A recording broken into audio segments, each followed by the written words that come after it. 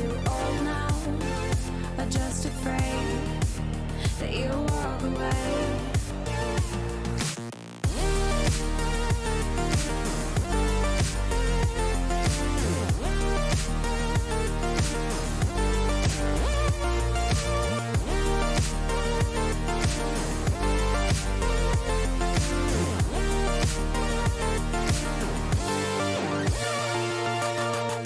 Just a glance is all it took for me to fall, but you don't even know that you were looking at me. And when you smile, smile with your eyes. Eyes pass right over me like I'm as out of place as I feel to be. You're a little too close, but too far away. It's much too early, or it's far too late. Maybe I'm too old now, I'm just afraid that you'll walk away. You're across the room from me, but it's an ocean wide, and the current's pulling us, dragging me aside. Or you're a constellation, and I'm just a star, blinking in the universe, but you'll never notice me at all.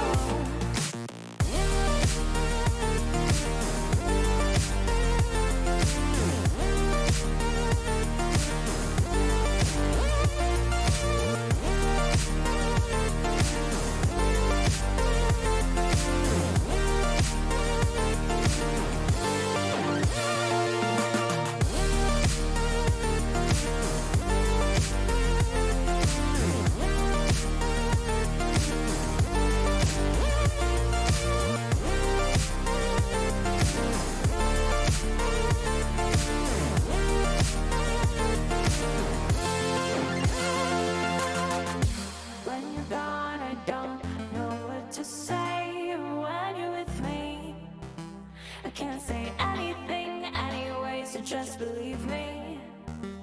Even if the words don't come out, they're here inside my head, stuck inside my mouth.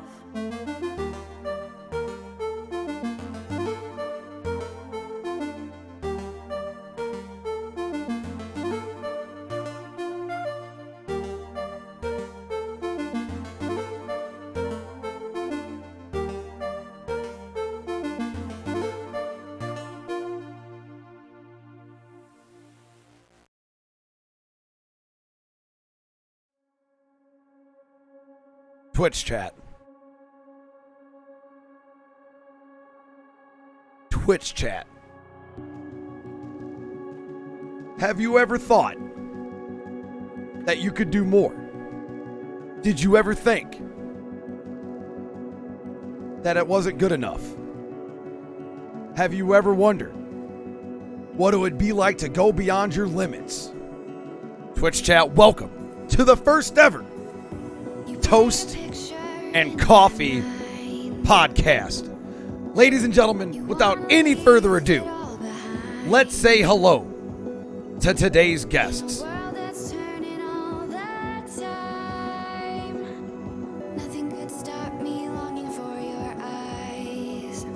In the upper left corner, Shino Bazu. In the upper left, Shino Bazu.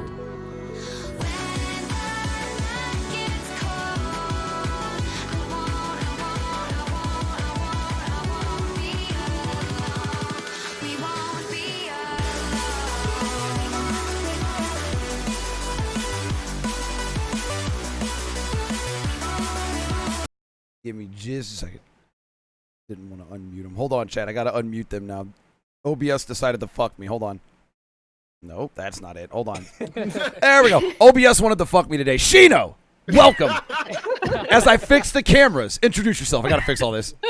Hola, ¿cómo estás? Mi llamo es Shino Bazu. Welcome to the show. With other people on.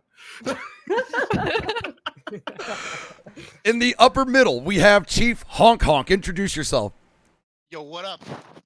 Oh. Some things, don't worry about it. What up? I'm Chief Honk Honk. Hi.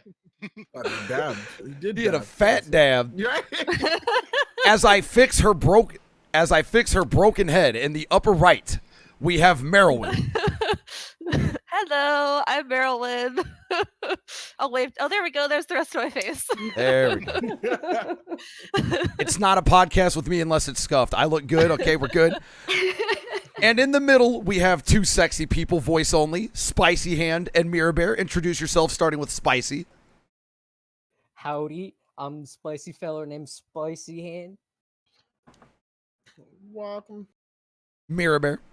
I am Mira. Hi, Mira. Yeah. Chat, this is the first ever very scuffed Toast and Coffee podcast. I'm surprised we got it working within a half hour. I'm just saying. Not bad. Not bad. Not bad. Now, we're all DBD streamers. Well, at least part-time, partial time, full-time, sometimes time, sick of it time, occasionally on and off. But I think we all met due to DBD for sure. I know Merylwyn was one of the first I met on Twitch. I was like 10 viewer Andy back then. I met Merylwyn, and it was simply because I was altruistic forehead. And then slowly I met all these motherfuckers. Chief, I met Ms. Izzy, Shino, Mira Bear, Spicy, soon to join us. Dahlia, unfortunately, Evilish can't join us. She's tired. She's a mom, and she stayed up way too late, so she had to pass out. But yeah, this is the community we built, DBD. So that's going to be our first topic of the day, is a bunch of DBD shit. I know, for you non-DBD fans, it's DBD again. But hey, you know, it's what we kind of built the community on, so it's what we got to start off with. But trust me, I have a whole front and back paper of topics, and DBD's a little bitty one, so I think it'll be fine. So I'm gonna start off with the first topic. But first, before we even get to DBD, I want all of you to introduce yourselves and say a couple things about yourself. You don't got to go in depth. Oh, hold on. I don't have my Streamlabs. Oh my God, Let me smash. Please. who's rating me in the middle of a podcast? I wasn't prepared. Who did this? Who did this? Oh my God, Lord Fox. It's Lord Fox. Ah! All right. What up, Lord Fox, man? We're doing a scuffed podcast right now. All right. Now, you all don't got to get super in depth. You don't got to get super in depth, but for your intro, just simply kind of just state your name again, and then what kind of got you into streaming. That's all you got to do, because then we all know we all ended up streaming DBD, so you don't got to talk about that. But what got you into streaming? We'll start with Shino, and then we'll go to Chief next, and then after that Merylwyn, and then Ms. Izzy, and then we'll get to the non-face cameras. Okay. Well, hello everyone. My name is Shino Bazu. I'm your gaming anime ninja. I've been on Twitch about 7 years, 8 going on 8 years now. I started streaming just because I used to be a YouTube consultant and was really big into like just kind of the gaming craze. So right around the time PewDiePie and Markiplier were blowing up, I just kind of grabbed a bunch of my friends and I was like, hey, there's no reason we can't do that. They weren't really interested in it, but I decided that's where I was gonna like focus my future career on, and now I'm here now. So a couple years later, I play video games, including Dead by Daylight, and watch anime and just about everything else in between on Twitch. So yeah, that's where I am.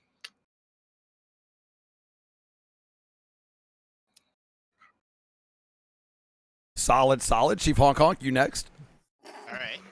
Like the giant font. Like, hello. That was awesome. My name's Chief Hong Kong. I started streaming World of Warcraft like 5 years ago, actually, like very briefly. Couldn't get a big following and kind of wasn't super into it at the time, so I stopped. But I came back when Toast kind of encouraged me to start streaming again, and I did some DBD at first, but then I just kind of started doing variety, everything from Mario, Zelda to like Dark Souls, Sekiro, Dark Souls When Toast, all that kind of stuff. Never. So, but yeah, I just started streaming here and I'm enjoying it. So yeah. All right, Merylwyn, you next. All right. So I'm Marilyn. I started streaming because I had recently moved to a new city in a new state. So I just wanted to hang out with my friends. We played a lot of games back from where I was from. So I think we're pretty hilarious personally. So I wanted to share that with Twitch. I mainly do just anything I want. So I do a lot of variety. I've played MMOs like Final Fantasy 14 and Dead by Daylight and et cetera, et cetera. So What about you, Ms. Izzy? Well, hi, my name is Ms. Izzy, and I actually started streaming a game that died a very slow and painful death called SOS because it was a game you didn't need skill for. It was mostly a social game and like using your words to like, make teams and alliances and betrayal and shit. And I don't know, I feel like I'm a very vocal person, and it seemed like the perfect thing for me to just like get my foot in. And of course, when it died that painful death, we went to DBD, and I don't hate it all the time. And it's actually really fun. I do enjoy it. I was playing it before I started streaming anyway, so it was just a good fallback for me. I think we can all agree DVD's kind of dropped off overall. Like, it's still fun, but it's not what it used to be. I think that's kind of a acceptable. Yeah. Indeed. SOS was kind of like a mix of like Deceit and GTA RP, wasn't it? It was, yeah. Yeah. Yeah. I mean, I still play Deceit, so I'm still toxic, but What about you, Spot? What about you, Mirror Bear, since you're next? Oh, okay. Hey, I'm Mira. I started streaming on Twitch around 2 years ago, almost. Maybe like 3 months apart from 2 years. So I started with DBD, still mainly stream DBD, and I'm a pure survivor man in every aspect. And I have tons of hours. I was gonna say, how many hours do you have? Because you always put it in your title and impresses me. I have 6.4K right now. Ooh, Wow. impressive. It's not as much. I didn't play that much anymore since like I've been on and off for streaming for a while. But recently I got back because I find it is fun again to stream it. Not only play it, but stream it is extremely fun for me. Yeah, that's pretty much for me. All right. And finally, Spicy Hand. Hi, I'm Spicy Hand. I got into streaming DVD a couple of years back when I actually first discovered Twitch at like 2017. My main reason why I enjoy streaming is just as a child, I loved making content. I used like some odd recording, something like Fraps, to just record Minecraft as it was starting to blow up on YouTube at the time, and I loved it. And for the passion I had for DVD, I just loved it so much I just started streaming it. Minecraft, that's starting to make like a comeback, isn't it? Like, I all think I'm it is, hearing- yeah. Like everyone's been talking to me in like my YouTube circles about how like Minecraft's finally starting to blow up again now that Fortnite's dying down. it's getting back Some up of the there. some of the latest patches have actually been pretty sweet. I may or may not have picked up a copy of the game, the JavaScript version though. May or may not. Yeah, sorry about that. Sorry about that. The radio silence. I was setting up all the text. You guys probably saw it. You looked very serious, yeah. Yes. My fucking DVD killer chase face came out. I had to fucking focus. But yeah, something about Minecraft. There's something about like Minecraft. I've noticed with Counter-Strike, just there's certain games where like when the flavor of the month game dies out, especially with the younger crowd, they always seem to gravitate back. And Minecraft's just always been solid. I guess just I don't know much about it because I only played it on the Xbox 360. I was a pleb. But as far as I know, just nonstop content, literally infinite game types, and they keep releasing it patches for it, right? Or like support for it, like even though it's been almost a decade now. Yeah, Yeah. absolutely. Yeah, it's been nearly a decade. There's definitely all kinds of new stuff still coming out. It's pretty nuts. Yeah. I think another really big thing is like at this point, like because everything that like because of Fortnite and Apex Legends, everything people are playing, it's really hard to convince people to pay to play a good game these days. True. Even if it's worth it. And I think at this point, like everyone's got some form of Minecraft, and it's still really cheap, even if you don't. Like you can play like on your phone, you can play on your Xbox, your PS4, your 360, your Switch. Like really doesn't matter what you have, you can probably play Minecraft on it. And like depending on what version you have, you can like cross play with everybody at this point too, which is like another big thing for it, I think. Yeah, that access, the ease of access, even if it had a price, but especially because it's free, ease of access plays a big part in that. I mean, just look at like all like what Stardew Valley went multi-platform. You have Now you have Slay the Spire coming out for everything. Fortnite went everywhere. Might as And well all put the mod Minecraft. support. Oh yeah. And then, of course, who could forget Skyrim? Yeah, Skyrim on the 360, PS3, and then the Xbox One and PS4, and then my phone, and then my toilet's TV. My My Alexa. tablet in my Don't shower. forget. I found out. Alexa. Yeah, then yeah, oh yeah, literally on Alexa. It's And then it's there. Yeah, it's choose your own adventure, and then you have I just found out they put co-op in Skyrim. I didn't even know they had that. Apparently, they just fucking throw in modes like that now. Shit, I didn't know that. I either. didn't know that. There's apparently Well, co-op That now. was a very difficult mod that like they wanted to Yeah. get approved and all that, but I highly doubt it even works that well, but I don't think it's out officially yet. Not yet. There's a lot of drama around the company working on that mod actually that I've been following a little bit. But when it does work, I'm sure people are gonna be happy about it. oh man, co-op multiplayer Skyrim's the dream. Stream Team Skyrim, Pog. But the problem is we're all gonna play stealth archers with crits. Like that's what everyone. I'll be the mage. Ends up stealth archer. I'll be the warrior. Sees a bow, stealth archer. You know what? I will promise Start not to be an sweating. archer because I have absolutely no aim. So I'll just go in ham as a warrior or some shit. Fair, fair. I'm gonna go Punchy Boy Yep. for sure. One I Punch don't Man, punches. I can see it. I can respect Yeah. it. And then I'll introduce myself real quick. I'm a Papega, and that's why I started streaming to show off how stupid I am. All right, cool. Let's. All right, first it was Arma 3 roleplay. You had to you had to stream it to record yourself.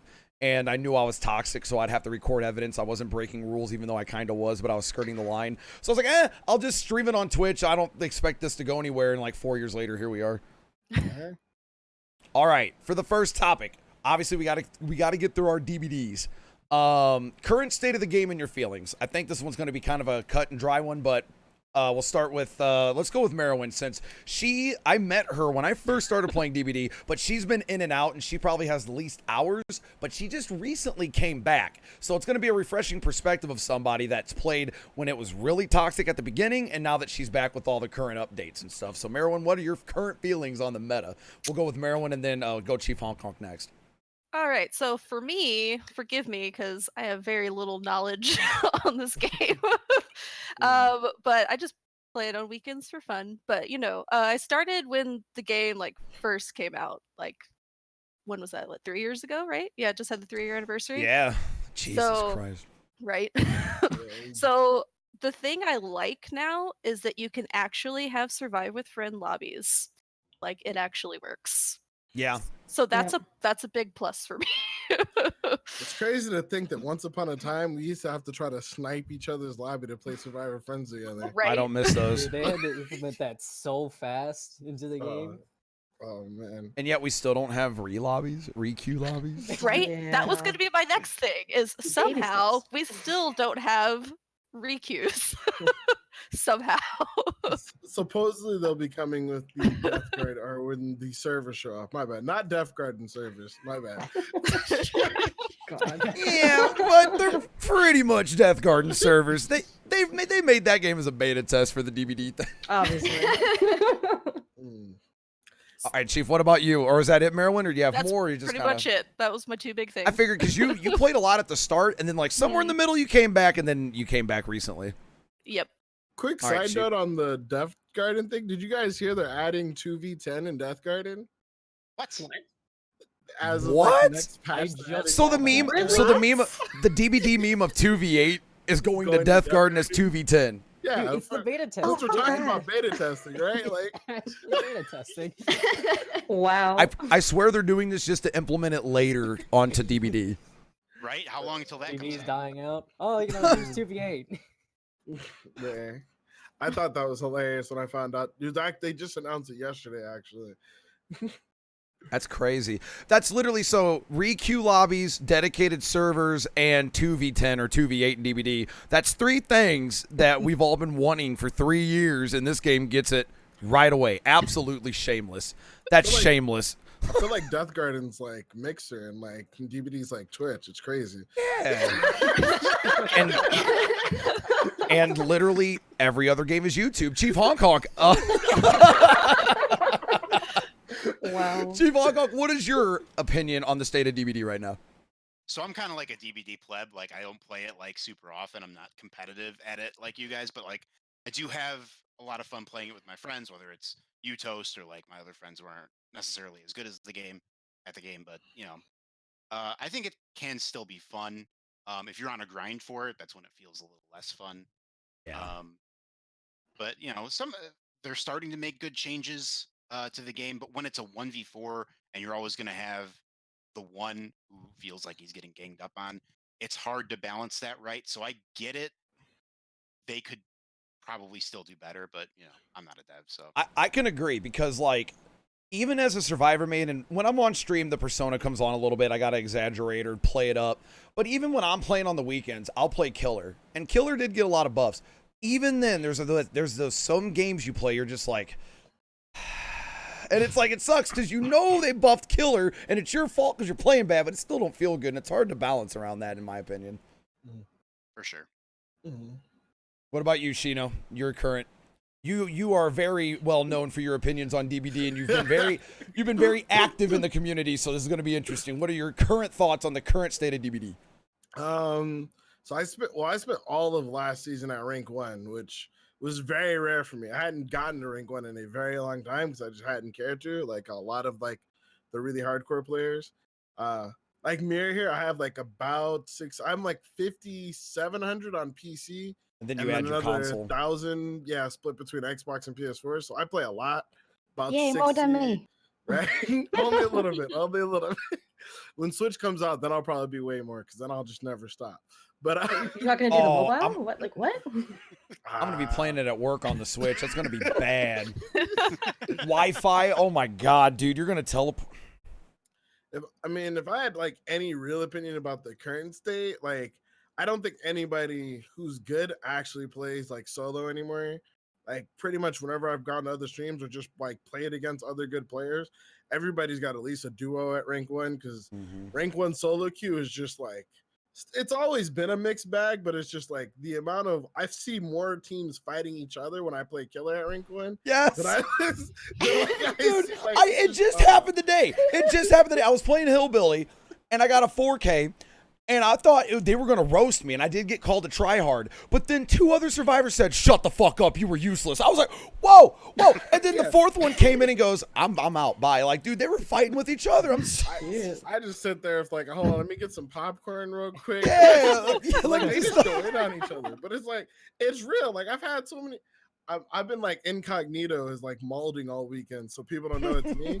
The amount of people that I know that have left me to die, and like I'll message them later, like, so we just leaving people on the hooks now, and it's like I didn't know it was you, dog. And I was like, you weren't injured. You had like not been hooked. I saved you 3 times. Where were you, fam? Maybe they take offense. Maybe they are molding. Maybe they're molding and they find offense to your name, man. You're ostracizing an entire community of bald people, dude.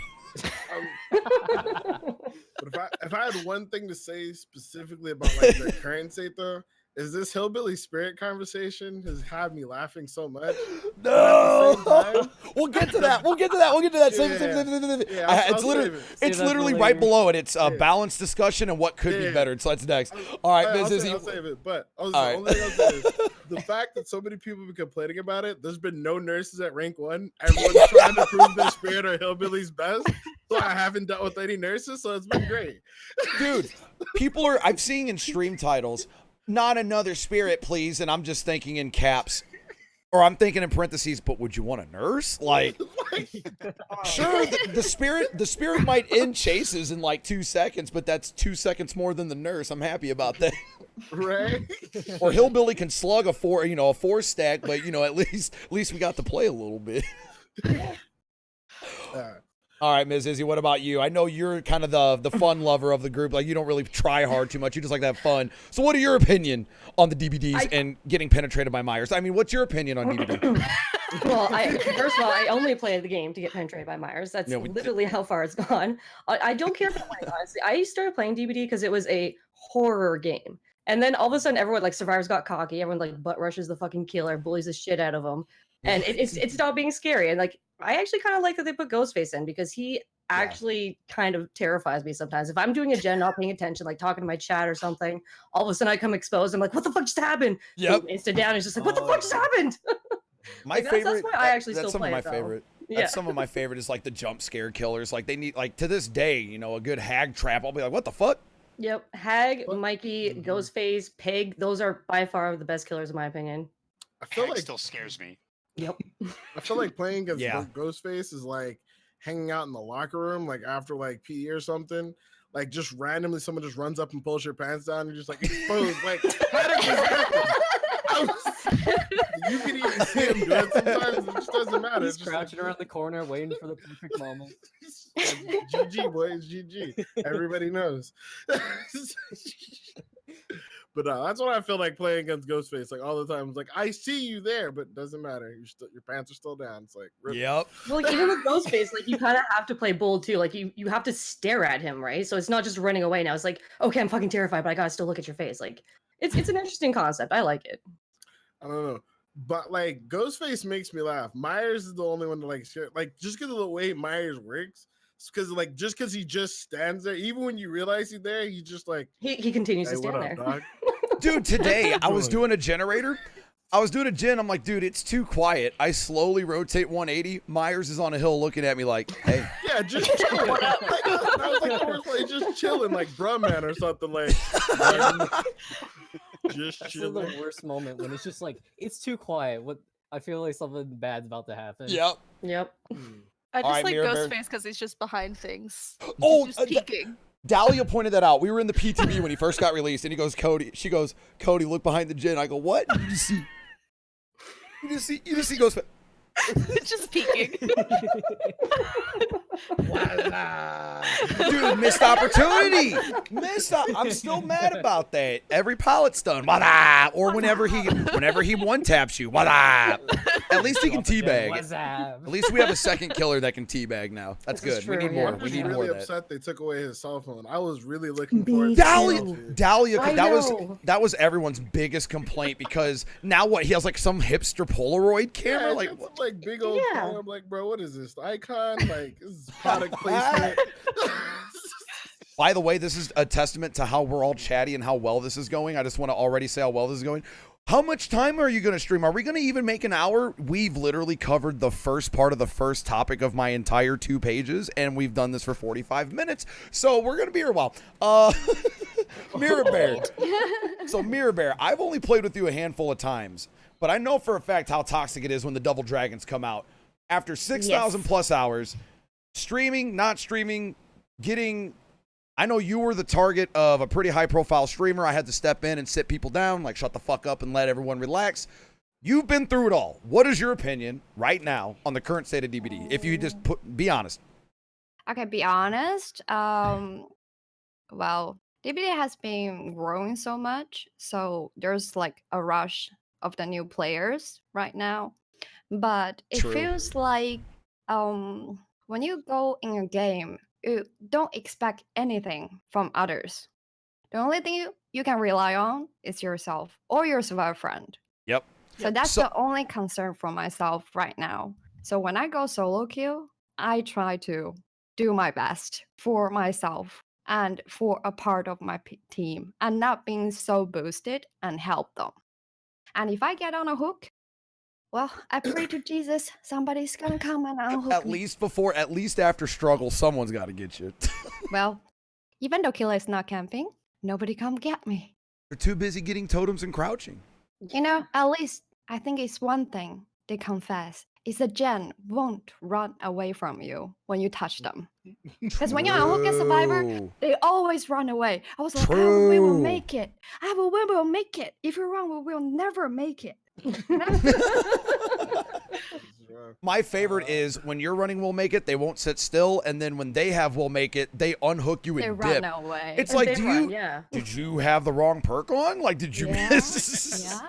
I was like, oh, we will make it. And then run away. I was like, hello? Yeah. Keep You backing, chase after them. hello? To add, And to I'm add Like, on to "Get that, back here and touch me. please. Yeah. Oh, when you chase someone across the whole map, and Yeah. it's a sunken cost fallacy. You're like, well, we're halfway across the map, and we just got to keep going. They Might as start well going keep to a non-object corner around behind a rock. They stop. And No they pallet. Look at you. No Yep. pallet. Yep. And it's like, come here. I heal you. I was like, why not here? There's nobody. Yeah. There's no I've- heartbeat. Just I've touch noticed me. an overall, like, just from solo queue warrior from 2016 to 2018, and then very lightly solo queuing when I have to this year. I've noticed a paradigm shift. Like, it used to be, even in 2018 when the nerfs were happening, you would still have people doing 1-for-1 saves and taking body blocks and shit. Like, there was still, solo queue was viable. I've noticed now, if I don't run all the selfish perks, so like DS, adrenaline, hope, and some sort of exhaustion or an insta-kit, I've just noticed that people kind of say, hey, I got mine. Because, and I think, in my opinion, something that doesn't help it, and this isn't a complaint about it, I think it's, because it's affected me too, is the in-game collapse. I know for a fact the in-game collapse has changed how I play, because it used to be Hatch would not spawn no matter what until you did 2 gens. So I would do 2 gens, slam them out, unhook people. Now, I'm just like, oh, my team's boosted. I'll just dick around because I can get the Hatch whenever I want if they're all dead. And that's bad. That's not good. But that's just kind of how I started playing is, well, you're all fucking not doing anything. You're new and I'm trying to help you and you just teabagged me and sandbagged me. You all die. I'm going to get the Hatch now. Thanks. I got my purple flashlight. And that, it used to be, it didn't matter. Nobody brought items in. Everybody was altruistic. Oh, Noed? No problem. We'll handle it. Now it's Noed. Deuces. It's been cool knowing you now. Like my duo Yeah, partner has pretty much been like my conscience. Like generally, I'm just like, hey man, they're on the hook. There's no Ed in this basement. Like we can save him, but like, let's see the way that this door is set up. I gotta order for 50. Man, it's 11:53 and I'm hungry. I'm sorry, man. Maybe next time. I'll catch you tomorrow. Like there's every times that he got hooked, but we can still go save him. I'm just like, but if we don't save him, hear me out. We've already got 3 gens. If we just let the other guy die, we can take Hatch. I'm just throwing it out there. Like we got options, you know what I'm saying?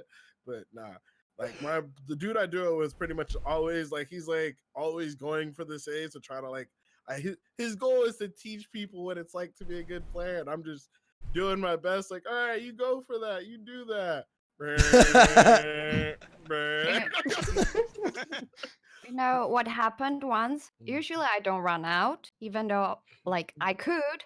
I want my teammate to run out because I know they're like probably new players, so they Yeah, have the I'm the same way. experience to be better.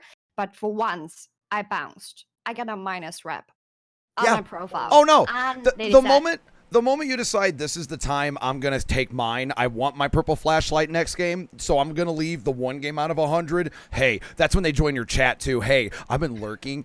And yeah, dude, you're an asshole. I'm like, whoa, you didn't see the other like 300 games where I literally point farmed myself? Like, what the? Yeah.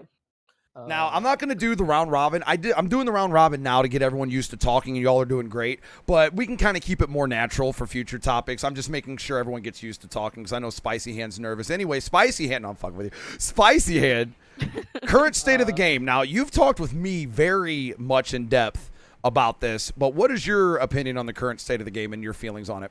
Isn't Well, Spicy actually, a legacy Jake? Yeah, no, he's OG, yeah. Yep. I don't have He's one. legacy. He's possibly one of the actually- most toxic people in the game, but Actually, I'm sorry to say this, but I've got an emergency. I gotta run right now. I'm Ooh. Oh, sorry. jeez. oh, you're good, dude. Yeah, no problem, I man. need to go. Love you, Sorry. BB. Stay safe. Stay safe. Have a good one. All right, I gotta fucking redo this. Hold on, guys. Now, while Oh, no. it's Tetris. It's Tetris. It's Tetris. Merwin appeared in the lower left. Look at her. She's chilling. Wow, yeah. All right, so as I fix this, whoever wants to answer first can. I have a feeling I know who's going to answer first. But do you see yourself playing this any longer? And if so, what are your plans on when the game eventually dies? Or do you even see it dying with the nonstop updates, dev support, and DLCs?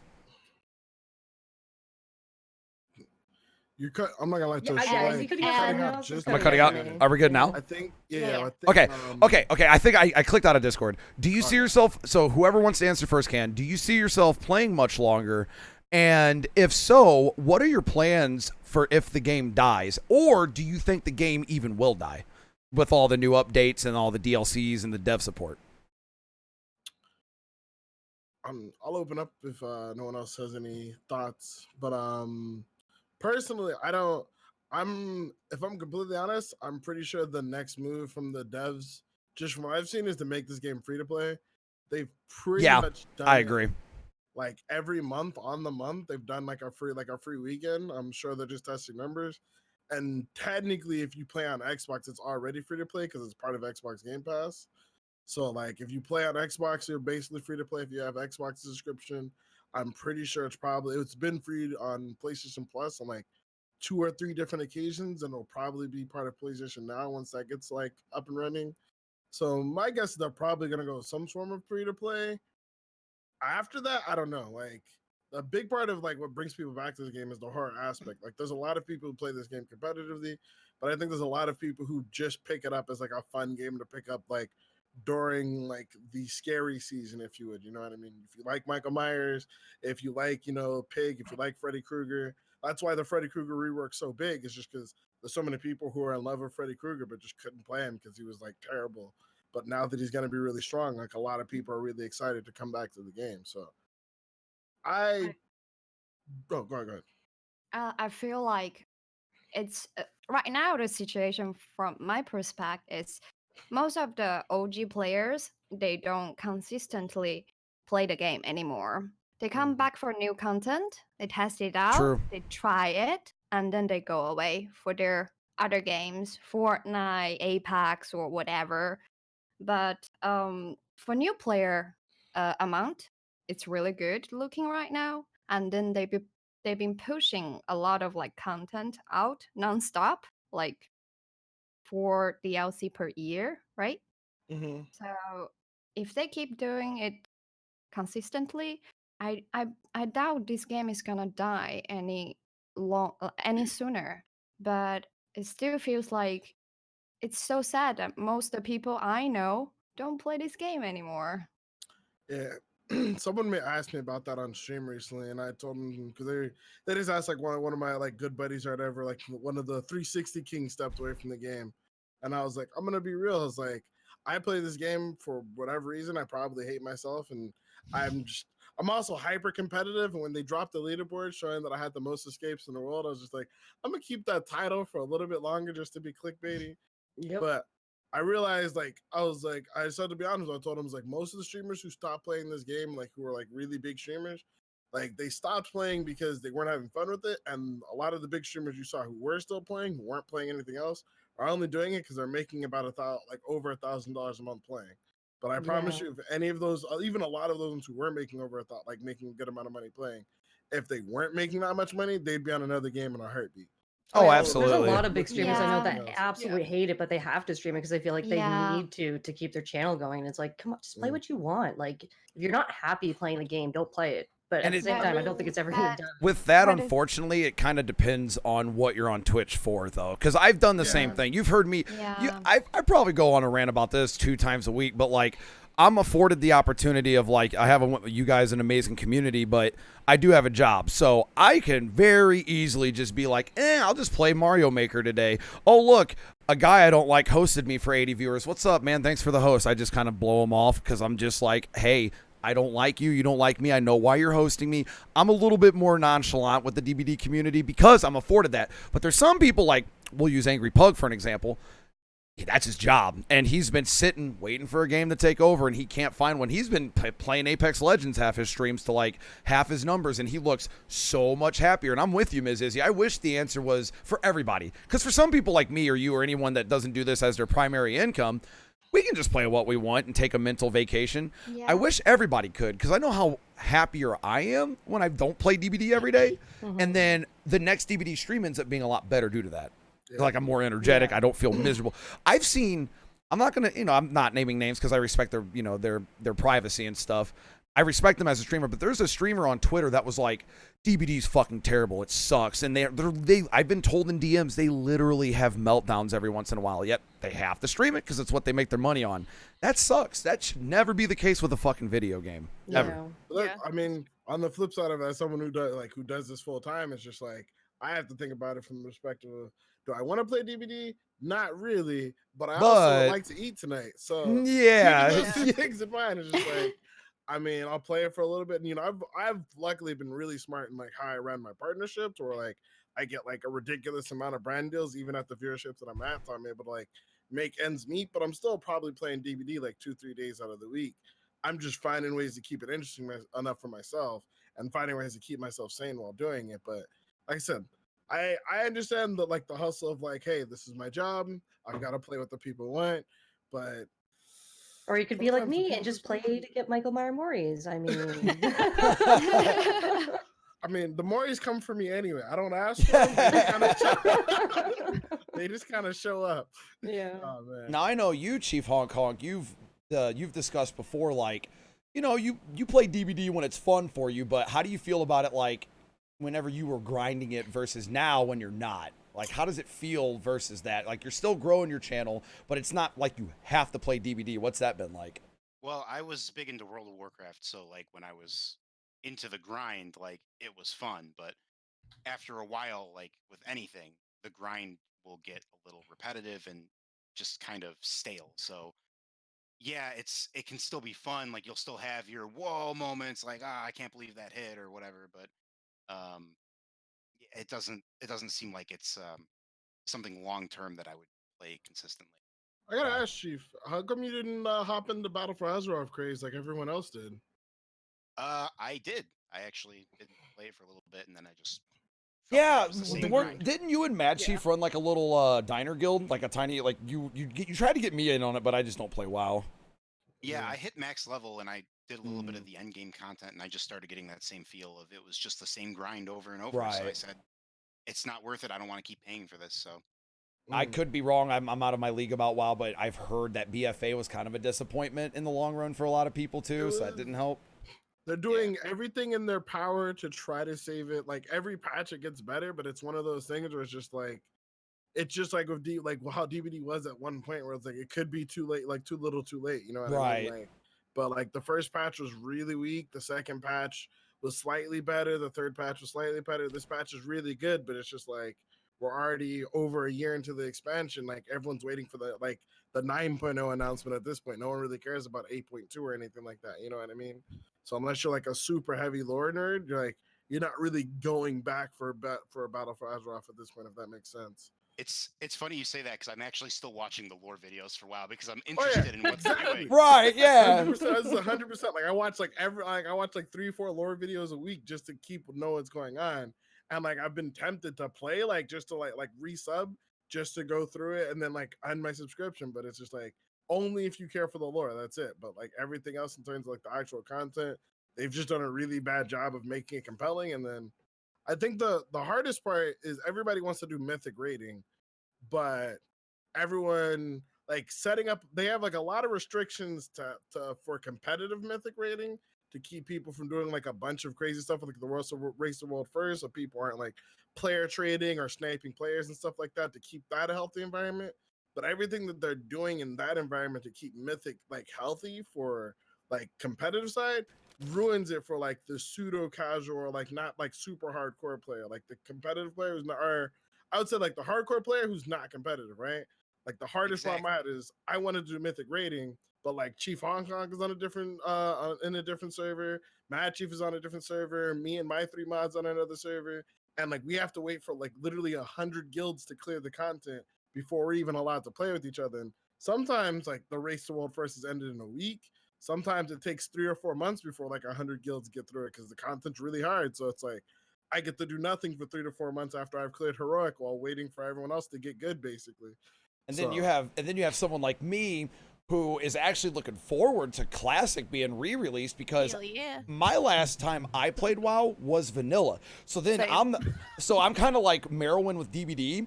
I'm like I saw BFA being released and I'm like, there's a lot of content. I have no idea what the fuck I'm doing. The last time I played, I was a fucking Tauren druid. I don't know what the fuck. I heard They got Pokemon battles now. Yeah, like, I saw that. my It's a friend whole was nother doing game. my friend had like a little like laptop and he could go on an app and it gave him dailies, but it wasn't actually WoW, but it was for WoW and it was mini games. And I'm like, what the fuck?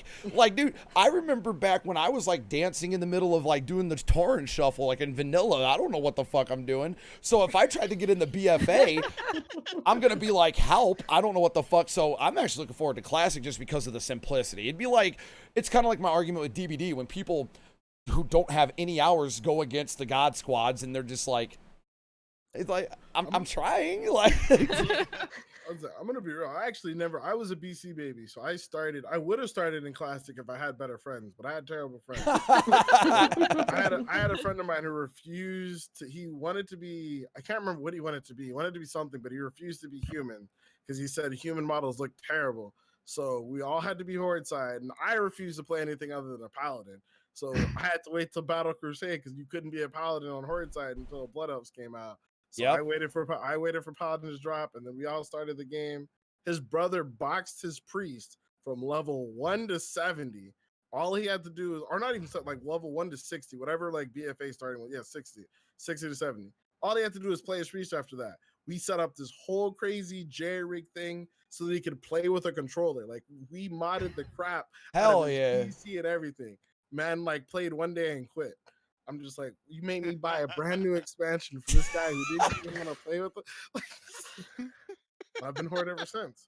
But like, I've never played anything in Classics. I didn't do any of the Classic raiding. Like, I didn't raid to Lich King and like all that stuff. But that was an experience for me. I'd be more interested in Classic if they keep re-releasing stuff because I'd love to go through like Lich King again. I think they're planning on going to Lich King and then stopping. That's what I think heard. you're right. Yeah. And then you're right. there's rumors they might add in tweaks that wasn't in the original, but just for quality of life and headache saving. Yeah. But again, you trudge that line of, okay, but now it's not the Classic experience. Yeah, exactly. Because the Right. Classic experience was rogues were very broken. Druids were very broken and brain dead. You literally snare, fucking Nightingale, whatever the fuck it's called, and then run away, stealth mode. It's literally forehead. So it's like, yeah. Now to This is bring it true, back but- to bring it back to DBD, last topic, and then we can fucking move on from DBD. I'm sure we're Yeah. we have to talk about it. You got to be honest, we have to talk about it because it's kind of what we all built it, so it's a necessary evil. And I wanted to wrap it up actually going back when we were all talking about building your channel on the game and stuff. Building your channel on the game, but also being unable to fully quit. I mean, look at Merowyn. She has like how many? Like not even 1,000 hours, and you still come back and play every once in a while. It's the effect. I think Oh, I sorry, go just ahead. have 100. No, but that's what I'm saying. So over 3 years, you've dabbled in it only 100 hours, but that's the blessing and the curse of DBD. It's such a unique game. It's the first of its kind. We all know that. It's 3 years later that we've already said that to death, but it's literally the only game of its kind. And I think that's another factor in terms of like when Ms. Izzy was saying, play what you want. I agree. But then like that in the back of my head, I swear to God, it's like a sickness. It's like, play me. You want to play more. Yeah. Remember when you would 5-gen chase? Yeah, man. Remember the flashlight saves? Yeah, man. But then you get into the game and you get laggy hit and 3 people load in and Hex Ruin and you're like, oh. And a nurse. Like here, And a then you buy your nurse. first hook. There was Yeah. nothing worse than on a Saturday. Got my first beverage of the day, first alcoholic beverage. Okay, I can relax. Got the squad ready. Hayden field offering goes up. And I'm just like, here we go. This is how this. I take a big sip of the alcohol and go, this is how this day starts. like the thing with DVD is like when it's good, it's actually really good. Like it's It's some of the so most fun I have. good. Yeah. The problem I have is like when we were getting when the sound bug happened, like I was in the zone. There was like a month where I was just playing DBD every day, having a good time. Rank 1 didn't matter. Like we were just going. And then And the then pig, they broke the sound. heartbeat sound. Yep. I had to Yeah. quit. I have Yeah, I was like, misophonia. I I was literally have so- misophonia. Like I can't handle certain sounds that are not supposed to belong. It literally will like trigger me. Like I get mad. Like I literally get a little crazy. I'm like, I can't. I heard that heartbeat at max volume when they were like 30 miles away, and I'm like, I can't do this. Yeah, That's but what just like, that's I what gotta started go. my variety journey. Literally, I was grinding DBD every day. I was 250 viewer Andy at the time. I was fucking partnered. I was doing the damn thing. Donos were coming in. I let the numbers get to my head, but it didn't matter. And then that sound bug happened, and it just killed my momentum. I stopped DBD, and I still haven't recovered, and I don't want to recover now. It's too late. But that one bug was like the straw that broke the camel's back. That sound bug did it for me. I'm like, dude, I can't even play the game. Like, I literally can't. Yeah, that Lance video. I'm sure you guys probably saw this on Twitter a while back, but like what it's like when you're trying to pick between like playing your main game and playing your. Did you link it in chat? Did you link it in chat? We're gonna watch this. Yeah. This is a very good video. I've been wanting to watch this. I've been wanting to show my chat this. I'm glad you linked it. Let me find it. Yeah, I actually just put it in, but it's like this is 100% describes what it's like to like have a main game and then want to do something else afterwards. Like you just have moments where you're just like, ooh, this is like, do I love you? Like, and chat says that I should play.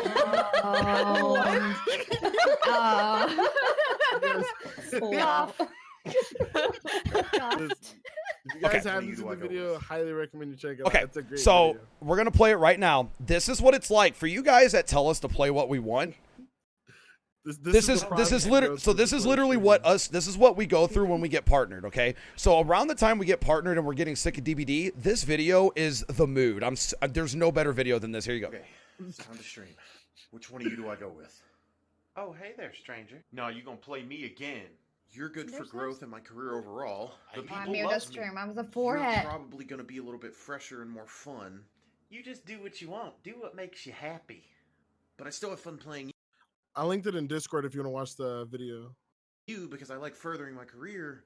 And you know that if you don't play me, say goodbye to all your subscribers, say goodbye to all your viewers, and say goodbye to your full-time status. Yeah, that's right. You're gonna be back working a grill at some fast food This is so true, chain, chat. trying to make it. This is so fucking true, chat. I also really like you because I feel like it keeps content fresh for my regulars, then opens people up to new ideas. I'll be here. No matter what you decide to do, I'll be here. Potato How are nut you chat. gonna Give me a moment. listen to this Bob Ross looking motherfucker over here, huh? I love you. I know that my community tells me to play whatever I want because they're just looking out for me and my mental health and they care about me as a person, but they really won't watch me play you. They don't care about you. I can't tell you how much you mean to me. The mood of this video, I swear to God. Love you. Yeah, that's right. But I hate you. I am so tired of you. Where would you be without me? But I love you. Because of what you do for me.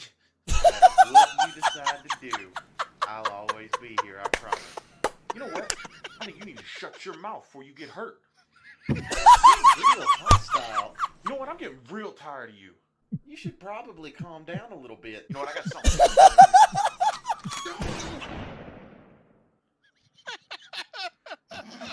Yeah, that's right. You trying to get it too? Sit down and play me. Man, I really liked them. Sit down. Play me. We did everything together, That's what happened man. with SOS. Play guys. me. Yep. Get with this. Play me. Man, who hurt you? Come on. You didn't do that. Play me. Yeah. You still my bitch. Yeah. That is such a fucking mood. I swear to God. That is such a fucking mood. All right, now y'all can see the Discord exposed. Exposed. All right, so we're going to have to add Dahlia. Hold on. Might help if you guys, it might help if you guys hear me. Now I'm going to have to add Dahlia, so this is going to literally fuck up all my video captures.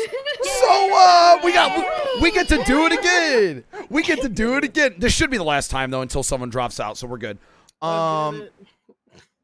So yeah, go ahead and talk about. Let's see. Actually, let me get another topic going. Okay, final DBD topic, and then we're moving the fuck on. This is the one that everyone doesn't look forward to, but we got to do it since we are a DBD stream. Balanced discussion and what could be bettered. Either side go. Whoever wants to start. As Nurse, delete nurse. No. Delete clone. Delete clone. Oh, clown, yes, please. Fuck him. Oh yeah, delete the clown, please. I think Nurse should be removed. All killers should be buffed to the level. Just of warning, I'm going hillbilly. full screen for a second. Give me a moment. Fix your game. All killers should be buffed to the level of hillbilly and then collectively nerfed. And I mean, hillbilly stronger than I- spirit. I think the main problem about DVD is like they only do singular update, buff or nerf. They never do like on every side, like in a balanced way, up a little bit and down a little bit, and Mm. such things like that. So it's always one side is not happy and the other one is like, oh, they buff killer, they nerf survivor all the time. Well, Well, like to be completely fair, like I think Hold on a second, Dahlia. Can you hear us? she said I'll be right back. Okay, No, go ahead. no, That's no, Maryland. yeah. Dahlia, I don't know if you can hear us, but you're not showing up in video or in voice. Just letting you know. Go ahead, though. I'm sorry, I didn't mean to interrupt. Oh yeah, no. I like. I think the biggest problem like I've had is like the high amount of nerfs, but without even seeing like how one nerf will affect. Right, like we got the exhaustion and the pallets in the same patch, right? And it's like we'll get like multiple like nerfs for survivors in one patch, and afterwards it'll be like, oh, like for example, right now killers are having ridiculously long lobby times, and everyone's like, oh, well, why is nobody playing Survivor? And it's like, well, you've nerfed us, and you gave us one good perk, and then they after, broke it. like, yeah, it's like, and then it didn't even work out of the gate because it didn't work against Nurse and Spirits out of the gate, which is the killers arguably you needed it the most against. Mhm. And then immediately afterwards, they nerfed the perk like within a patch. I have another thing to say. Like lately, there is a perk. It's bugged. A lot of survivor abuse it. I mean, it's not hard for them to just disable that perk before they fix it. But That's true. instead, last time they let the Legion add-on in game for such a long time, and then they're calling people they're gonna ban them. Why not just disable it in game? Such Yep. an easy fix, and There we go. enable it once it's All right, we see you, done. Dahlia. Yeah, no, you're not wrong. And the thing is, like, there are situations in which they had done that in the past.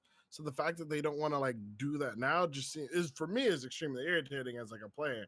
It's just like I know you have the tool. As someone who's worked like with game developers on things and worked with other projects on this, I know that it's not a simple flick of a switch, but it's not impossible to disable something and then re-enable it after. It's like it's not that big of a deal.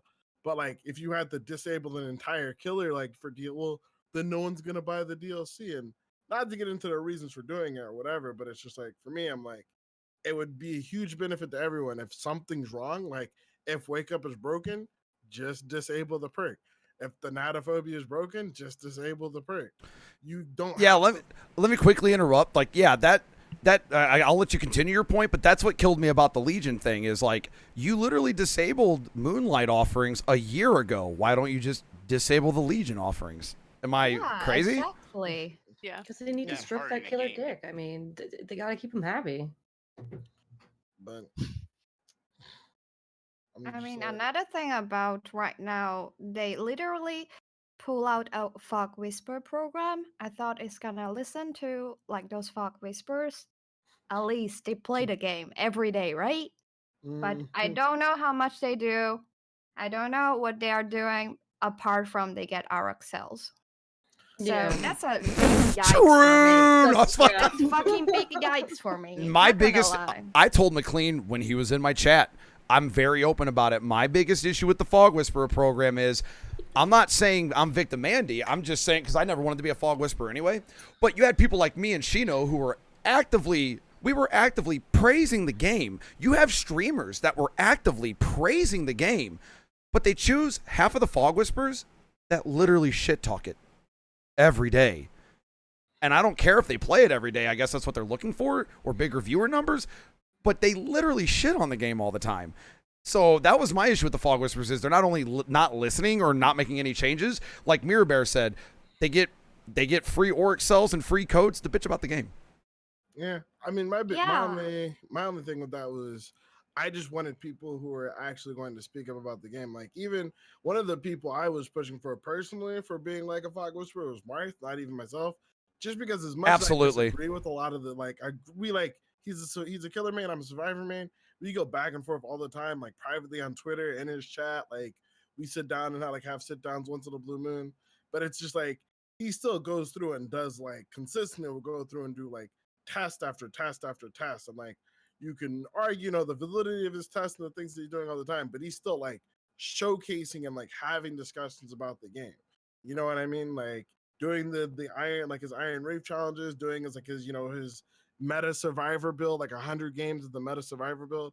He's still taking the time to track that data. Now, obviously the devs have better data in their own back end, but at least he took the time to like get like what it's like to play at rank 1. And not to again insult a lot of the devs, but I do know that even though there's a large portion of devs who play the game, large portion of them don't actually play at rank 1 just because they don't get to rank 1 because it takes a lot of time. They play a lot, in house, but they don't play a lot in pool, if that was what I believe what they call it, referred to it as, like in general population. To add to your point, like I've witnessed McLean evolve because McLean's been streaming and playing a lot more, and you can tell he's been putting in time. He's a shit ton better than he used to be. But it goes to show you, and when I say he's better, he's still nothing compared to like the 3,000 hour Andys.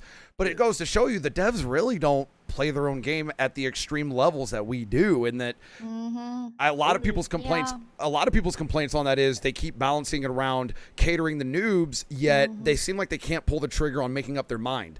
Like they'll do a couple changes for noobs and then they'll take it back, but then they worry about how good the good players are, and that always confused me too.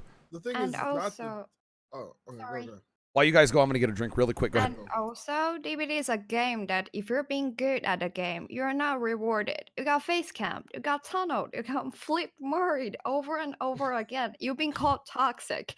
You've been just like whatever reason, you're disgusting. You're good, Yeah. you're disgusting. Oh yeah, I mean, That's like exactly. I've spent my entire DVD career being the bad guy because I try to win at the game. They're like, why don't you just die like other survivors? Why do you get mad if you lose? Why do you play to win? I'm like, what do you mean? If you And just let yourself die, killers wouldn't try to murder you so often. Like, That is true. and also, I mean, you could ask nicely. No, it's guys, it's our fault for gen rushing. It's How dare we objective for rushing. gener- Okay? yeah, it's How like you dare you do cannot. it too fast? It's like you didn't finish a chase in 80 seconds, and I did a gen. That's my fault. right? Yeah, no, like I think that's been like one thing when I've had the two conversations I've had specifically this week has been about gen rushing, and then I've been about like basic balance. But like one of the things where people are like, oh, blah blah, like survivors or gen rushing. I'm like, the only actual way that you're going to stop players from gen rushing is if you give them something else to do. So like I don't know how many guys played Friday the 13th, but like in that game you could repair a car, which would let 4 to 5 people escape, or you could repair a boat, which would let 2 people escape. Now they each had different parts, but both of them also used the gas can. Now the point of the boat was the fact that like you could take the gas can, which could be used to help get 5 people out, and just take it for yourself and take off on the boat. But like, and my point from like all of that was like, More if you object. don't give, if you want to give someone an objective, there has to be an objective that's worthwhile for them doing. Whether like one of the ideas I Well, had was like if they how- destroyed all 5 totems, hatch would spawn, but only one person can go through the hatch. And like, Hey, let's don't choose forget, from- we have the the plant thing. Just hold Plant- oh, M1, the more plant. M1, Oh just my more God. M1. It's okay. All right. To be fair though, I was like I'm just gonna cut in on this one, I guess. I thought it was cool. Like, yeah, you're holding him one, but it added in another dynamic, more points for the survivors and another objective to guard for the killers. At least it was something. It was like when the totems got brought in. At least it's something, and then they just never did anything with it. well, like my main thing is just if you're playing, like if you're just starting playing this game, you want to live. Like you don't want to die. Their goal is to escape. Yeah. Unless what you're doing is getting you closer to escaping, you're not gonna do it. That's why people only do generators, because that's what gets you closer to escape. When we used to sabo and you couldn't hook us because we saboed everything, that would help us survive. So everybody ran sabo, everybody saboed hooks, nobody was on generators because everybody was sabo. I still feel, dude, like I still feel like the Sabo nerf was kind of the sign of like, because if you didn't want to do gens, okay, you're still equally contributing to the gameplay by saboing, and it's a completely different style, different points, different items. It was awesome. And then they just it still's never been the same unless you meme and all 4 of you run it. I'm And so like upset about it. comparing to F13 as well, though, like in that game, you can actually kill the killer. Yes. I know Yeah. it'd be kind of toxic to put in DBD, but like if they put something like not maybe kill the killer, but like you could stun it. like besides Well- pallets, like Well, place. look how much you had to do to kill Jason. It's You true. had- You had to do a so lot. they could have like easily done this super rare. It could even be its own achievement. Like if all 4 of you have DS the killer and stunned him 8 times, you can fucking Mori the killer, and Oh, it shows yeah. all 4 of you surrounding him or some shit. That would Now, be dope. I want to take. I know we're. I know how eager we are to talk about DBD, but since we just got her in here, Dahlia, let's get the introductions with her since we didn't get to do that earlier. Just real quick, state your name, what got you into streaming, and then do a quick overview of your thoughts on DBD. Well, I'm Black Dahlia 42. I got into streaming because I had children. and I couldn't leave my house. So I needed friends. That's literally what got me into streaming. I wanted friends and I couldn't leave my house without paying a lot of money to True. some teenager. The feels. Nobody leaves their house, to be fair, I don't think any of us do except for work. Yep. I don't even work right now, so I don't leave my house. Nice. Every time my colleague asks me, like, what you gonna do? Like, what did you do during the weekend? I was like, stay at home and play video games. Yes. And they was like, wonderful. I go out and I went somewhere else and stuff. I was like, oh yeah, yeah. Every week is the same. Stay at home and play video games. So we earlier said about how you guys brought up, I think it was Shino, that the type of killer and the type of content brought in is important. For example, the Freddy WeWork is absolutely fucking huge. By the way, Jules Ocean, thank you for the 5 gifted subs. I normally am not going to address these during a podcast, but that was a big one. Thank you. So I'm X from Wyandy. We're like 5 subs away from 5 more subs. But I know for a fact that like for me, you guys all remember Ash. Ash came out. I'm like, okay, I'm back. Yeah. With Dahlia, it was Freddy. She didn't even know about DBD, but then as weak as he was, Freddy brought Dahlia in, and that was, what, 2.5 years in the game's life? Or 2 years? So when we asked, where do you see this game going and will it die? I never gave my opinion. I think we could have said the game was going to die out at the 2-year mark or below. But now, after 3 years, competitors have come and gone. There's no alternative. There's been exact clones, and the only clones to beat DBD were DBD on console. So it's like, after 3 years, look at all the licensing they have. Evil Dead, Michael Myers, Halloween. They're going to put Jason. You're fucking kidding yourself if they don't release Jason. You're kidding yourself. Waiting for them to I'm assuming they're waiting for that lawsuit to fall Oh. out, and Oh, they're yeah. probably going to be putting in their bid for Jason. Would be my guess.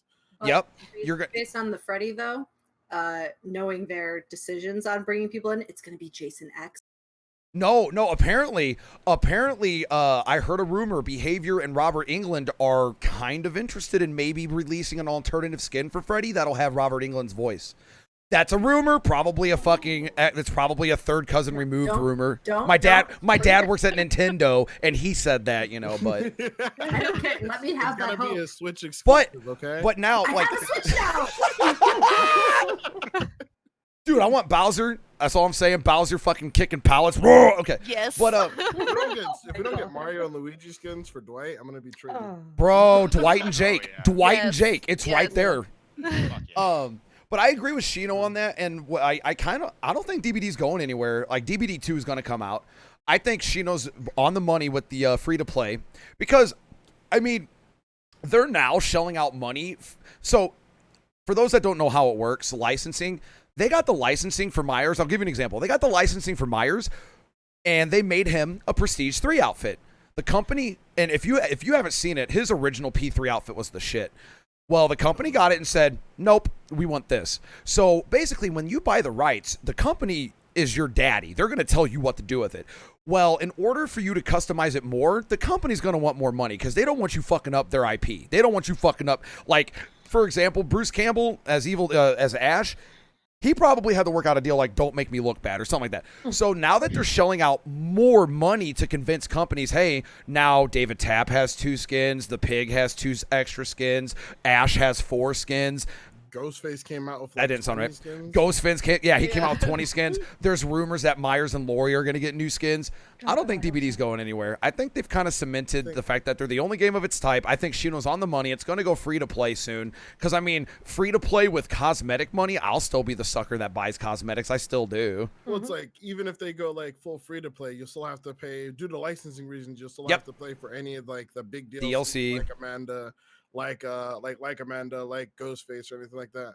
And then I feel like if DBD was going to die, it was going to be during that. It was going to be during that Friday the time 13th. period. Yeah. We didn't even say Friday the 13th, but Friday was like the kicker. But it was like that period when Friday came out, when we had like the no DLC between Hag and Doctor. Oh, That the 4-month dry period was period. really You said the good. Yeah. dry. Yeah. That was like, mind you, as long as they keep a steady flow of content, like every 3 months, I think that they'll be okay-ish. But if they ever have a period like whether it's more than 3 months without content, is when the only time I think they'll be worried. The only reason I see it dying is if they essentially run out of ideas. Like if they get to the point where they can't drop a new killer in 3 months or a new killer in Survivor, then I feel like they'll probably be like concerned. I don't know if you heard there's a new game called Gold Express. I Yeah. played it myself. it. Yeah. It's super fun. Like there, at least there's more way to survive and not only Shino doing like the linked me- same thing. Shino linked me the Discord for the keys, and I was too lazy, and they ran out. Aww.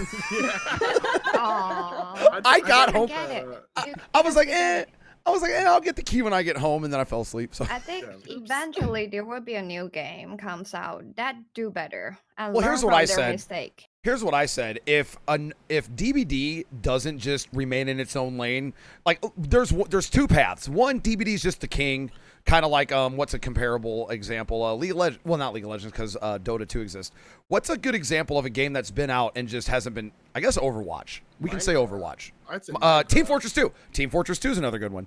But either Dead by Daylight cements itself forever as the like Payday 2. How Payday 2, by the way, Payday 2's been out for almost 6 years, has just the same player base as DBD does. And it's a $20 game with infinite content. I can see DBD being the exact same way where in 5 more years it still has 16,000 playing because it hasn't left top 20 of Twitch in 3 years. Or like Or- Dota as well. Yeah, Dota. I mean, DBD But is a game that you don't really need to like once you know the skill, no matter how long time you you go can come away, back, you yeah. can come back no matter what. There's no grind when you reach certain point. But the other path, and this is to your point, Mirabear, is you're going to see what happened to Arma 2 Battle Royale. So before Fortnite and PUBG and H1Z1, there was Arma 2 Battle Royale. It was literally the first one.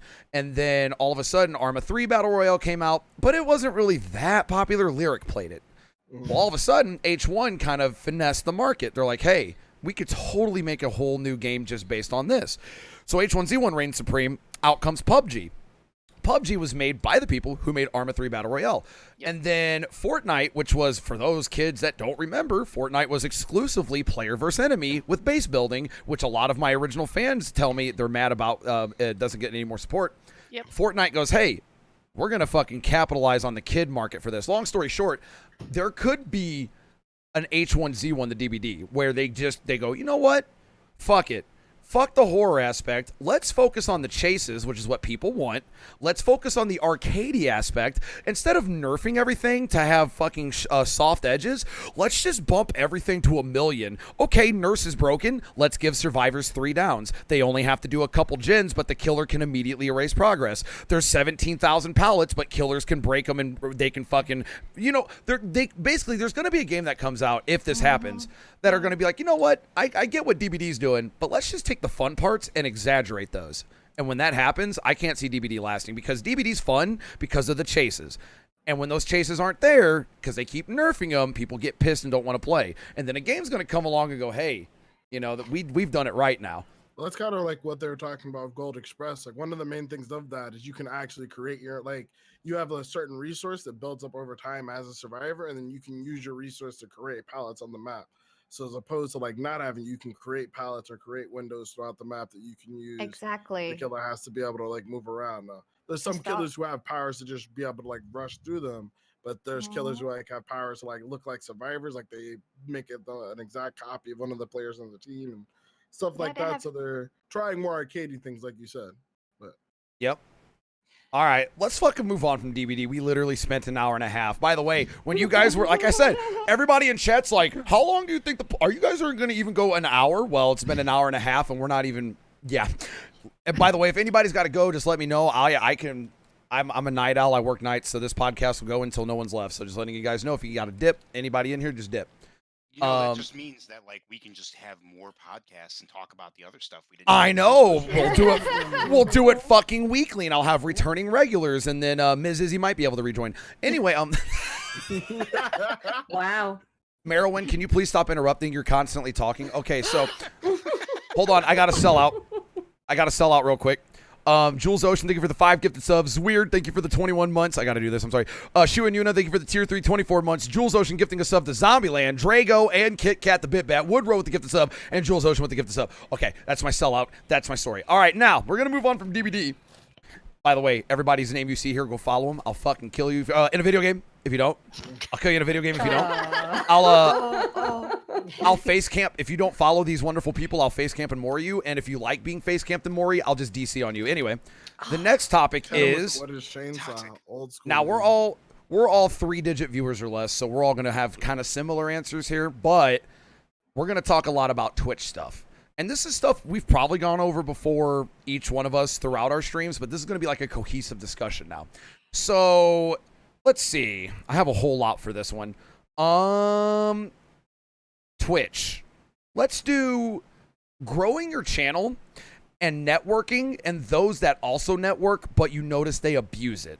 So whoever wants to speak up, if I notice someone doesn't really chime in or get to talk, I'll make sure to get you in. But I'll start this one, I guess, because I haven't started one of these yet. But growing your channel, networking, and those that abuse it. I'm going to go first because you guys kind of already know my opinion. I'm an anomaly. I don't really network that well, and I accepted that. It's kind of a flaw that I've turned into my own little thing, but it's important to network. I always say do as I say, not as I do, so you need the network. Those that abuse it, again, you guys have already talked. You guys have heard about it where people will, you'll host somebody because you're feeling nice. They join your channel for like a month, and then they find some other streamer to latch onto, and they're out of there. Even Fudge, the most humble streamer I've met, he talked about that in my channel before. And I'm bringing this up in rapid fire because you guys can elaborate and talk about your own experiences if you want. And growing your channel. Me, I obviously did it by maining Arma. I got a pretty steady 10 viewer base, which a bunch of which are in my channel, like Jules Ocean and Evilish. But also, then I streamed DBD, and I stuck with it. I hit partner, and then I know I'm not elaborating on this, but it's because you guys have heard this from me so many fucking times. I streamed DBD, I got partner, I started doing variety. I took a month off in between that. My channel died a little bit. I regrew. You guys already heard about the drama I've been through. Lost a little bit of community, regrew from that. So I'm very well versed in the regrowing of channels. I'm currently going through it now. So, my fast talking ass aside, I ask you guys, your opinions, your experiences, and all your struggles with growing your channel, networking with streamers, and not only has that ever backfired on you, but have you ever noticed someone leeching and you didn't either know what to do or you had to call them out? Whoever wants to go first. I actually have something to contribute with that because I kind of worked with friends that I made through my initial networking when I first started streaming. I joined a community that had so many people, I started avoiding the Discord, and you still couldn't avoid the people in the community because there was literally thousands in there.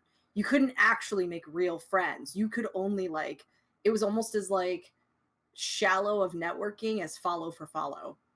Because you were just casually sharing usernames and being like, oh yeah, I stream this. I'll check you out. And they drop you a follow. They might watch you a day or two. But more than likely, you're never seeing them again until that community is like, we're going to have a raid day and we're going to raid that person. That's the only time you're seeing them again. I agree. Follow for follow just never works. You're basically giving someone a number and no support. Yeah. You're not actually growing their stream. You're not supporting them in any absolute actual way. It's Does a it work number. for getting you affiliate? Sure, but then past that? Yeah, I mean, Yeah, I was gonna say that's probably gonna be my hot take. It'd be like if you're trying to get affiliate and someone says follow for follow, if you think they're cool, I see no problem with it. But once you're affiliate, it doesn't do shit for you. If Yeah. you still want to do it, go for it. But however, there's a lot of people you shouldn't follow for follow even for affiliate. And I'm like, if someone tells you that, they're lying to you. Just do it. Like, it doesn't hurt. You're not buying follows. I bet you some of them probably bought their follows. Just someone like real talk, like I have a real problem with like the people is like, you shouldn't do follow for follow even to get affiliate. And I'm like, nah, dog, it doesn't hurt you. It doesn't cost you anything. As long as that person helps you get affiliate, like they're just helping you get money sooner. That other person telling you not to is just preventing you from getting money sooner. Which one of those helps your stream grow? Like, but that would be my only hot take on the follow for follow thing. I mean, to a degree, I mean, that's kind of why what Dahlia was saying, and I agree, like, it's kind of like with Twitch in the name, which we can discuss that later. I have that down here, Twitch in the name, because I know a lot of us have actually different takes, so that's going to be a hot one. But kind of like with Twitch in the name, I don't support it and I don't do it, but I also say you should do it to a degree to get a start. And if you want, you can choose not to, but we can go into the Twitch in the name later. I may have changed my name to Twitch Shinobazu on the leaderboards. Oh no, that's different. Get out of here. Dude, do you know that was the meta for H1Z1? Because I remember yeah. Pug. Dude, Pug would play and he'd be like, "Oh, look at all these Twitch streamers." Like, but no, what to Dahlia's point about the host for host or like that. That's why in my stream team, and this is going to be kind of a doxing of our stream team, TOS. But for those that don't know, in my chat right now, my stream team rules are pretty lax. Like they straight up say you don't even have to host stream team members ever. Just do it once in a while, if that. But the reason why I'm so lax about like not being a Nazi about you have to auto host Twitch, you have to auto host your team, you have to be in their channel, you have to follow for follow. Have you guys ever noticed? And there's DBD stream teams that do this, and you guys know of some of them. You guys ever seen those stream teams that have like 20 members, but they never go past their numbers? They never grow. It's because they get an initial boost, like, you know, a couple hundred viewers if you're on a bigger team, or a couple, maybe 50 viewers, but then all they do is host each other. And they never grow their channel. They just toss those viewers around, and it's like a recycling factory. So I kind of agree with Dahlia in that whenever you do it exclusively for growth, but you're doing it superficially, it's only going to work so well. I mean, right now, if you're trying to grow on Twitch without networking, it's impossible. Basically, if you're in a DBD category, that's literally impossible. Do you see how many, like, in the browser page, how many new streamers there is? Like, I don't know half of them, but before when I started streaming, I know most of them. They're showing up in my game, and I know them were like kind of play against each other. But nowadays, it's really hard to see those anymore. But in the networking aspect, I feel like it's really exhausting if you just treat streaming like a hobby, but not consuming a full-time job. For me, it's like I tried, but it was too much for me. I do still want to manage my own stuff and feelings, and I don't want to just like, yes, I make friends because we have purpose. Like you could help me or something. I want to make friends as we make friends. And if you want to help me, that's a plus. But that's what I'm talking about. We had unfortunately, that reminds me, Mirror Bear, we had unfortunately a stream team member that straight up told me, "You guys aren't doing good enough, big enough things. I'm leaving for better growth." And it's just like, I'm sorry. I mean, like for me, like I stream because I want to, not because I have Exactly. to. I do it to have fun, to meet people. Like, Yeah. and I'm also really bad at network too. Like, I don't go out of my way to find new people to like come into my channel, but if I like your stuff, I'll follow you. If you know I want to give you a host, I'll give you a host. It's Yeah. not me looking to like draw them back into me. It's just do Yeah, it to for me the chance. it's more like I like the small tight knit community thing. Like people that are in my chat are mostly people that I know and that I'm friends with and that I want to hang out with. So I definitely am very bad at the networking aspect as well. in my opinion, and that's where it's tricky, because you have someone like Shino who he'll tell you no matter what, and this is actually a compliment to Shino.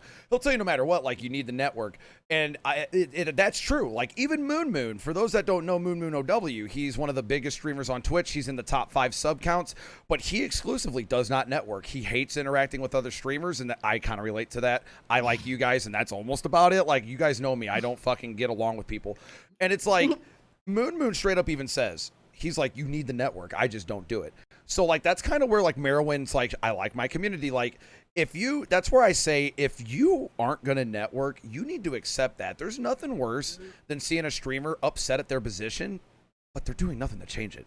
Yeah. Me, if I don't see growth, that's on me. But the fact that I don't network and I may get like 2 new followers a day, I'm happy because it's like those people drifted into the channel. I didn't even network properly. I think the last person I truly networked with was Shino.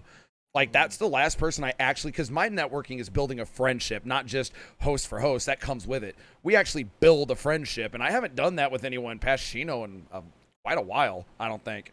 So like the thing is, And that's what I'm saying is that's not good. Like I'm getting onto myself. Yeah. That's not good. Like if you want to grow your channel, you need to network. But if you aren't good at networking and you're comfortable with that, you got to be okay with where you're at then, because you might not see growth. It's kind of like that. Well, here's the thing. Like when it comes, like this is kind of like the discussion topic among like a lot of the stream coaches and just people who do like Twitch analytics in general, is that it's pretty much like universally accepted that the best way to grow on Twitch right now, outside of collaborating with other streamers, is off Twitch. Like every second you spend streaming, if you're trying to grow, like we had like it was a debate, but they're just like, you would probably get more followers as like a smaller streamer going out and handing business cards at like game shops to letting people know that you stream than you would by being live. You'd gain more new followers that way. And Well, so I think XQC said like Twitch is almost like a kingdom. The top streamers are the throne, and then everybody else is a peasant, and you got to get lucky, or you got to network. Yeah, well, what I'm saying in terms of discoverability, yeah, I'm going with your point is right now the way Twitch is, if you just stream and you don't network, you better hope people start scrolling to the bottom of that list. That's seriously it.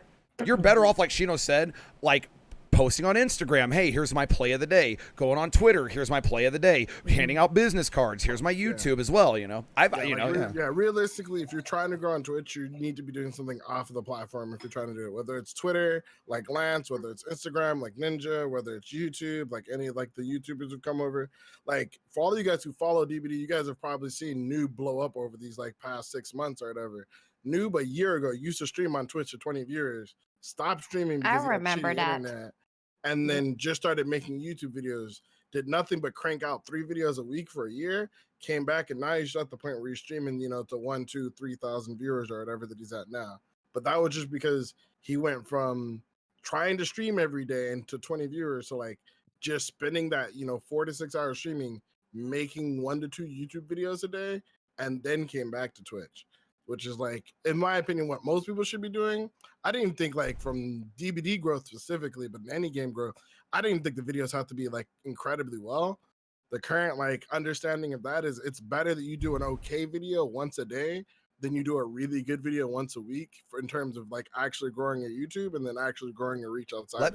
Let me add to that. I go to Reddit, the DBD Reddit, and there will be a video of a guy just point farming a teammate with borrowed time, saying like the title's like, oh man, sweaty situation and I had to go for the save. You guys see me and other players do that millions of times? 1,500 upvotes. And it's just a 5-second clip of a guy farming someone off a hook. So like Shino said, just any content on YouTube, my little ass YouTube channel that I don't even update anymore, there's still people that trickle in saying, hey, I'm from your YouTube. And I'm like, wait, what? So Shino has a very good point about YouTube right now and discoverability, because not only does YouTube have more population overall, but the algorithm as well, that kind of helps you. Plus, for those guys who don't know, DBD is like huge on Instagram right now. Like I followed a bunch of DBD Instagrammers recently, but like there's like a whole nother subsection that's like separate from YouTube of like Maureen Myers and Cypress Mori and a bunch of other people who literally just make Instagram content and like stuff like that, but do really well. And like some of them have started coming over to Twitch, just like Gaia, who blew up recently, but they've started coming over to Twitch now, but they're starting at like 50, 60, 70 viewers just because all they would do is just post 1 clip of them messing around on DBD like once a day on Instagram, or like a meme. Like when my personal DBD meme, when you mistime the flashlight stave, but you still get it, and you just got the Thor hammer, like, I'm still worthy. Even though my timing was off, I'm still worthy. I also do want to kind of expand on that just a little bit, because I agree with what you're saying about like, if you're playing a big game like Dead by Daylight, Mario Maker, like anything like that, where there's tons of people streaming it, like there's no way if you're sitting there with 10 viewers, anybody's going to scroll down that list past hundreds of other people that are streaming, find you and say, oh yeah, this guy, this is the one I want. Mm-hmm. If you're playing a smaller game though, I can definitely see maybe somebody would click on you. There's like speedrunning communities for single player Oh games. yeah. There's other like Toast, you pick up like other people like Sedated, to drop just a random name from Payday. Yeah. And now And he's a permanent viewer. yeah, I mean- and they become permanent viewers. Like you pick up people if you change what you're doing. You don't just stick to the same thing. If Yeah. you're a big streamer like Noob and Moon, you can jump into any game category you want, and you can pick up more people just by being the top streamer. But when you're not there, you kind of do have to jump around, and that should be in addition to like the YouTube videos and the other ways of advertising yourself. That is a perfect jumping off point for the next one. Variety struggles in lowering expectations and what to expect. So that actually literally correlates to what you're saying. So you talked, we just got done talking about growing your channel and networking. Now we'll go on the opposite side. Say you've grown your channel, whether it's 10 viewers to 200 viewers or to 1,000 viewers. You've grown your channel. Now comes the time, well, I'm sick of the game. I either quit streaming as much, or I stream just as much but different content every once in a while. Variety struggles and lowering your expectations. So I'll start off with my own anecdotal evidence, and then you guys can talk. But you guys have seen me do it where I went from DBD, and I think my first variety game was like Hollow Knight a long time ago. And then I did Dead Rising. That was the infamous Dead Rising playthrough. But what I'm getting at is, so everyone has come to a point in their streaming where they're like, fuck, I can't play this game anymore. I see growth, but I need to play something else. And kind of like that meme video we watched earlier, a lot of people seem like they have a trouble. And I've seen a lot of streamers quit, and I'll name drop one because he made it public. Snowsuit. I'm going to name drop Snowsuit. This man used to stream to 200 viewers, and he was doing it every single day. And then all of a sudden, he just got sick of it. And he tried to do variety, and he would go down to 60 viewers. I went through this. A lot of people my size on Twitch have done this. And he didn't like this, and he quit. He said it wasn't you guys are making me hungry. He said, I remember he goes, Twitch isn't what I thought, and I'm done. I'm quitting. It was like a public tweet he made. So with my own experience, I've learned that when you stream variety, it's real easy for those numbers to get to you. It's real easy. You can say all you want. Nah, man, I don't focus on the numbers. It's all good. I don't focus on the numbers, but you will. You'll look, oh, the viewers were down. Oh no, my sub count's down. Fuck, I noticed this person isn't coming around anymore, and it slowly builds. So before everyone else gives their 2 cents on this subject, I'll say, and this is just, I guess, is more of a tip. I think a big thing about variety or streaming in general is you need to hedge your bets. You need to lower your expectations. So if you're like a 200 viewer DBD streamer, you're not going to get 200 viewers playing Left 4 Dead. You're not going to get 200 viewers playing Payday 2. You have to lower your expectations, and that's one of the hardest things to do, in my opinion. And I'll get your guys' thoughts on this after this statement. But like, it took me a while, but I'm finally comfortable with it, where Mario Maker 2, I'll stream to 70 people. Payday, I'll stream to 50 people. Slay the Spire to 100 people. And then Dead by Daylight to 150 to 200 people. So we all have different experiences with different sizes of Twitch channels. What are your guys' opinion on this? Have you guys done variety? Has it gotten to your head? Have you found a way to cope with it? What are your guys' experience with this? So pretty much all I do is variety. So I'll chime in on this one. As everyone's showing their drinks here. This is the beer I've been drinking. Anyways, so definitely I think I started out with like Minecraft, and then I moved on to like The Sims, and then I played DBD for a while. I played Final Fantasy 14 for a long time. I remember that one. I remember the Yeah. Final Fantasy phase. Yeah, so that one was like that was probably my main game for a while. And I actually for me, did pretty well. Like I was up in like the 20s, which for me is like super good. And then I just got tired of it, and I stopped playing it, and then everything just dropped off. And I got a little depressed about it, but then I realized I'm like, I don't network enough. I mean, it's fine. I'm doing this for fun. It's not like I'm planning to make a career out of it. So Right. But you definitely see the dips. And also with what time you stream, which might be a totally different topic, but Yeah, like That's for someone like definitely me, true. like I have off schedules all the time. Like I never stream at the same time. Sometimes I stream during the day, sometimes it's night, and that definitely makes a big impact too. Because Oh yeah. sometimes there's like absolutely no one, then all of a sudden it jumps up to like whatever number I'm used to, and then all of a sudden it's like, oh, but I gotta go. I've been already here for like 6 hours. Bye.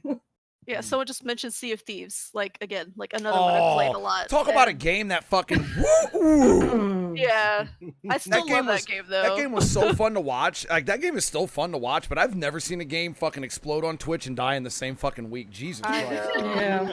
Like I could never play it, but I liked watching it. It was actually good. And it's I mean, all let's be real, because the they fixed an game- exploit. Yeah, I was well, gonna no, say, the game blew ironically, up. my favorite thing of Sea of Thieves was watching Summit crouch in a corner and rob people. Yep. Like as goofy Yes. as that was, I loved it. Well, I loved it. Sorry, Shino, go ahead. I interrupted you. Yeah, I was gonna say realistically. I mean, the game blew up because Summit found a really good way to have fun, and then like a lot of people thought it was gonna be like the next coming of Christ on Twitch just because Summit was having a good time. It's really what happened. I mean, the same thing happened with Mhm. GTA RP, and like not to say that GTA RP is like solely Summit, but like Sea of Thieves was like literally Summit finding a way to have a really good time, and everyone else is like, man, I remember what it was like when I had a good time streaming. Let's try that. It's literally what went down. But I mean, on the topic of, I believe the topic of is just kind of like how we're dealing with variety and going back and forth.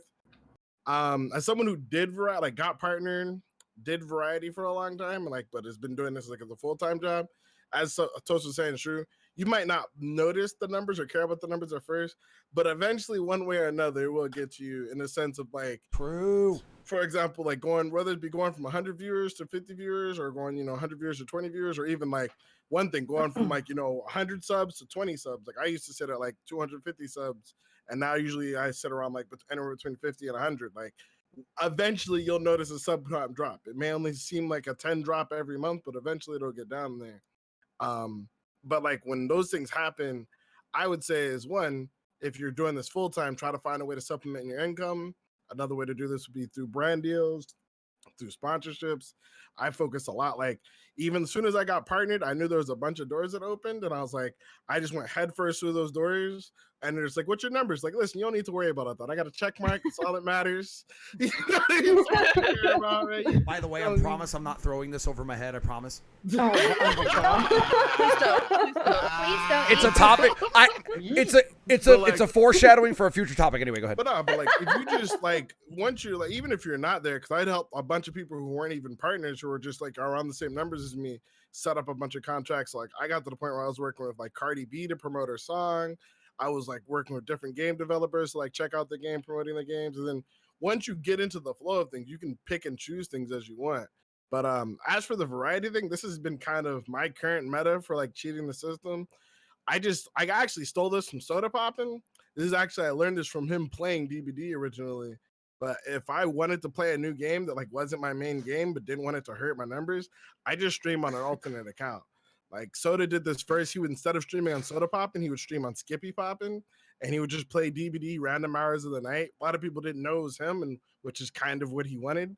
Like he would do no cam, just mic, and then just play DBD like to 2,000 viewers, which is still a lot. But I mean, compared to what he's normally at when he plays DBD, but he just wanted to be able to play and not deal with anything else, or not deal with like being the 20K streamer while playing DBD, and are dealing with people saying like, well, your views are at 20K and not at 50K. What's wrong, Soda?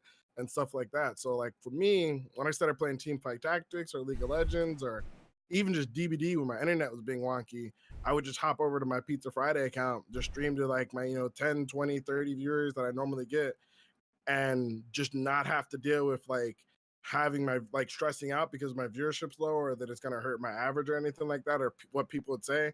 I'd be like, hey, this is a brand new account. Like we only got like 20 followers. Like we're hyped. We got like more viewers than we got followers right now. Why don't y'all hit that follow button? I know to a much lesser degree. I kind of found a similar thing, like where I'll end the stream. So my main stream is over for the day, but then I'll do a bonus stream with no mic or something like that. And in my opinion, it's kind of like what Soda Poppin' did. It's like that way you can't really fault me for it because it's like, hey, I can have this me time. It's after my hours, and yeah, my viewers are going to be lower, and I'm playing a game that no one wants to watch for real.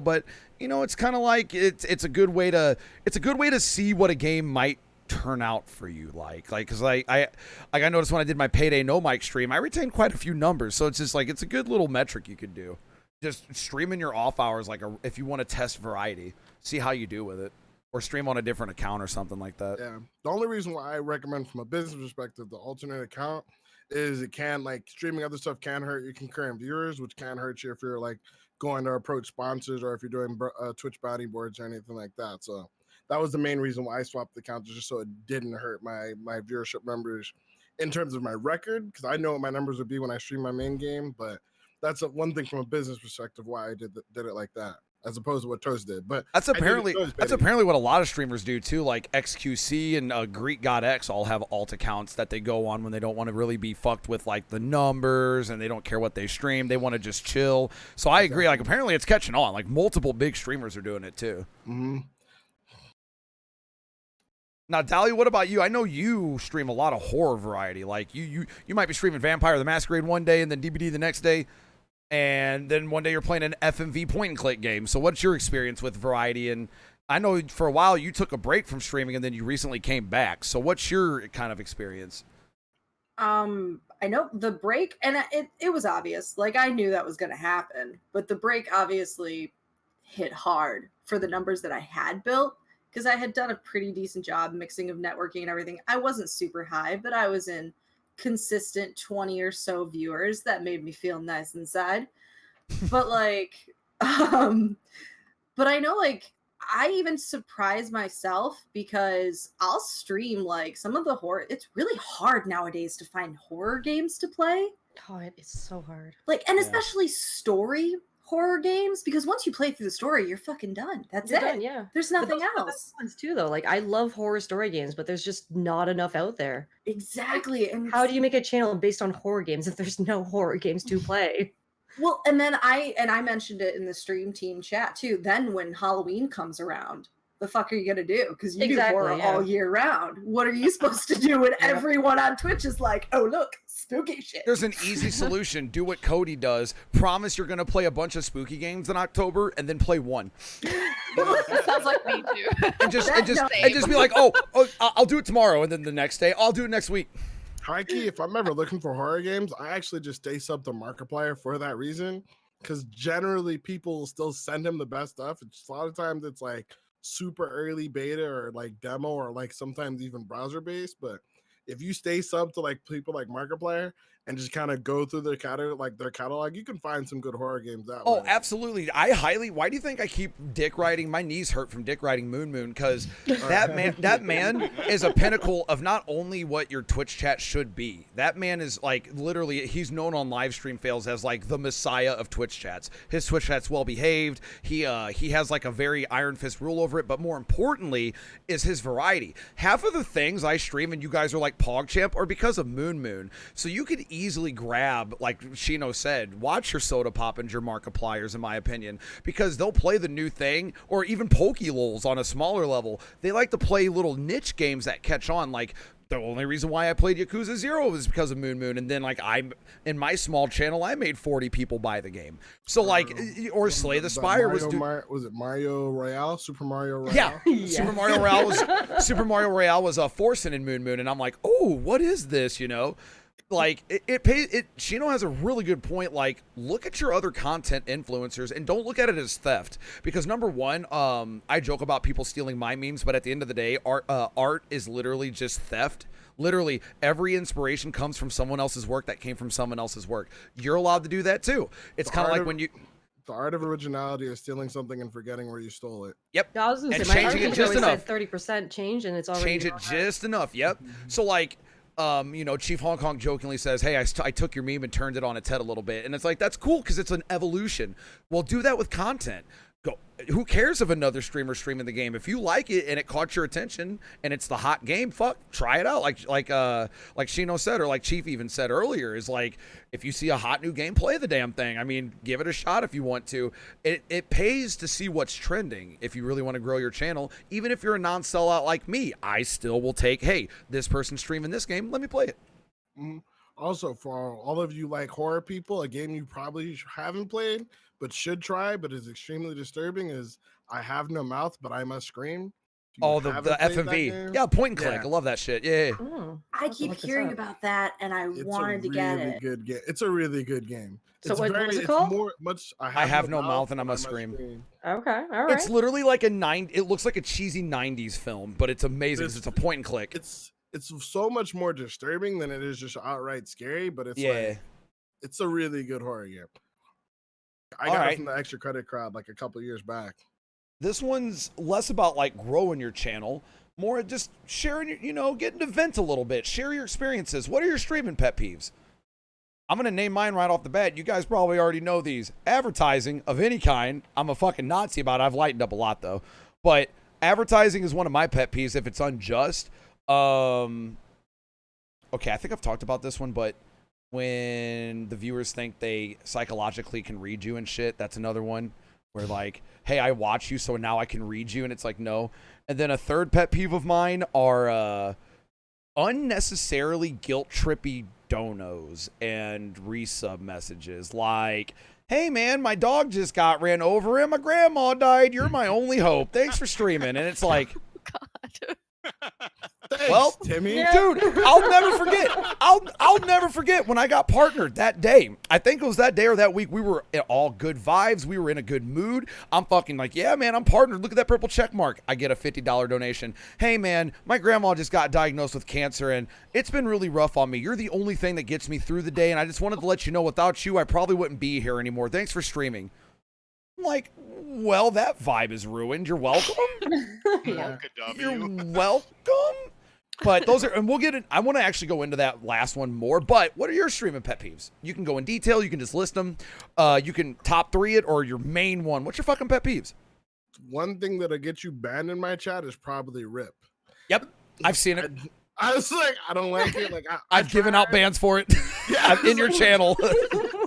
I try hard. Just like for to saying win. rip?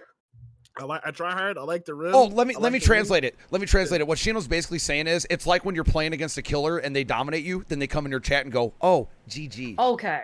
Yeah. Oh, that Like, guy. I thought you meant Not like just random viewers going rip, and it's like, oh, Not it's the even- ban. Not like it's just like when it's like, oh, you just lost the game and someone's like, oh, you just got bodied. Nah, like you ever, if you guys have ever been to a fighting game tournament? and, like, you Oh, see I your come from favorite- there. I you come see from your- there. You see your favorite like competitor. Don't go up and talk to them after they just lost. No, don't. Yeah. Okay, Like, so there's they a don't reason wanna why in talk? St. Louis, I have a t-shirt of this. I can get it. There's a t-shirt in the fighting game community called Don't Shake My Hand. It's kind of like saying GG from a killer after they dominate you with Nurse with 5 blinks. In fighting games, if you whoop my ass, you better not stick your hand out. Yeah. I'm not going to, don't shake my hand. You whoop my ass.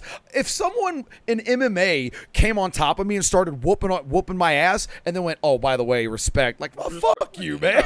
Like, I understand. Like, it's okay to lose. It's like, Yeah, it's okay to It's lose. okay to lose. But like, when you're a competitor, like if you're gonna like be competitive at anything, like you've got to hurt. I get mad whenever the 2 things that get me mad is someone doing that or someone like when I'm really trying and like you're like completely throwing the game. Like Oh my nothing will trigger me harder. Like when I have like I'm like playing. This is the reason why I don't do Survivor subs anymore. But like, I'll do Survivor subs and like I'm getting face cam. And like my 3 viewers are running around me like lulling the entire time. Just like, Yep. it's so funny. Hey, Sheena, where you're getting face cam? I'm like, bitch, you don't get me off this hook. You guys have heard me go on the salty rants. I do it once to survive with subs. I'll do the, all right, if you're going to play with me, you need to do gens, streamer privilege. You're helping me. Now, Mirror Bear, we haven't heard from you in a minute. What are your streaming pet peeves? Like, what fucking gets you when you're streaming? What bothers you? Even if it's petty. I have a lot of petty pet peeves. To be honest, I didn't really get triggered by any people that come in my chat really being salty or insulting me. Usually I just roast them back. But in I- general, though, like while you're streaming, even if it's like maybe the viewer count or maybe someone hosted you and it rubbed you the wrong way, Oh, there's got to be something in your streaming career that's just a fucking pet peeve. Not even DBD related, just Twitch related. when I ask question, nobody answers Mm. for a good 5 minutes. And also, some people just come into the chat and say, "Oh, hi, Mira, how are you today?" And I was like, "Yeah, I'm doing great. How about you?" Nothing. Nothing. 10 minutes later, Thank you. Nothing. Thank Oh. you. I've gone on so many rants about that. Like And 20 then they'll say people a that you day. never answer too. They'll be like, "Oh, Yeah. I was here the whole time and you never responded to me." It's like, "Well, I did, and you left." and Right. also, people say like, "You're ignoring me." I was like, "Wait, I was in a chase. I'm sorry that I cannot do 2 things at the same time. But how about that? Like, If you ever tell me I I'm won't ignoring lie. you in chat, I'll actually ignore you. Yeah. Chief Honk Honk, when I first met, I'll never forget, this is before Chief was even a mod, dude. Chief Honk Honk was like spamming a joke or something. Yelling. Now, he took it in stride. But no, it was him and Foxes Like Boxes. They both did this at separate times. But they would spam something trying to get a reaction, and like 5 minutes went by, and he goes, am I shadow banned? And I go, oh, no, I just didn't want to respond to what you were saying. And oh, man, that got him. He was like, what? Chief went, what? I'm like, I'm kidding. But but what I'm saying is I agree with Shino. Like, if you call out that I'm not responding to you, that doesn't do you favors. I'm not going to. Still haven't forgotten that. Everyone. I'm sorry, I love you. Everyone's like normally under the impression that like nagging someone is like nagging someone is usually the best way to get someone to do something because it's like the path of least resistance. I've been nagged about my like insidious or like my ridiculous diet since I was a little kid, to where I've had like my parents like, you need to eat this like 1,000 times a day. So like I could ignore people for literally days on end. I've had people like come into my chat. This is one guy, everyone knows, he comes into my chat every day and just like, hey Shino, do you remember me? And I hate that. Oh my God, I yeah. fucking hate that. And I'm Yep. just like, Oh and the my thing is, I God. know who he is, and I'm like, no, have we Yeah, met before? You know, I got a kid always come to my chat and telling me, "Hey, Mira, do you remember me?" I was like, "Do you want to hear the honest answer?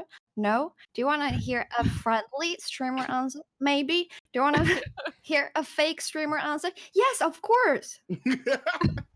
Kid, don't No, what start kills- with that line. What also kills me is the people that ask, unless they're doing it every day, like Shino's example. I swear to God, it's always the people that ask, hey, do you remember me? They haven't talked in your chat or subbed to you in like a year. Oh my god. Oh, That yeah. guy- Yeah, Of course I yeah. don't remember you.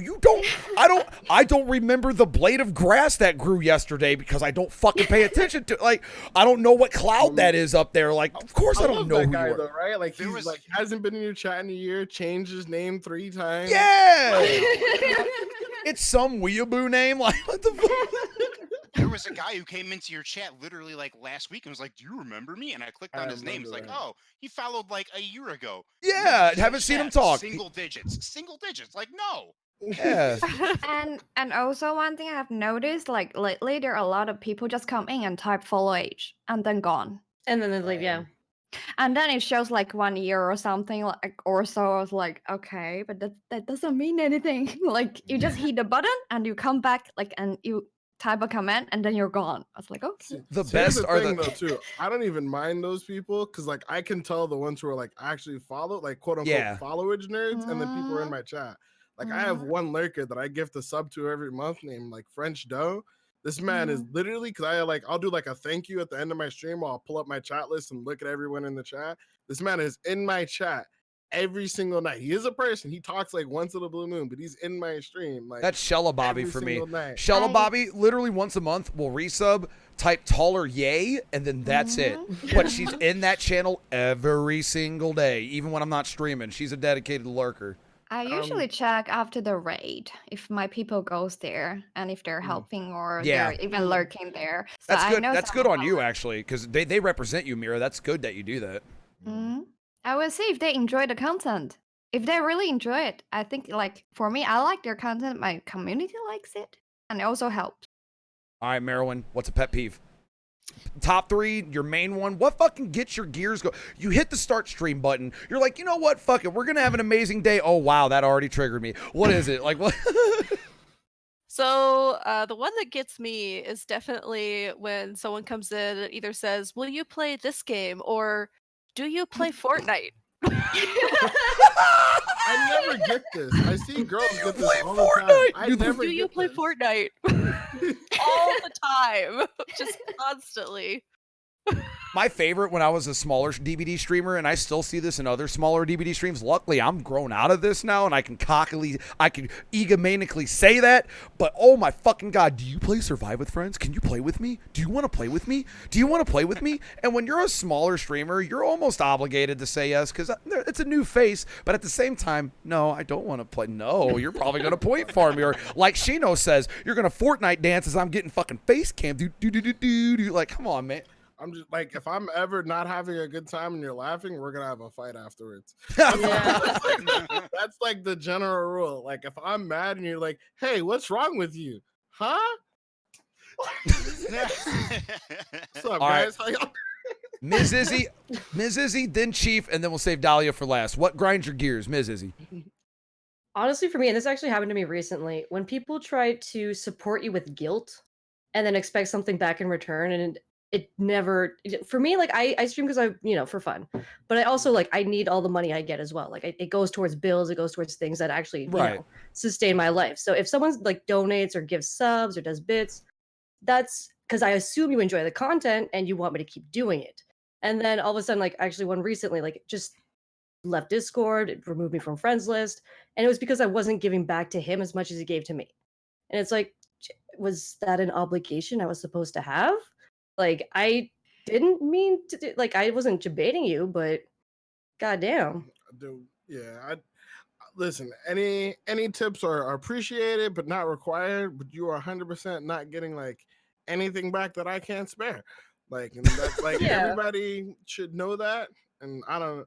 Can I add that, honestly, because, like, and this ties into a lot of our issues that we've been talking about, or a lot of our pet peeves, like the nagging nonstop, or the can I play, or the Fortnite question, or, the what you were talking about, Ms.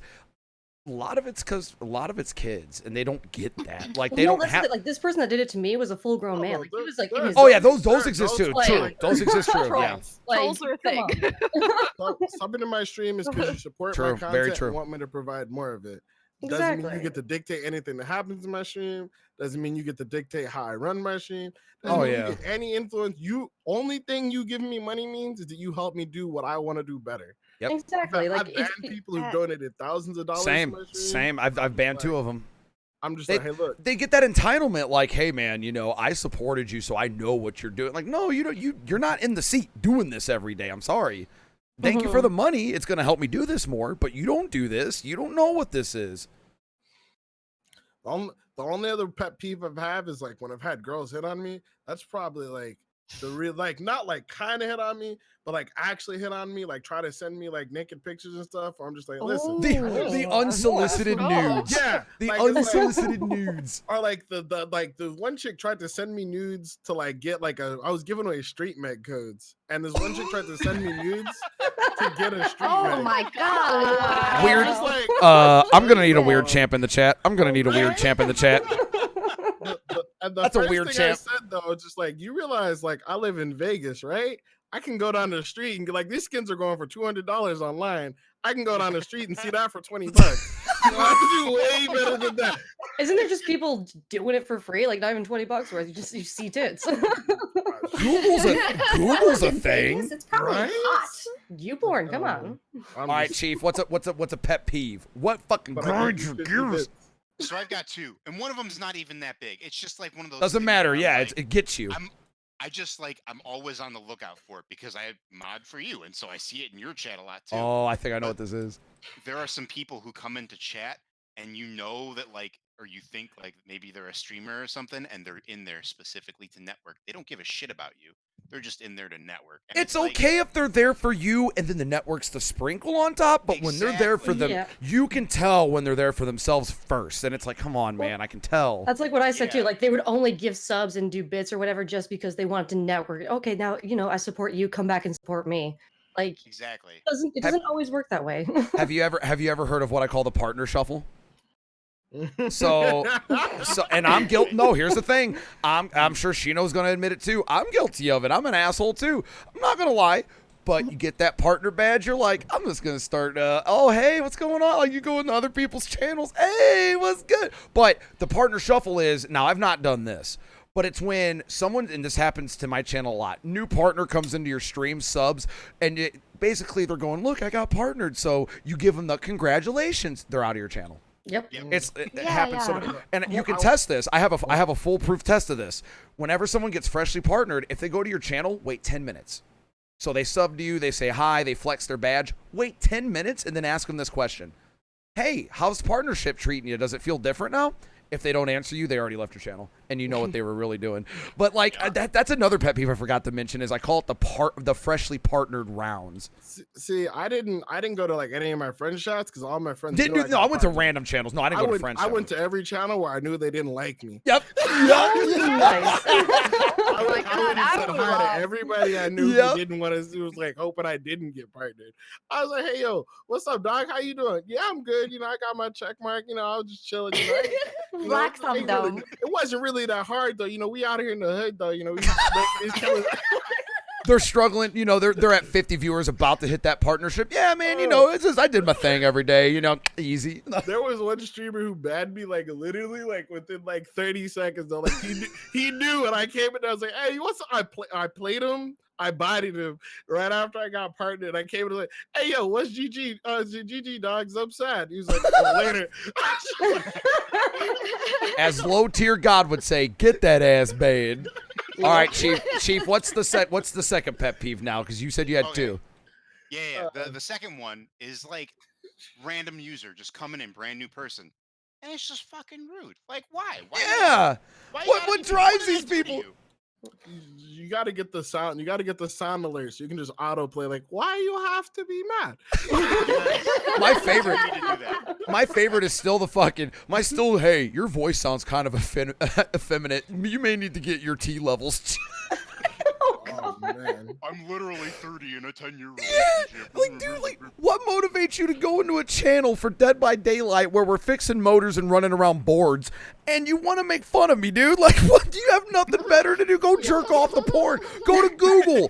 Go to Tinder and swipe right, dude. Like, what the fuck? It's like Hentai Haven got saved, dog. Like it's back Yeah. there waiting for you. Yeah. Nah, I don't know. I thought I would be really mad at people like saying like really mean stuff to me or like racist stuff to me in chat, but like it literally, I spent so much time playing Call of Duty and Gears. It just doesn't Oh bother yeah, me. dude. I think it needs to be like a class in college for the Zoomer generation or the Giga Zoomer generation, the one below them. There needs to be a class where you're forced for 4 hours a day for about a month to sit in the old school 2000s Call of Duty lobbies. Oh man. You have heard every word in those lobbies in multiple combinations. I was just like, I would just see him and like, I don't know. Every time I give like my TED talk, quote unquote, like at like conventions and stuff, it's like, how do you deal with trolls? And it's like, I just don't see them as people. I feel like They're extras. They're extras.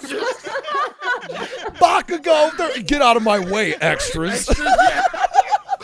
If you stop seeing them as a pig, like it just doesn't bother me. Oh, Nice. Oh man. that reminds me of like there's this old Arma streamer I watched called Progun, and some guy came in his chat and goes, "Wow, you're a fucking greasy nerd loser, you virgin. Go get a life." And he waited about 5 seconds. He looked at the camera and went, "Well, I don't even know you, dude. Goodbye." I was like, "Ooh." He's like, "That's nice what you're saying. Anyway, next." Like, all right, Dahlia, pet peeve, biggest one, or top 3 or whatever. Go. I've actually talked with you about this before. It's not just backseat gaming, but it's the arrogant level of backseat gaming. I have The someone Dark Souls community. Well, like I have someone like, you know, I love Vampire and I play it all the time. I'll have people who come in and I like the tabletop. I used to play the tabletop a lot, like 15 fucking years ago. I don't remember most of the tabletop. So I'll talk about the lore within the video game. And they'll come by and I'll be saying something about the lore in the video game. Wrong. Like seriously, all caps in my chat, just wrong. I'm like, yeah, that's constructive. That's cool. Okay. Back seating's one thing. Like I've grown kind of like a little accustomed to it because it is Twitch. The whole point of Twitch is people are watching you play a game they may know better than you. So I've kind of gotten very lenient on like, all right, give me a hint. All right, you told me what to do. I used to ban. I used to time out. Now, dude, like for payday, I'll just be like, all right, just tell me. But like, it's the arrogance, like you said, like. There's a difference between Chief Honk Honk simply saying, hey, did you try this card and Slay the Spire? You should probably try it for your deck, versus I've seen Dark Souls streams where the people are like, wow, this is your first time through the game, and you didn't know to get the hidden dagger behind this glitched object that helps you get a stat boost for the hidden boss you don't know about, and you didn't beat that hidden boss to unlock the secret area? What the fuck is wrong with you? And it's like, bro, I bought this today. Like, whoa. Like, I'll ban them immediately. I have like two moods when it comes to backseat gaming because my chat can never actually be where I want them. When I want help, nobody has any fucking idea what they need us to do. Like, just none. And then when I don't want help, everyone's like, "Hey, dog, if you know that, no, shut up. I don't need your help. Go away with you." Like I played Hearthstone for the first time, and I wanted everyone to backseat me because like I've never played Hearthstone before. So I was like, "All right, guys." And so I'm listening, like all of these like grandmaster players are like giving me advice, and I'm just like reading the card. I'm like, see, if I read the card like a normal person, you guys are all wrong.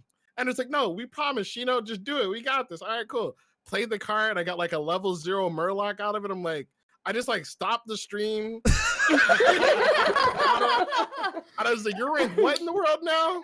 dude, I wonder why Hearthstone died. Oh, right. Dude, Diatech. I was watching Diatech play a DLC for Resident Evil 7, and his chat would not stop backseating him, and they were going hard. Dia goes, I'll just end the stream.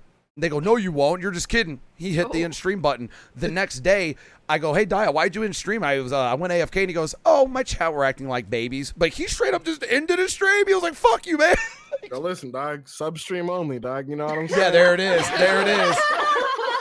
You wanna All right. Give me $5. All right, fuck it. We're going there. We're going there because Better it's yet, the next tier 3s only. Let's go. Hey, Shino, you bring it up, and coincidentally, it was the next topic. All right, this is gonna. I know we argue about it in everyone's chat. I've noticed in my own stream team Discord we had slightly differing opinions. Hot take or hot button topic here. I'm gonna get up to get some coffee, to avoid the nuclear explosion. That's about. No, I'm just kidding. I'm hyping it up way too much. But all right, I'm just gonna say it. Sub only streams. What's your opinion on them? We're gonna start with Merwin because we haven't started with her yet. Sub only streams. What are your opinions? Don't be afraid if someone disagrees with you. I want everyone to know that we love each other. This might be a hot take, but Merwin, what is your take on sub only streams, and what do you see as problems with it or benefits? So for me, a stream my size, it makes 0 sense because I only have like 15 subs at all. But for people like Summit, like totally makes sense because like it's hard to keep up, like especially if you want to have any interaction with a stream that goes that fast, that it's hard to keep up with all that. Like basically the only time he gets to talk to anybody is when he gets subs or donations or anything like that. He literally like talks to his donations at Yeah. some points. Yeah. And that's about it. So like when you have like those really fast moving chats, it makes sense. Now, not all the time. I wouldn't say like every stream you have is a sub stream, but definitely it's okay sometimes. I'll relate to what you said, and then we can go to let's get Ms. Izzy's opinion after this one. But I actually agree with you, and Trihex is the one that said this, and I actually really heavily agree.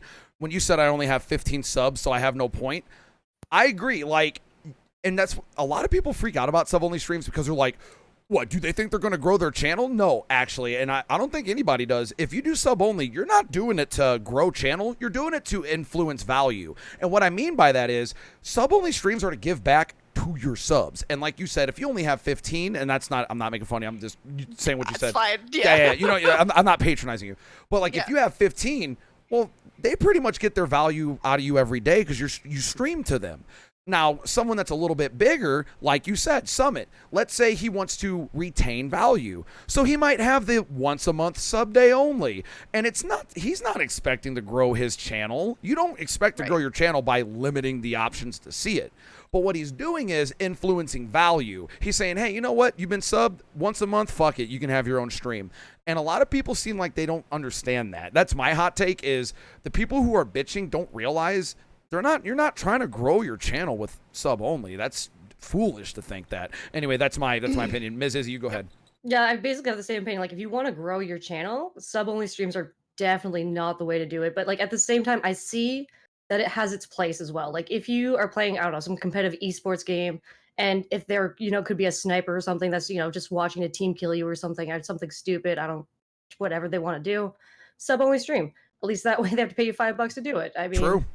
at that point it makes sense, but otherwise, like if you want to grow, as most streamers do, I would personally never use it, honestly.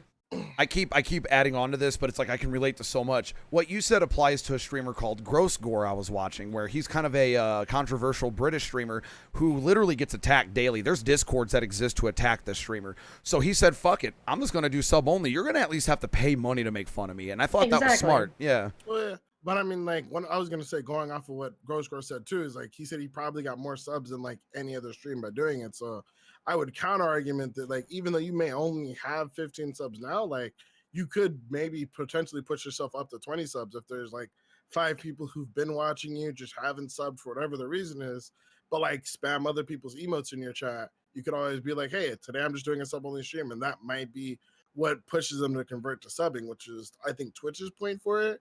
Another thing I think for smaller streamers is something a lot of like smaller streamers kind of miss in the full announcement for it, because they did like an announcement. They pulled a bunch of partners like myself in for a Q&A about it. Whenever you do sub streams, you actually doesn't count towards your partner push. So if, say, for whatever reason you're doing like in the middle of a partner push, but you really decided that you just didn't want to play your main game today, but you don't want to screw up your concurrent viewer count while in your middle of your partner push, if you do a sub only stream, none of your numbers from that stream count towards your partner push, so they won't pull your average down if they're looking at you for partner or things like that. And probably be smarter if you did that too, like on your off hours as well. So that way it really doesn't affect you at all. Yeah. So for me, because I like have to use the bounty board pretty regularly to make the ends meet, being able to do a sub only stream when I'm playing a variety game that's not necessarily in my wheelhouse helps to make sure that they don't pull my bounty board numbers down, which is really important for me for someone who's doing it full time. So there's a lot of benefits to it, like that, like isn't straight up apparent outside of just the fact that also it does open up to a lot of new forms of content that could be on Twitch that wasn't on Twitch before. I've talked about this where like you have the possibilities of, pay-per-view UFC fights coming in, and the bigger idea, and I know Shino and I have talked about this in depth, and this is what a lot of people miss about sub-only streams. This is a big possibility. You guys ever wanted to just maybe not stream and just watch TV, but you kind of want to stream, but you also want to watch TV? Well, sub-only streams could lead to licensing, where companies can be like, hey, we'll take 10% of your sub revenue, and you have to be in sub-only, but we'll allow you to stream our entire library for the rest of Saturday. So let's say Crunchyroll, the anime streaming service, and this is what a lot of people don't realize can happen. Let's say Crunchyroll says, you know what, give us 10 cents for every sub you get during your sub-only stream. We'll allow you to stream anime with your community. Do you know how much I would take advantage of that? Just, okay, the days I was going to take off because I feel miserable, let me just watch let me watch Evil Dead on Twitch with my chat. That's a possibility with sub-only streams that a lot of people are missing, are the opportunities that other businesses might want in on it in a positive way. And it's going to bring more eyes to the product of Twitch, and that's going to be a trickle-down effect. Yeah. See, I thought that about like with the Amazon Prime library. Yes. Like people do like movie nights and stuff just on whatever other sites that use that. Rabbit So, and I mean, Rabbit shutting down, actually. Yep, it doesn't work Really? anymore. Dahlia Rabbit's discovered dead. Dahlia tried to use Rabbit for Evil Dead, and Oh fuck. wow. My last 2 movie nights got completely trashed because Rabbit just it won't work anymore. That was actually what brought me to be like, hey, sub only streams might be kind of cool, actually. No, Marilyn, that brings up such a good point, Marilyn. Yeah. Why can't we, as Amazon Prime sub receivers, why can't we watch Amazon's library on Twitch yet? I Yeah. wouldn't be surprised if it's something that they're Within the thinking next about, couple of especially years. with those sub-only streams. Like it makes sense. Mhm. Sub only stream, Amazon Prime's Yeah. like, fuck it, we'll take a little bit of a kickback, and you can watch fucking whatever you want. And we'll Just say, have- maybe we just could make do sure it. you do a Prime call to action. You know what I'm saying? Yeah, like you Yeah. have to like put it in your title or Call to something, or action. I could see it. Sub for free with Twitch Prime. Let them know. let's go with Dahlia and then Chief and then Mirabear next for the sub only stream opinions. I admit, Or like, if you don't have one. Well, I mean, as I said, I originally was like, I didn't get the point of sub only streams. It kind of just seemed like I think what got me the most was when Twitch tweeted about it. They're like, "Hey, we know you love your communities, so here's something else to show them you care." And I'm like, "No. You mean here's something to show the people who are paying money to me." that I care. Like, this does nothing for my community as a whole. This is for the ones who give me money. I mean, So, like, I would counterpoint by saying that, but like for me at least, the ones who give me money are the only reason why the other people get to watch. So I mean, That's fair. no, that's fair- a fair point. I just, the way that it worded it, that was my initial thought when I very first saw that tweet, was like, things keep getting rolled out that seems like it's just for the people who make you money.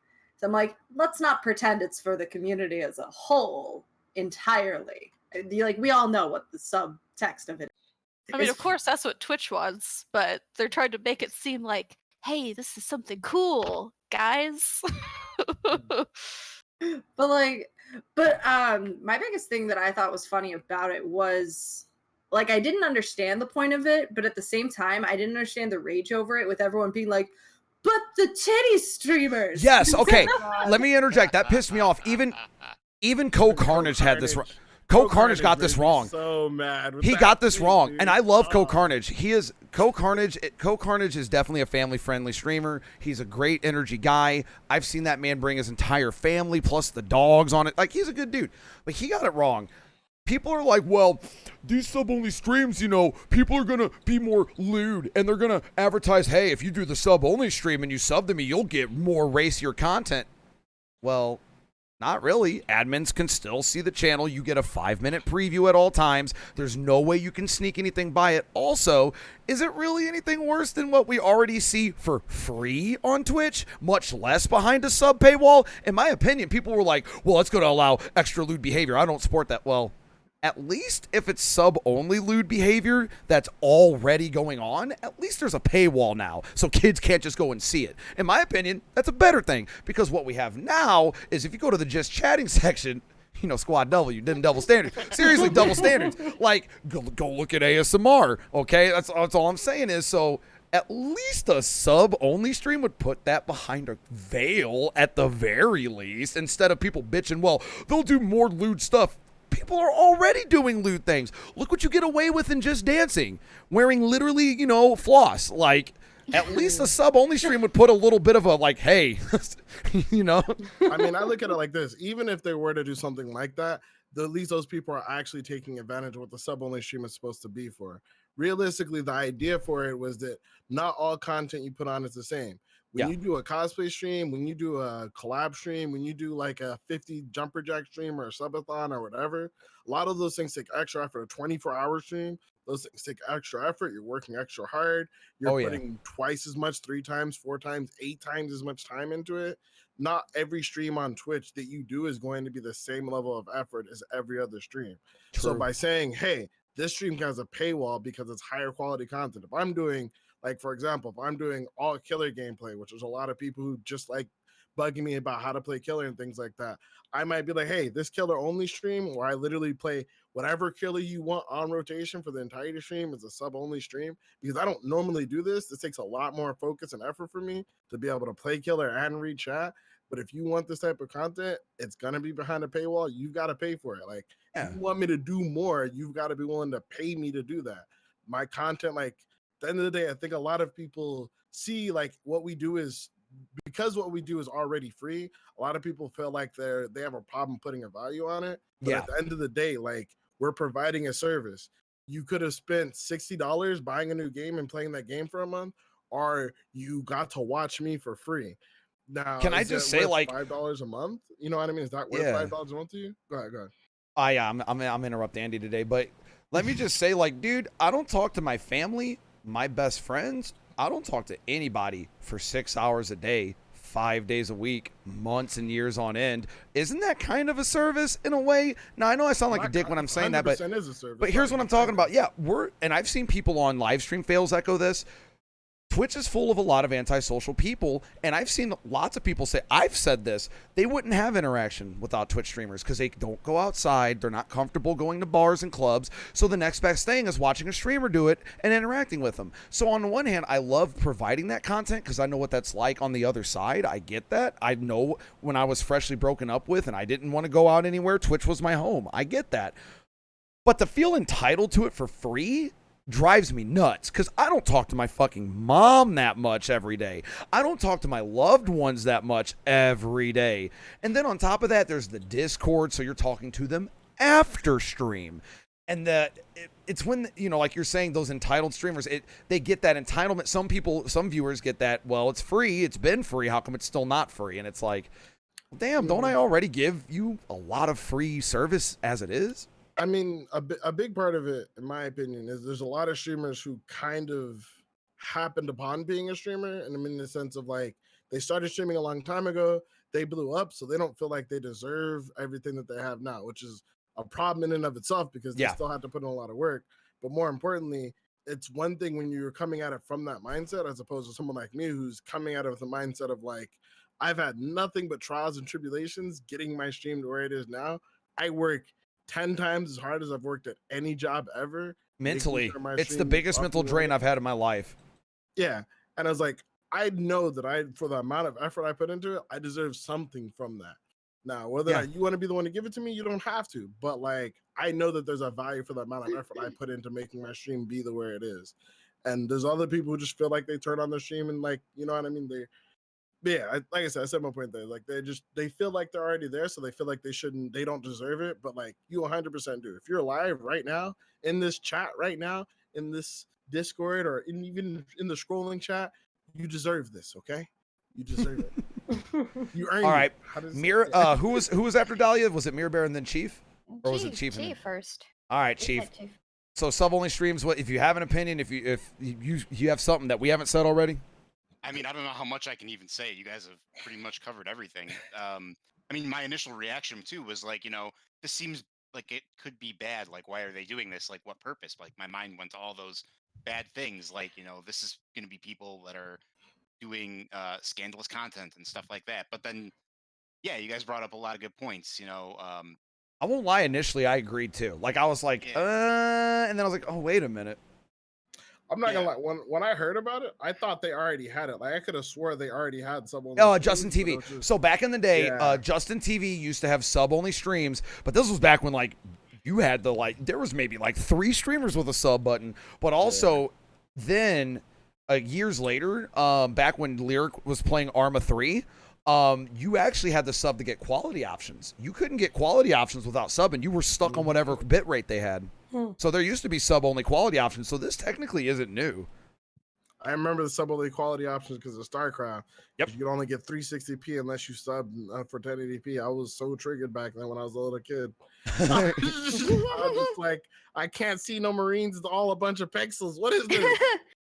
All right, Mirror Bear, what do we got? Do you have an opinion on sub-only streams? I just want to add up one point. Like, it's a feature. You don't have to use it. You don't have, like, if you don't like it, the streamers use it. Why you have to ask her? Just go away. You don't have to watch the stream. You don't have to sub to the streamer. It's the streamer's loss. It's not your loss if you don't willing to pay for that money to watch the sub-only stream. And it's nothing really have to be butthurt. Maybe the promotion from the Twitch side was not good when they start doing it.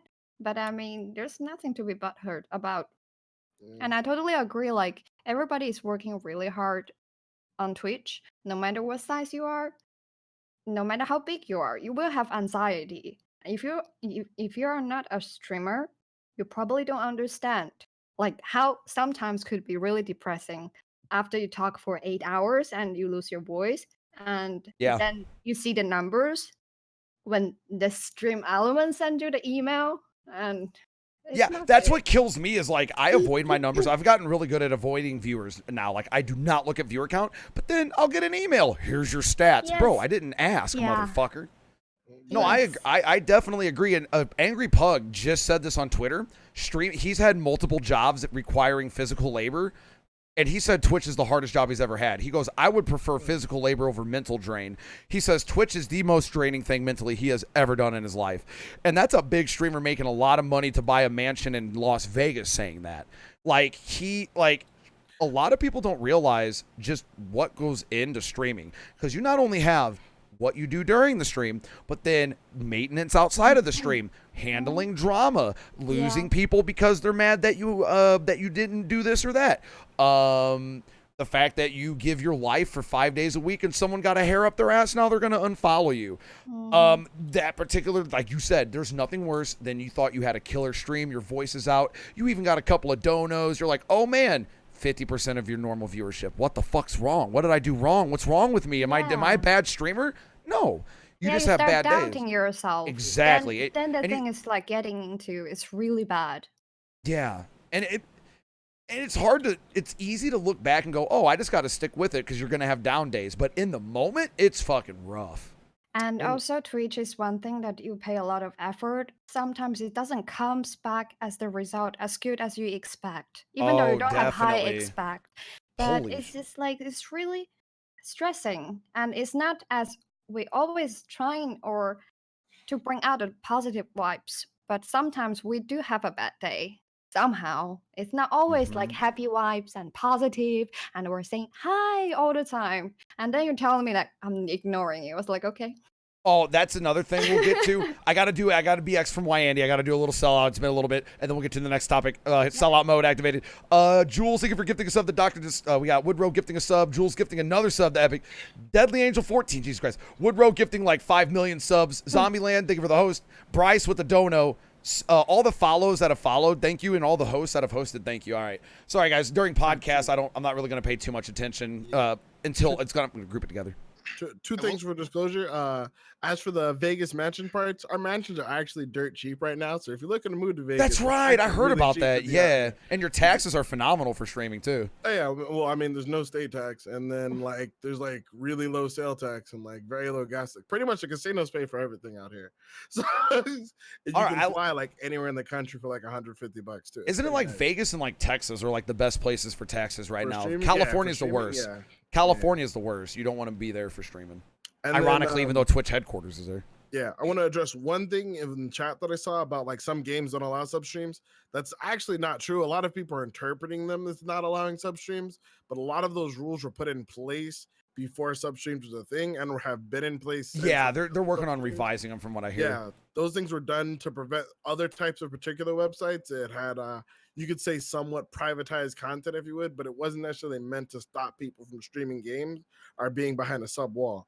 The same argument could be made for people if they did like sub only streams and sub only chats. But to address that directly, like for example, people are saying you can't play League of Legends in sub only mode. That's not true. You were more than welcome to play League of Legends. Yeah, Gross Gore was looking into it hardcore about that. Yeah. To answer a question before I move on, suddenly Josh, yes, every podcast is going to be highlighted and uploaded to YouTube, and I'm eventually next weekend I'm going. Me and Dahlia are going to Gamers Ranch. So I'm going to be gone for like 4 days, but after that, I kind of want to try to do this every Friday. This is phenomenal. I'm having a great time. You've all been amazing, by the way. So round of applause or round of taller sevens for the guests here and you guys in chat, because I didn't expect this to go as smoothly as it did, but goddamn, this is fun. I'm having a lot of fun, so thank you guys. All right, so Mira Bear brought up a really good point. Neediness in Twitch chat, and I've gone through the rounds of this. Chief Honk Honk's been in my DMs. Me and Chief Honk Honk have talked about this for years because he notices it. So neediness in chat. Mira Bear brought up a good point. We give 5 days a week, a lot of us, multiple hours a day, talking 5 hours. Don't even do that for my dying parents. Don't even do that for my loved ones. Don't even do that for my best friends. But that's not enough. Then they want to DM you on Discord. I've quit answering DMs, and I'm upfront about it.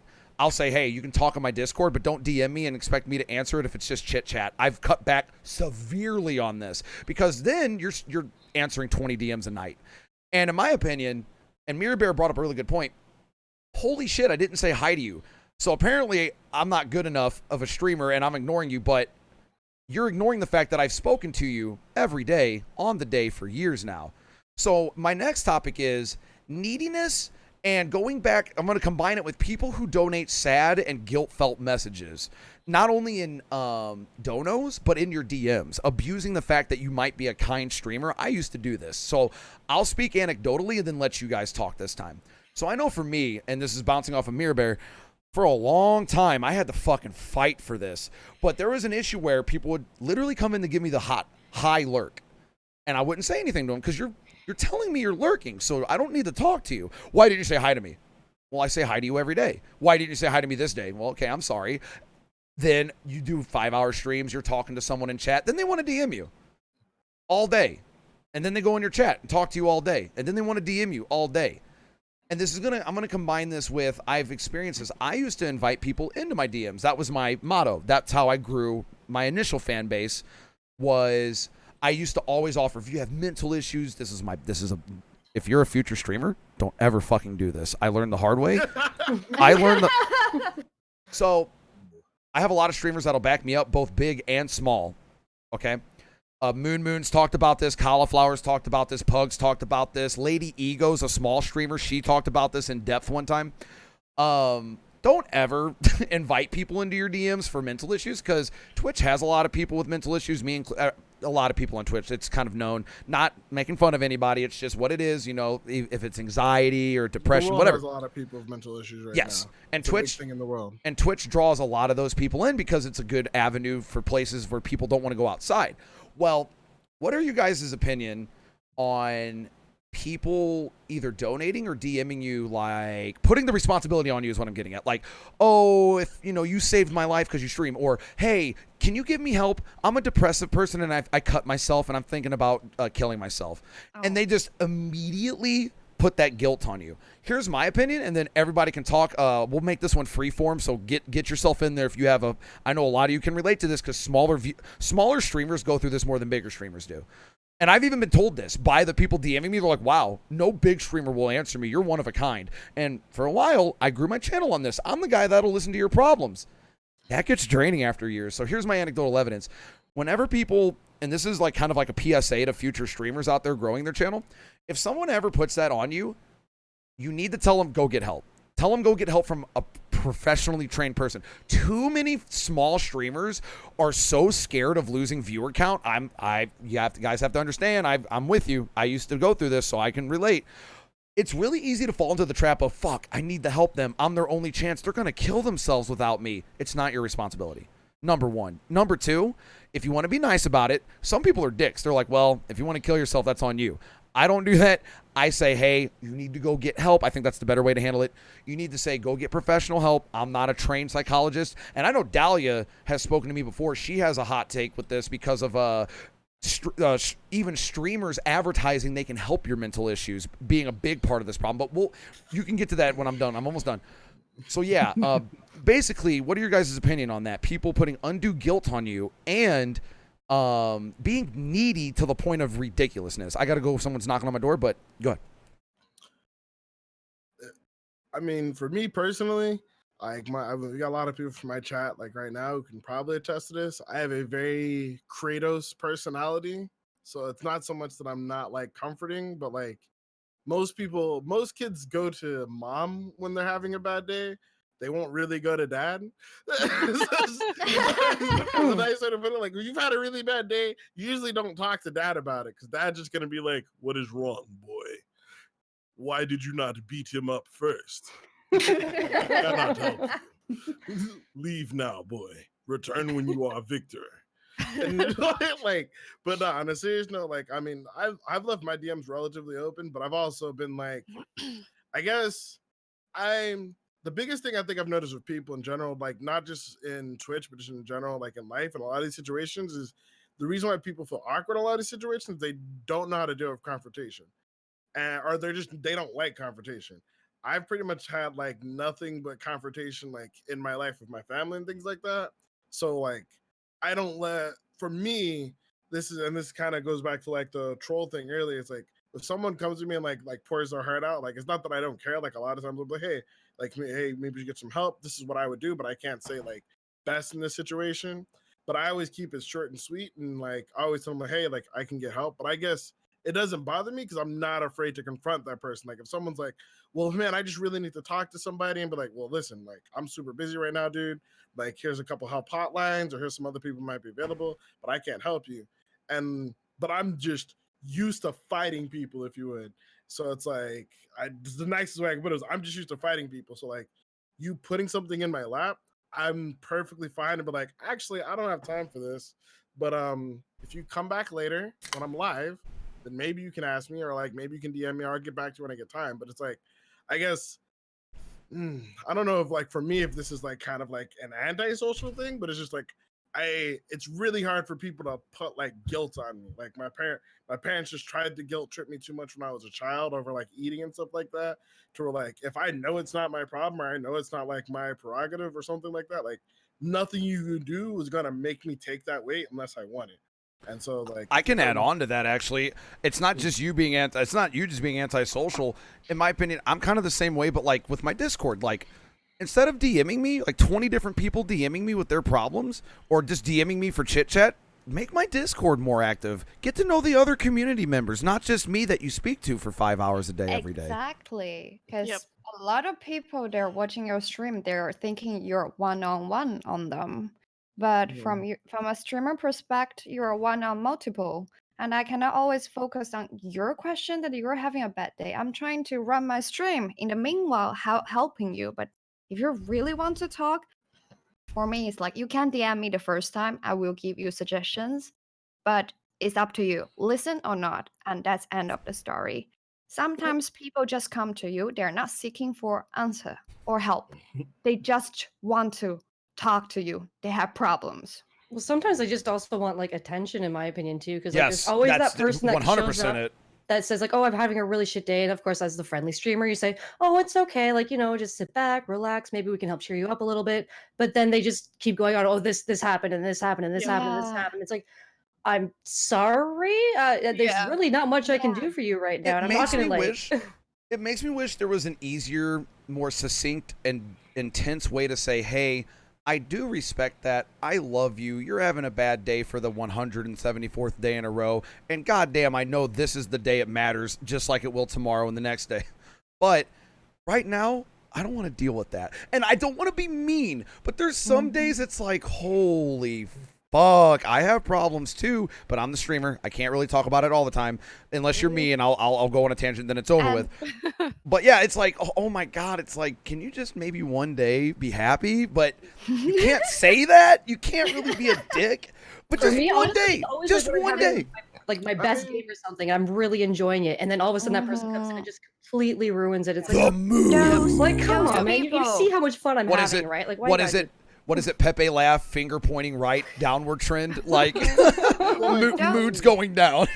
Well, Those people, they're like you're hosting a party at your place, and then there's like, come on, I'm not happy now. And look at me, give me answers, make me happy. I was like, dude, I had one of what them happened ruin here? something I loved about my stream.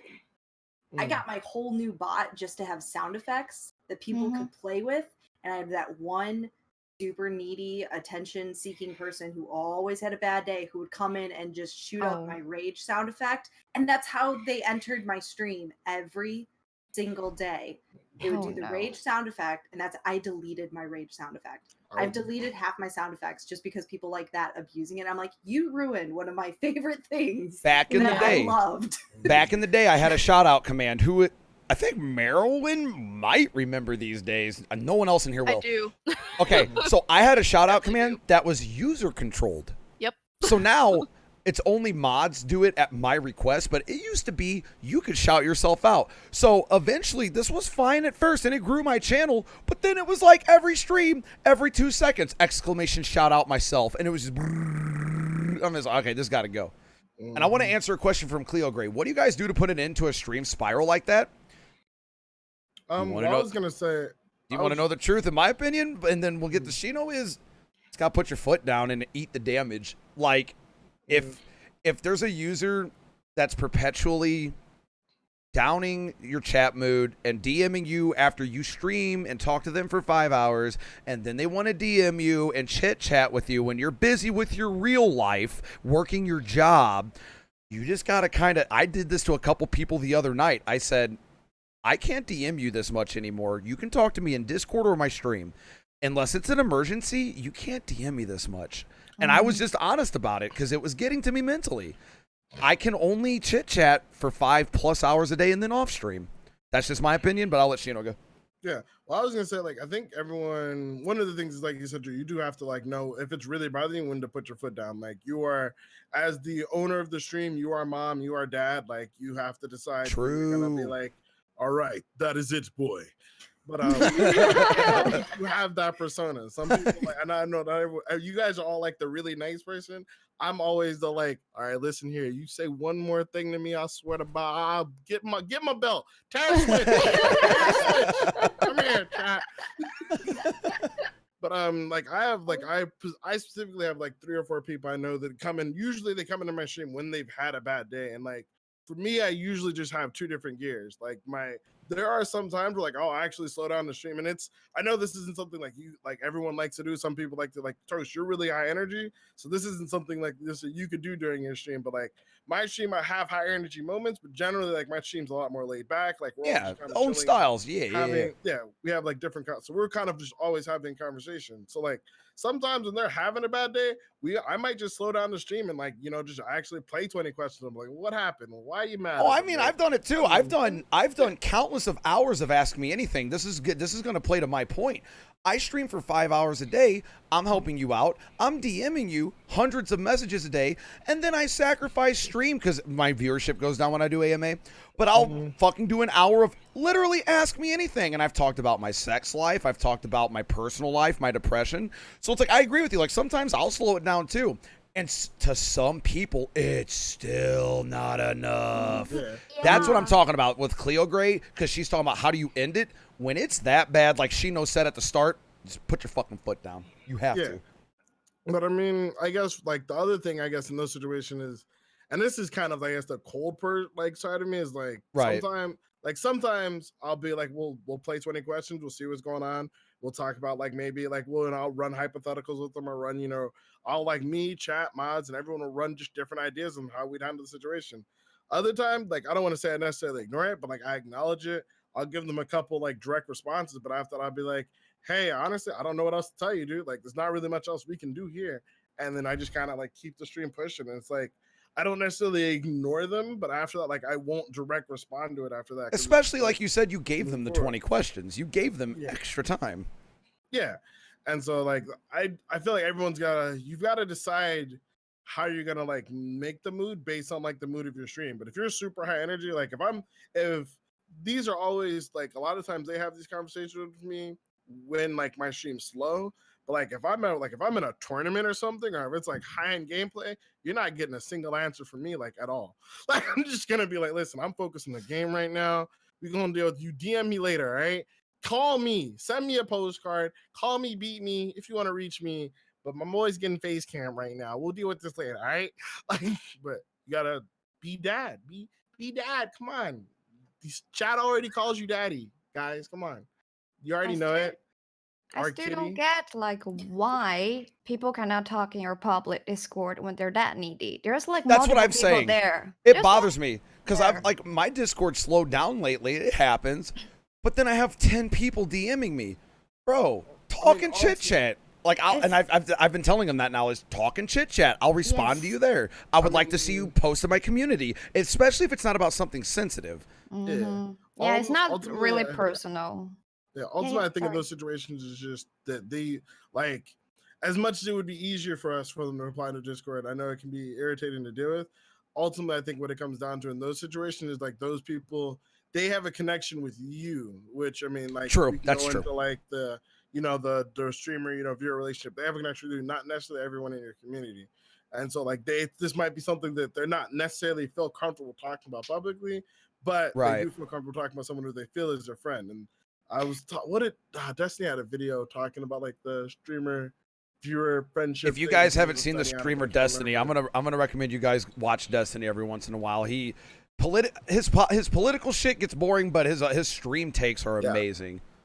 Yeah, I was gonna say, it's like I'd avoid him for like a week because he's doing like full politic mode right now. I can't do it. He's not in full politic mode. He got some good stuff. But yeah. All right. So we've talked. That was we talked in depth on our Twitch channels. Now we're gonna get to the juicy shit. Let's kick it off with a bang. The streamer Alinity was just found to be throwing her cat. Oh no! And we're gonna relate this to the DVD. We're going to relate this to the DBD community. Don't do it, Dahlia. Now, I'm not going to name their name. Everybody knows who it is. I make jokes about it literally every day on stream about throwing my cat in Australia 3 times. Okay, you all know who that is. He was infamously on Twitter about it. I'll wait until Ms. Izzy gets back. Okay, that's just so. The streamer Alinity was also found to throw her cat, and now there's been. I'll link it in chat because we can't watch it on stream because they're banned clips. Deleted clips you cannot watch on stream. So I'll link it in chat. But here's the first one. So Alinity the other day was found to throw her Wait, cat. You said clips. Hold on. You tapped out. I was gonna say you said. If the clip's deleted by Twitch from the VOD, you can't watch it on Livestream Fail's alternate hosting site. I can't stream it. Really? Because I it's didn't not. know that. Yes, you Shit. cannot stream banned clips on Twitch. That's literally from Devin himself on Trainwreck's podcast. Okay. As someone who spends a lot Could of time with be Devin, great. Could be a gray area, but I'm just gonna be safe. No, that's fine. Yeah, it's like there's few things I disagree with Devin on, but that might be one of them. But I'd have to like double check my sources on that too. On that. Well, and to be fair, he even said he was unsure, but he's pretty sure. So it's one of those I'm not gonna fuck with it right now. It's been a back and forth thing for a while. I know, but I think it might just be the nature of like I might be thinking of one instance, and he might be thinking of another one. So it makes Now, sense. everybody, look at my comment. Look at my chat if you want to watch it. I linked the live stream fails. There's a clip on there of Alinity. You're gonna have actually. I could just link I could link the mirror. Hold on. While you're doing that, there's actually 2 clips Mirroring comment. because there was a new clip. I'm getting to that. No. I'm getting to that. I'm getting to that. I'm getting to that. No. All right. Okay. So. I was about to find the second clip too. I was just like, we need that second one too. That one's terrible. Okay. So that was completely deleted. So there's the first Oh, clip. God. That's of her throwing the cat. Now, be that as it may, to be fair, okay, she's not the second coming of Satan. People toss their cats, maybe not above their head. I know when I take Comanche, I just lift him and drop him. I don't fucking chuck him, okay? And there was also a DBD. I'm tying this all together. The DBD streamer that did this, he did it 3 times. 1, 2, 3, just yeeted his fucking cat. Now you may be thinking, okay, that's not that bad. So let me link you the other clip now. I like how you guys were talking. Yeet. So this was recently found, her throwing the cat. Linked in the chat now is a clip they found a month ago of her chugging vodka, pooling it in her mouth, having the cat kiss her lips, and she purposely spits vodka in his mouth. To the point where the cat has a reaction. If you watch the clip I linked, the cat goes, oh, like, what the fuck? There's poison in me. She hasn't received a ban.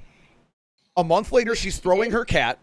No, she's not received a ban, but it just came out on live stream fails. Apparently now, PETA's investigating her, which PETA's not the best thing, but apparently there's like multiple big influencers that are trying to get her banned.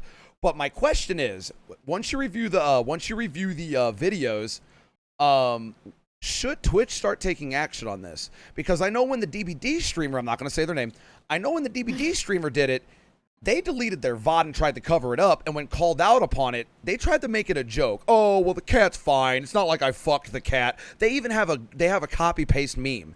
But if you were to see the clip, he was angry, he was try-harding at the game, and he fucking chucked the cat. The cat's fine. Cats land on their feet. But what I'm getting at is, here's another streamer almost a year later doing the same thing, and nothing happens. So what's your guys' opinion on throwing the cat, the vodka incident that I linked in chat, and should they start taking action on this? 100%. Like they Absolutely. need to. Of Because course. it's fucking animal abuse. And I saw like her retort to it or whatever. She's like, by the way, guys, I'm not a very strong person, so technically the cat just fell behind my chair.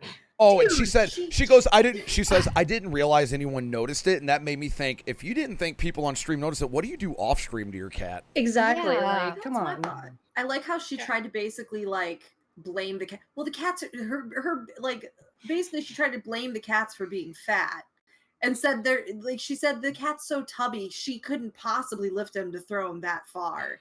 She just dropped him behind her chair, guys. It's totally cool. And the vodka thing, she's like, that was a year ago. And it's And funny like, did she because, Like, that apologize makes for it it a year better? ago? Like, she's No, only she apologizing for said- it now? She's like, well, she was like, that was over a year ago. But then there's also a clip literally from earlier in that very same VOD of her telling a story of her 8-year-old older brother giving beer to a dog. And she's like, I would never give alcohol to an animal. That's just Wow. I watched that, I'm like, Wow. Alinity is like one of those very special cases, just in line of like Amaranth and a few of those other streamers, like the IRL streamers and whatnot. But unfortunately, I mean, at the end of the day, like it's for me, at least from my perspective, it's Twitch's decision what they want to do there. I've seen people do like all sorts of weird stuff. Like one of the other things, like if you guys scroll through live stream fails, there's like, for example, someone was like linking a clip of her like kicking or quote unquote kicking her dog, which to be fair, she did kick her dog, but she was like basically like kicking her dog to get her dog to like stop attacking her cat, basically. Like it was to get her dog off the cat, which to be fair, like I've had plenty of friends who like basically get physical with their pets to get them to stop doing something that they know they're not supposed to be doing, like, you know, going in certain food. I haven't thrown a shoe at any of my animals, like, you know, or any like animals I have, but I've had done stuff where like, you know, they'll be chewing on something. I'm like, hey, stop that. Like, I'm like, if you don't stop, bro, let me get up. Like, you know what I mean? Treat them kind of like kids. But as for the actual yeeting of the cat, like, I got nothing for that. Like, Well, it's like, and we've spoken about this, Shino. To be fair, let's give her the benefit of the doubt. And I give the DBD streamer that did this, I gave them a pass too. Okay, you shouldn't yeet the cat, but at least it wasn't like a baby or a dog. Cats land on their feet. I can give that a pass. My issue was definitely the alcohol, because even a drop to a cat is like an entire 2 bottles to a human, and especially with how volatile it is. That's why I asked, like, do you guys think they should take action? My only concern is, and I can play devil's advocate to my own point, is it beneficial for Twitch to actually stay out of it? Because who gets to say they get to regulate laws like that or punishment like that? And it might bring more eyes on Twitch and more crackdowns would happen. Because if Twitch, that's why Twitch, if you stream movies, it's actually easier for them not to ban you for it until a DMCA gets released. Because if they start taking action on their own accord, and not with the DMCA, you're going to see a whole change of Twitch. So do they start policing that stuff, or is it out of their jurisdiction? Or do they have a right to do it? Or would it bring... Exactly what I was going to bring up too, was that exact thing with the DMCA and other content being played on their on people's streams. Well, like the one thing I would say of people, like especially like with the DMCA, or like whether or not Twitch should police this, Twitch just doesn't have the staff to police it. Like anything that involves partners has to be handled or has to be looked over by one of the partner, like someone on the partnership team, which they only have about like 300 members on that team. Then I think as of like last TwitchCon, they have like 35,000 partners.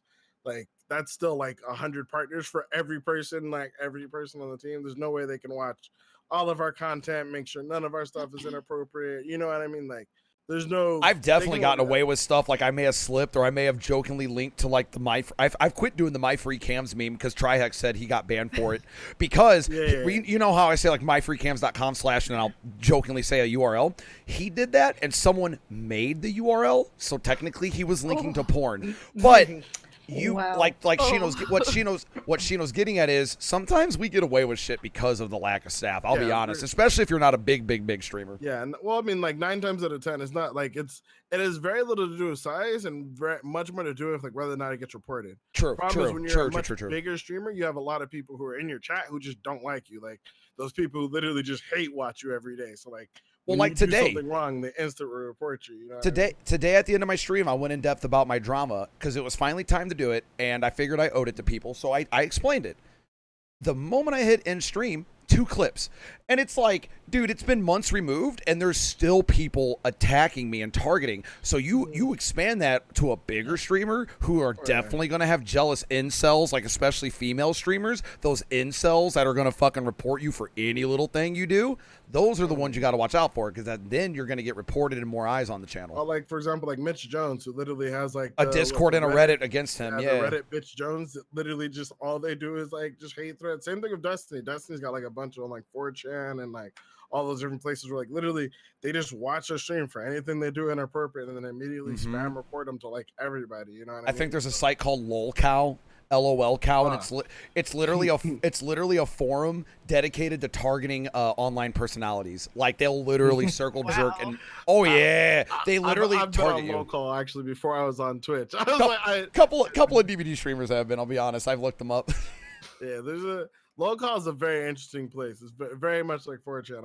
I actually, Yeah. if you guys remember Momo-kun a while back, I was like the first person to interview her, and like, yeah, Locale is an interesting place. The cosplayer, Yeah, the May the cosplayer. cosplayer, right? Okay. Yeah.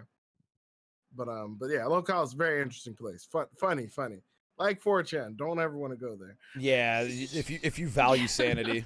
Does anybody else have anything on the cat? I guess that's the kind of everyone's going to kind of. I don't see anyone disagreeing with. It's I fucked think up, everyone but should be able to throw their cats wherever they want. yeah. Anybody have any nuclear takes? Anybody want to support the brigade of yeeting cats? I put so many mattresses behind me so I can just chuck my cat whenever I want. All this padding on the wall that we have isn't actually for sound. It's just so we can throw our cats as far as possible. Yeah. All I'm saying, But go for So new I can records. just chuck it, see where it lands. I'm not going to say your name more than once, boy. Boy. All right. Now we talked about like the lolcow thing, and I brought that up in regards to lately. There came out. You guys probably all heard about it by now. The 17-year-old girl that got murdered. A lot's come out since then, but apparently she has been an online personality since she was 12, literally going to 4chan sites, doxing herself, meeting up with people. She lived a very, very risky life. If anyone here is worth their salt and knowledge and sanity, you don't dox yourself anywhere, much less 4chan. But apparently she was family friends with this, quote, by her own words, beta orbiter incel. So it wasn't anyone she was dating. It was just literally someone that was territorial. And news came out that they went to a music festival together, and she kissed somebody, and that pissed him off, and he literally murdered her and uploaded it to Snapchat.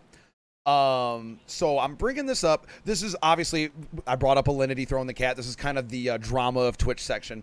So I bring this up.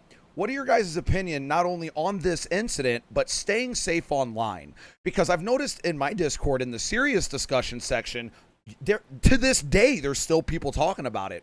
So, chat, you guys can talk, because I know a lot of you guys that aren't in this call right now have an opinion.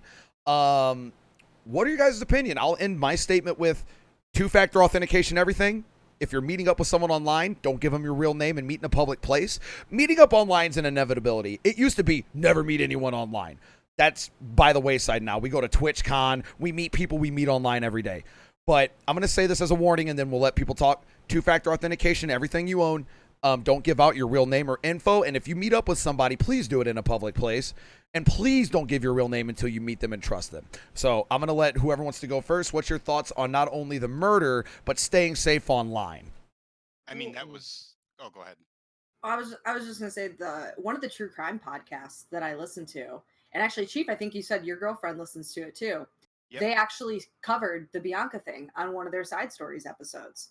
And they talked about a lot of information about it that was wrong. And I loved that they absolutely admonished and I think everyone should criticize the journalists who came out like they were dating. That is kind of a disgusting lie to spread about this sort of thing. Do research, because it didn't take long for anybody else on the internet to realize they were never dating. Yeah. That took basic journalistic integrity and research to do that, and no one bothered. Yep. But All you literally had to do, I did this the day the news broke, just Google search her name plus not 4chan, but there was another site she was a part of that was keeping nonstop updates, and within an hour, all this info was already out there. All you had to do was Google search it, literally a Google search. But people are sitting there, reporting false shit because they want to be the first to do it. There were people on Instagram going, "Follow." This is what's sickening about this. This is humanity for you sometimes. But there was Instagram personalities going, "Hey, follow my channel. I have the video of I it." know, There was no video. Insane. That was but that's sickening. But that's the world we live in sometimes. Right.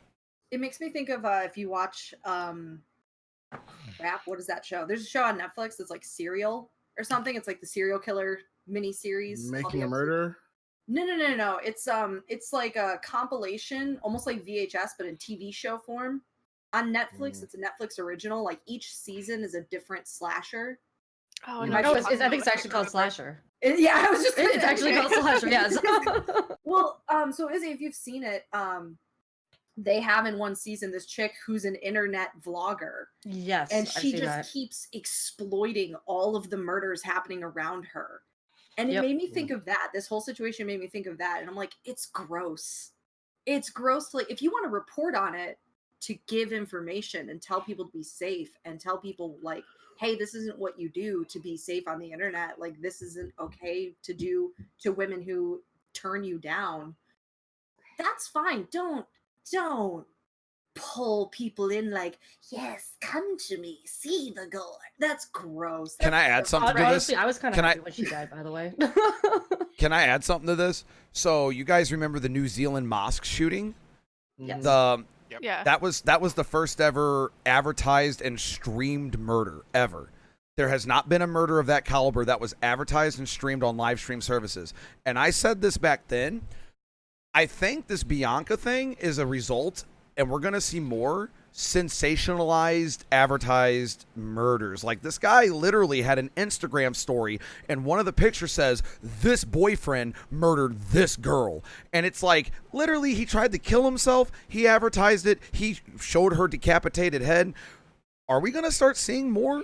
I'm surprised, number one, a streamer hasn't gotten killed on stream yet. And number two, I would not be surprised if we're going to start seeing more like almost Death Note caliber, like advertise, I'm about to go murder a whole school type thing. Go check my Twitch channel. What do you guys think is in store for that kind of thing? I mean, there was that shooting in Florida at that tournament. Oh, yeah, the about a Madden year tournament. ago. The Yeah, Madden that tournament. that was on Twitch. Yep. Yeah, true, technically, True, yeah. true. But I mean, I guess Yeah. what he means by like in a sense of like that was like a live stream production where like That was the someone shooting took popping off place because they were during- mad. Yeah. Yeah. that shooting I'm talking took about place during planned live- murders that are Yeah. now going to be, hey, check out this. Like, are we going to start seeing like an uprising in this, you think? Because this Bianca thing kind of mirrors it.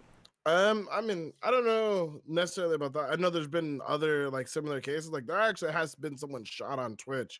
It was someone messing with a security guard. It was a while back on live stream fails, but a guy messing with. I saw that. Guard. I saw that, Yeah. yeah. He shot the Um, ground and it ricocheted into his leg. Yeah. Yeah, So yeah. like, there, and then even on like not necessarily on Twitch, but like on Facebook, I've seen people get shot on Facebook before doing different things during Facebook live streams. Although that's a whole nother beast in and of itself. But I don't know if it's necessarily going to be like a copycat kind of thing, but I would hope for the best that we just don't see more of this, or at the very least, if we start hearing about more of this, that the police actually take these threats, people take these threats seriously and actually like respond to them and like use them posting about what they're going to do as an opportunity to basically like prevent it from happening, if that makes sense. Yeah. But, I do know of a streamer that I watch occasionally. He's a bigger partnered streamer, and he had recently bought a house. And he was saying that what he does is when he moves, he actually goes to the local police station. It says, "Hey, I'm in this type of community. You might get these strange calls for like SWATs or things. Like to like call me first. Like here's my number. Like they're gonna mention my name or my Twitch name or something like that. Call me first so that this doesn't happen. Don't just show up at my So- house." So I've actually talked to the police officers in Las Vegas about this, as well as a few other police officers. To be fair, I recommend this is something I recommend every partner does. They speak to the local police department to let them know who they are, what they're doing. Unfortunately, like in those scenarios, the cops can't. Like I'm sure you probably asked them to do that. The cops actually can't call them first. Like they have to take every call as a serious event, Yeah. regardless if it's like a prank call or not. Because the one obviously time giving they them a heads up don't, about yeah. it- Yeah, exactly. Yeah. Yep. Because, like, you know what I mean? You could just be like a streamer who's really abusive to his girlfriend and is actually beating the That's shit fair. out of his girlfriend. And, you know what I mean? And, like, someone's calling to get help for her. And, like, they don't take it seriously or call you because, oh, well, he said he gets prank calls all the time. You know what I mean? So, like, they have to take everything seriously. They're probably still going to send someone out. It is still a good idea to let them know about it and let them know where you live because they can make notations. But, like, the dispatch isn't going to have that information when the police department will have that information when they're rolling out, but dispatch isn't going to have that information, was what they made known to me about it. So one thing is obviously, don't keep any guns in your stream room, things like that. And then, like I said, VPNs are really important, but then, like I said, just trying to talk to them, let them know about it in advance, let them know it can happen is still helpful. But just don't be scared of confrontation. No, but no. And common sense. Like at the end of the day, like it's easy to forget common sense. Common sense, man. Yeah, like one of my buddies, Below Zero, got DDoS recently while playing Mortal Kombat. Something happened. If you guys I saw that. Yeah, I saw that clip. But what happened was the person like tricked him into thinking that he had his IP address. The person was like basically baited him into clicking on a link, which is why I like super hype on like anyone that I'm coaching about not clicking any links from anyone. Well, that's why my links you have to get permits for or a mod to do it in the first place. And then, you know, don't click on links you're not sure of. You can hover over links and it'll show you a preview picture if you guys didn't know that. Exactly. But basically he basically got into a fight with some kid. The kid basically tricked him into clicking like 2 different links, and one of the links grabs your IP address. The other links will give you like a general, not like a hyper location, but like a general location of like where the link was accessed from. So basically got a general idea of what his address was from, and it was like he was super freaked out over it. But like what could have prevented that was just him not clicking the link to begin with. Like the guy didn't have any information. There's very few people actually sophisticated enough to actually hack into your stuff. So if you just do your due diligence of not engaging with things that you don't trust or things that you're not like unsure of, you do way more to protect yourself than like having to like actually talk to the cops to prevent yourself from getting like swatted or things like that, if that makes sense. Yeah, you have to really be careful about that kind of stuff, especially in this day and age. Like I can go on for hours about like how people have tried to attack just like work offices and individual people. Oh yeah. The Discord spams. There are more Discord spams, by the way, not only actively going, but coming up. Be very careful about people that you don't know that are going to randomly send you links. They are trying to get you to click on them, and it will steal your Discord account and be used as a bot to message other people the same thing. Please be careful about what you do. Use 2-factor authentication on everything, especially everything. Use money. If you put money into something like your Twitch, your bank, your email, use PayPal. 2-factor authentication. It will save you so much stress. Yeah, PayPal, Steam, everything. I think that was like the silliest thing I think I found out about Tfue. When Tfue got his Twitter and his Twitch hacked, like last year, I don't know if any of you guys remember that. Like when it was crazy. But like Tfue, if you guys don't know, is like really big Fortnite streamer. Man probably makes anywhere between like 100 to 200 grand a month off Twitch. Oh yeah. Didn't have 2-factor authentication set up. I can't imagine making 100 grand and not having 2-factor authenticator set up. Like what? Well, and sometimes even that's not enough. Dr. Disrespect, he had 2-factor. He did. So very few people do what they did to Dr. Disrespect. Well, here's the thing. So Dr. Disrespect got hacked on his Twitter and his Twitch. And apparently he did have 2-factor authentication, but it was through SMS, his text messages. All people have to do, if they have enough info about you, which, guess what? If you're a streamer, you'll eventually have your info slowly gathered if you're not careful. All they did was contact his phone company, spoof his info, and say, hey, I need a new SIM card. So these hackers got the SIM card, used 2-factor authentication, got the text right on their phone. So use a program for 2-factor. Use a third party. Do not. Everything in my mama's name. Yeah. Because I stay fly. Make sure you don't use this. Even sometimes 2-factor isn't enough. You need to use a better 2-factor. So you just got to be careful. I have one thing to add up that I learned since I'm Chinese, and we get quite a lot of people trying to scam. And so I learned from it. If you have your account that you like to change nickname, for example, on Steam or whatever, that for your close one, you may tag them as mom or something. So once you lose the account, the primary target is going to be the person with the nickname, and they can see the close ones. And then they will start to scamming through your account. So try to not be so precise with the nickname. A little bit like something different that you remember, but nobody have idea who is that. All right. Do I have any other? Oh, okay. Last thing for not even drama, but I guess live stream fails related. What is your opinion on I don't know if actually, maybe it's probably just me and Shino. I don't know how many are actively watching these streamers or know about this issue. I don't call it an issue. What is your opinion on Twitch now basically becoming a react site for the top streamers? Like, one of the biggest growing trends that's been around for a while is literally watching YouTube, watching Gordon Ramsay, watching and just reacting. And you'll see the viewer count skyrocket because people like watching their favorite personalities react to meme videos. What is your opinion on on a website that originally started with playing video games, building a community, and talking with your chat, and your content was the video game plus your personality. What's your opinion on now there's people growing channels, getting 2,000 subs before they're even partnered by watching YouTube videos and networking with the right people? If that's what people really like, then cool, you know? Yeah. Whatever. I mean, oh, girl, I'll let some other people take the floor on this one. But. I know my opinion on it is kind of the same. It's like, I don't want to... It's going to be really easy to sound like jealous Andy if I'm just like, they're just watching videos. I'm playing a game and interacting. But don't hate the player, hate the game, I guess. Like, I kind of agree. Yep.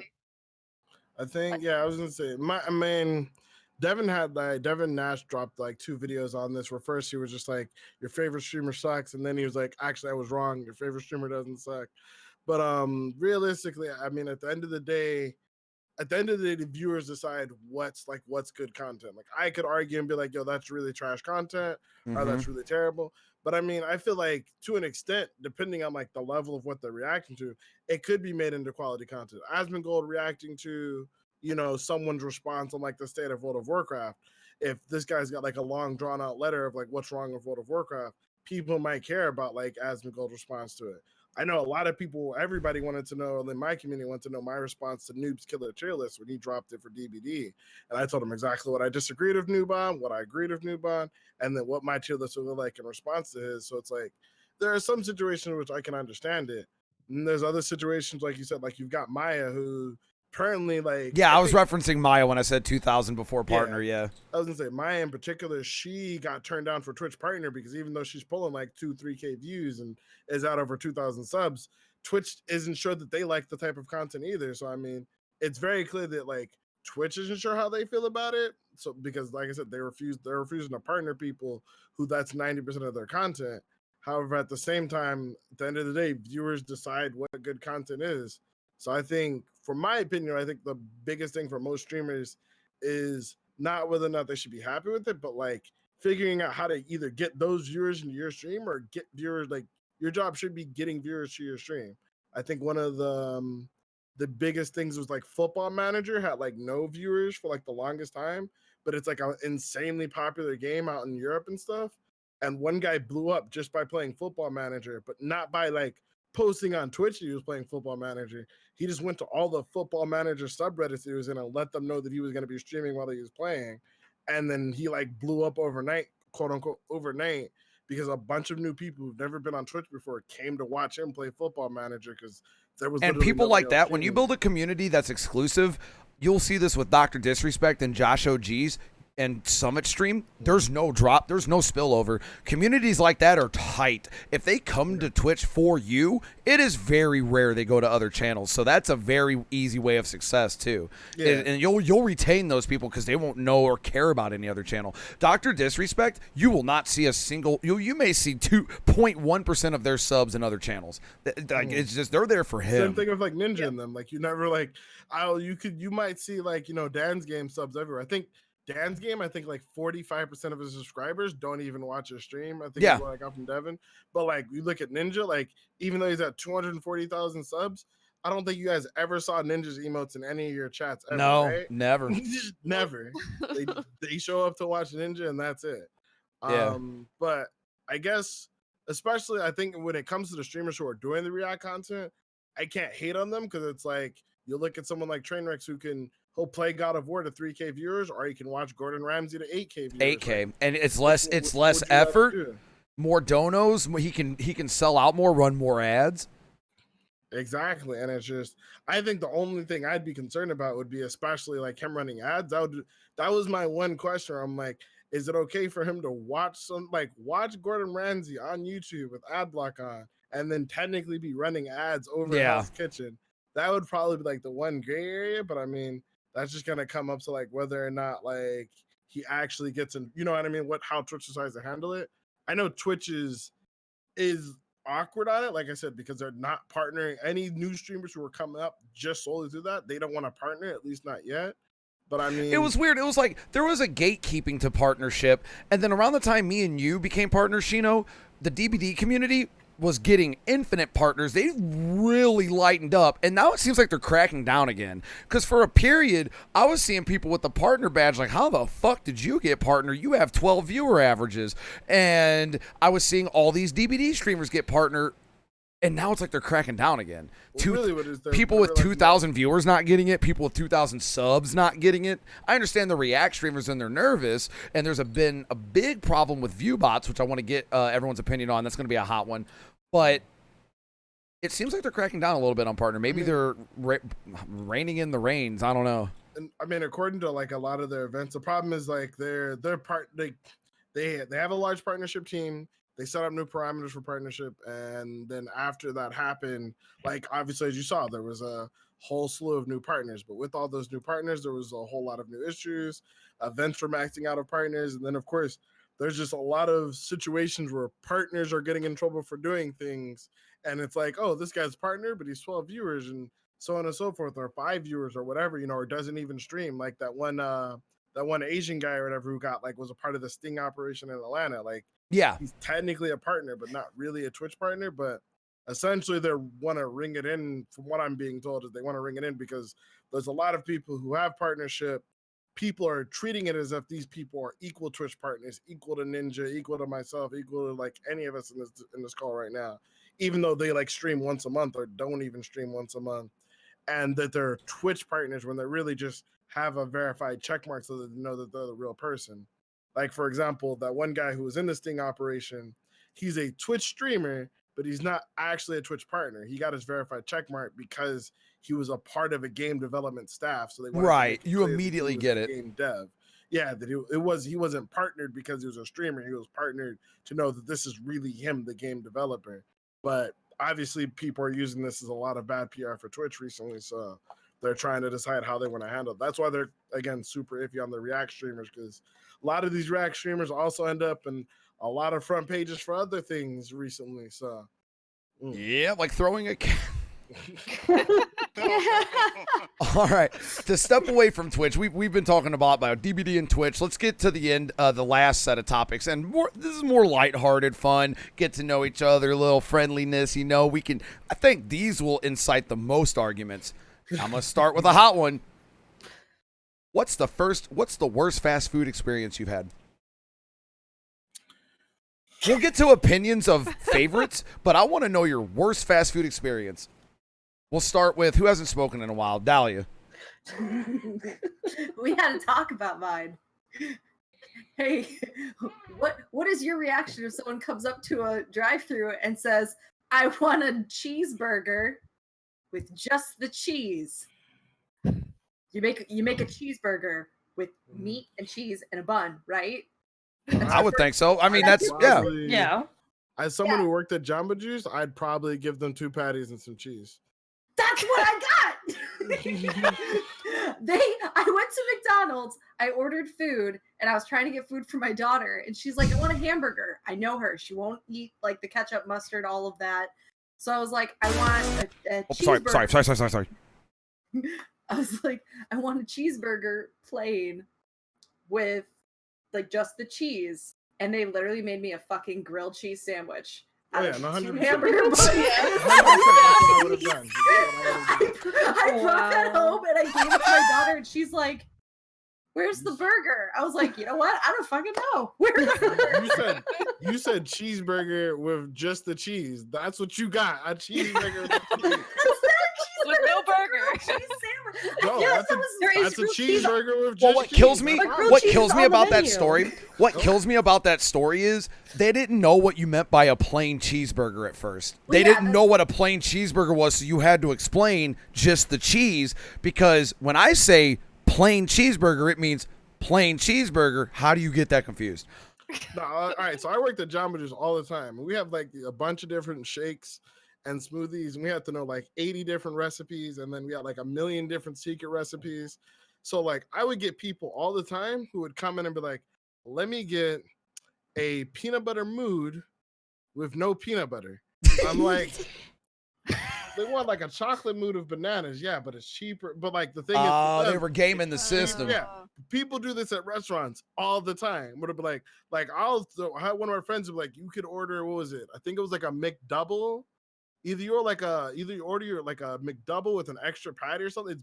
You literally get a Big Mac for like half the price. Yeah, it's like a McDouble. It's a McDouble. It's a McDouble with the It's a McDouble, but you add mac sauce. You get rid of the ketchup, add mac sauce, and you just got yourself a cheap, more filling Big Mac. Yeah.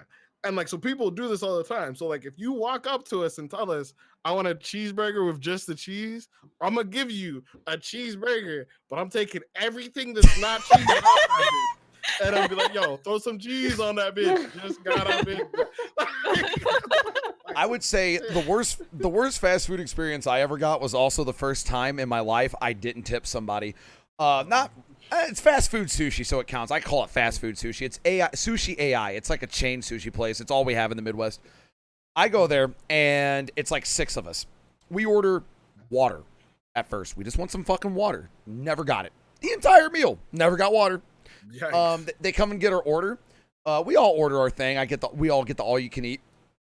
All of us are missing a couple of rolls here. We're missing an appetizer there. One of us didn't get served until 45 minutes after we ordered, and everybody else got served 20 minutes prior. The waitress comes by, and we said, ma'am, she's missing her entire meal. She goes, oh, man, what a mistake. She just walked.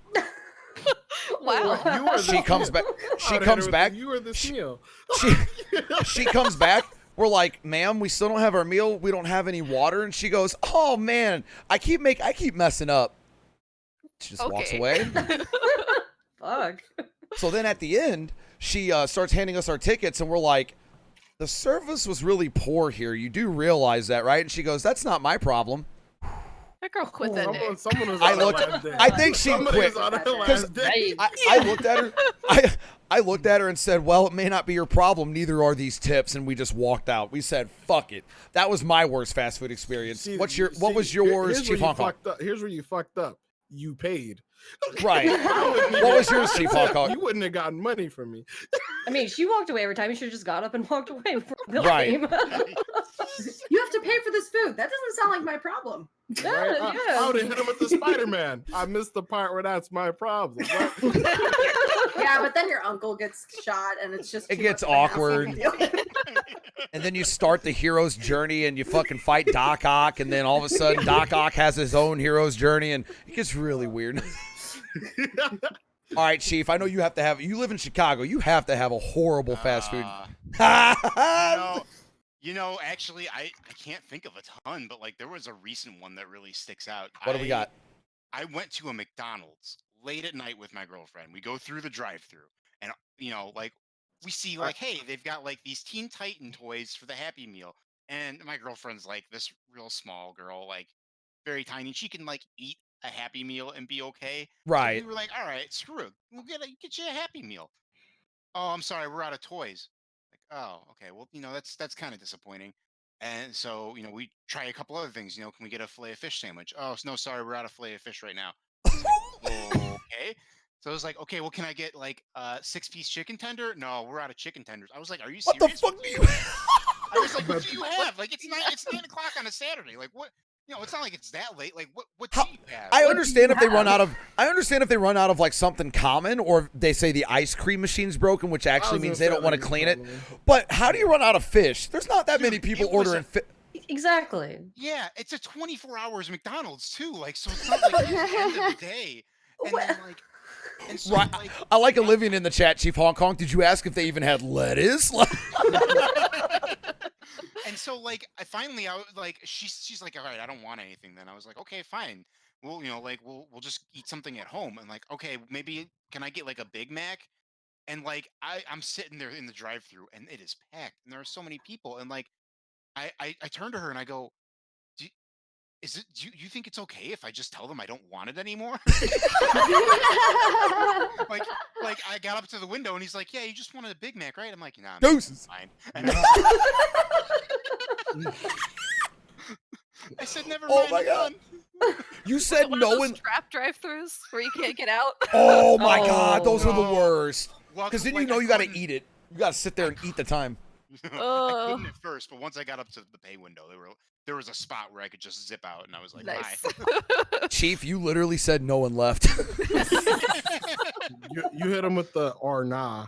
You want a cheeseburger or nah, man? All right, Ms. Izzy, you live in Canada, right? You gotta have some fucking. There's gotta be something up there that went fucked up. Well, this wasn't a fast food place. This was at a pub, so we were actually sitting down. But this is probably by far the worst restaurant experience I've had. So we went with like a bunch of this is residents. We went with a bunch of people from our floor. I think there's probably like 15 of us. So it was a big group, and we're all sitting at this table, or the long ass table. Took it 1 hour for the waiter to come by and actually take our order. Place wasn't busy. 1 hour for him to come by and take our order. So a couple people were talking. I tried to get his attention so he could come by or whatever. He comes by for a second, realizes that half the table was talking, walked away. Came back half an hour later, tried the same thing where I had to literally like physically be like, just fucking wait here for a second. I'll get them to calm down. We would probably like to order by now. Food came about an hour and a half later. I'm not even joking. We spent 5 hours at this pub. We spent 5 hours here. And eventually at the end, unlike Cody, I did tip, but I only tipped enough to make it an even number. So I gave him like 5 cents. I'm not even, it was like a burn tip. It was like, fuck this shit. Like, I'm just making it an even 5 or whatever, right? He comes over to me after everyone leaves, pulls me aside and says, so I noticed that you only tipped 75 cents for the meal. Like, He did I called do out the tip? He did. He called out my tip and he's like, did I do something That's a wrong? weird shit. Wow. And I was That's a like, weird shit. okay, first, hour and a half to take our order. Second, 2 hours to get our food. Third, didn't come over once to even see if like everyone had enjoyed their meal or anything. Like, never came for drink refills. Like, if we wanted something, we had to go to the bar to get it. Like, didn't come by once. Called me up for my tip. I swear to God, same with in America, our Chinese buffets, and it's only at Chinese buffets. I swear to God, you have to sell your firstborn son and cut an arm off to get a refill in them motherfuckers. Dude, they'll give you all you can eat food, but if you want an extra water, yo, it's gonna be fucking $5. The best I can do for you, half a bottle. Like, what the fuck? Needless to say, I don't think I saw him there next week. Like, I'm pretty sure he was gone at that point. Well, one question: does water expensive in the States? No, it's the lazy. It's right. No, it's just we get free water. I mean, it's just something. It's just something about refills. Some places just don't like giving refills. I'm a thirsty camel though, so like I'm a little biased. But I'm gonna be real. I feel like a lot of these things could be avoided. Like if y'all were just a wee bit more confrontational. Like the first time he left, I would have been like, "Hey, what up?" Then I'm the next time, I'm like, "Excuse me." But like the third time, like not like an hour, like by like maybe 20 minutes. If you ignored me the first 2 times, the third time is, "Hey, yo, bitch!" Like, I'm not asking no more. Yeah. Hey, bitch, give me my shit. Like, I'm fucking hungry. I mean, because we're at a bar where everyone's trying to get drunk before the food even shows up. Like, I'll never goddamn. forget. I'll never forget. We were at a Taco Bell in high school, chilling, and obviously a bunch of teenagers at a Taco Bell. The workers are looking at us like weird, champing, like, "Get the fuck out of here, you loiterers." Well, I'll never forget. We were paying customers. When I eat at a restaurant, and this is what I don't like about America. Apparently, this is only in America. In America, even at fast food or restaurants, they want you in and out, in and out. They want to clear them tables. I know for a fact in like Germany, they invite you to stay there for hours because they want to treat you good so you come back. Well, we're at the Taco Bell chilling. And we're just being teenagers, a little loud. And this reminds me, Shino. They go, guys, you need to be quiet or we're going to kick you out. We can't even hear the drive-through customers because you're being loud. I'll never forget. My friend Terrence goes, "Bitch, how about you open your ears then?" Oh, my God. Terrence is your black friend, right? Yeah. Hold on.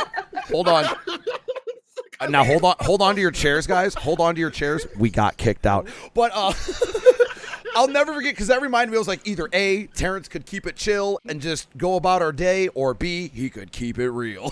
He said, "Bitch, you can open your ears." I said, "Ooh, we're getting kicked out."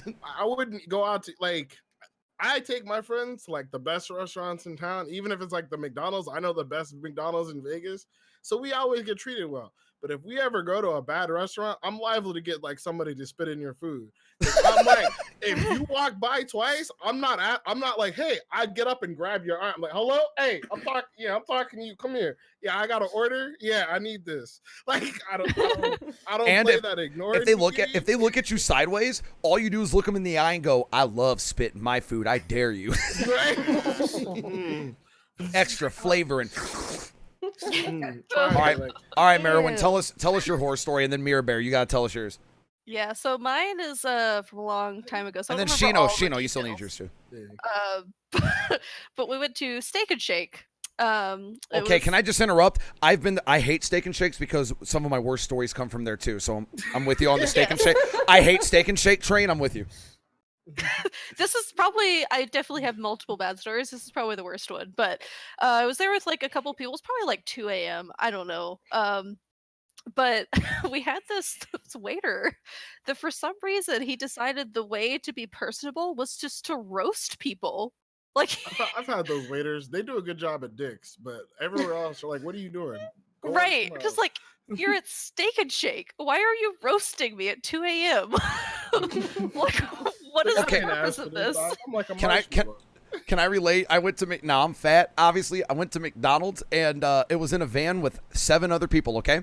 We go up to the drive-thru and we go, hey, it's going to be a pretty big order. They go, okay. So I order my order. I say I think it was now this was my 21st birthday, mind you. I'm drunk.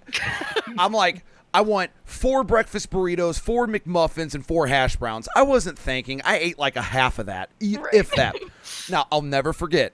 That was my order. They go, oh, will that be all? And I go, no, that was just for me. And I'll never forget the lady goes, are you fucking kidding me? I've actually had that too. I was fat shamed. I was fat shamed at a McDonald's by a fat woman, man. But you know what I did after that? After they fat shamed me, I said, oh yeah, so I have 2 more pies. This is why I'll take 3. Yeah.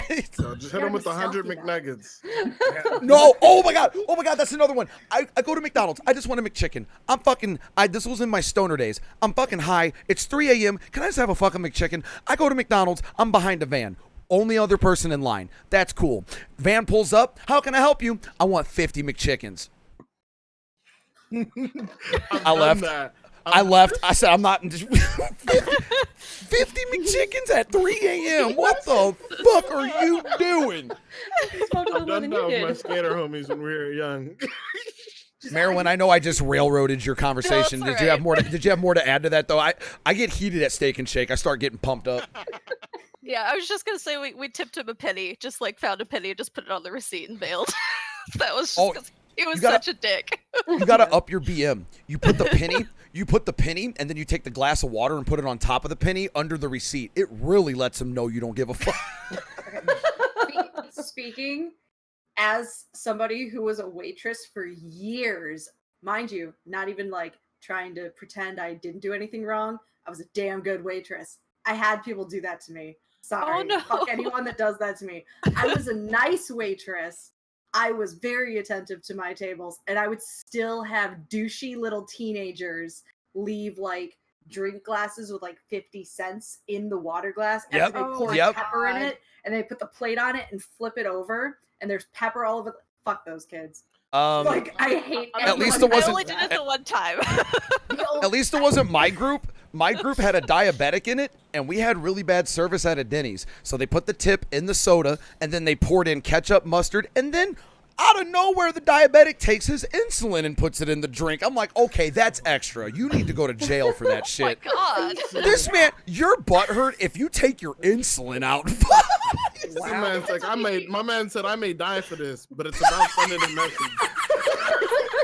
It's one thing if it's bad service though, but I don't think I've ever given bad service intentionally. Like at the most, it was a long wait because we were actually busy. Right. My mom, Do it to be a my dick, mom was a like- waitress for over like 30 years, and she said the best thing you can do, and she did this a lot, if you were rude to her, she would hit him with the, oh no, my tray's full. Oops.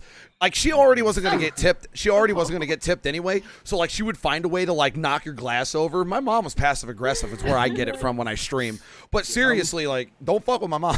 See, I used to be a busser and like at a MGM and like a restaurant out here in MGM for a long time. And I never told him I was a busser. I was always the service assistant. I always got tips more than my waitresses, which is why they hated me. Like the customers would get up and go out of their way to make sure they gave it to me because they know that they were supposed to tip us out. They'd be like, "No, I want to make sure you have this." I was always cool with it till like the white ladies would always like want to put it in my shirt. That always bothered me. A bunch of elderly white women like, "Oh, thank you, I appreciate it." I'm like, you don't stop.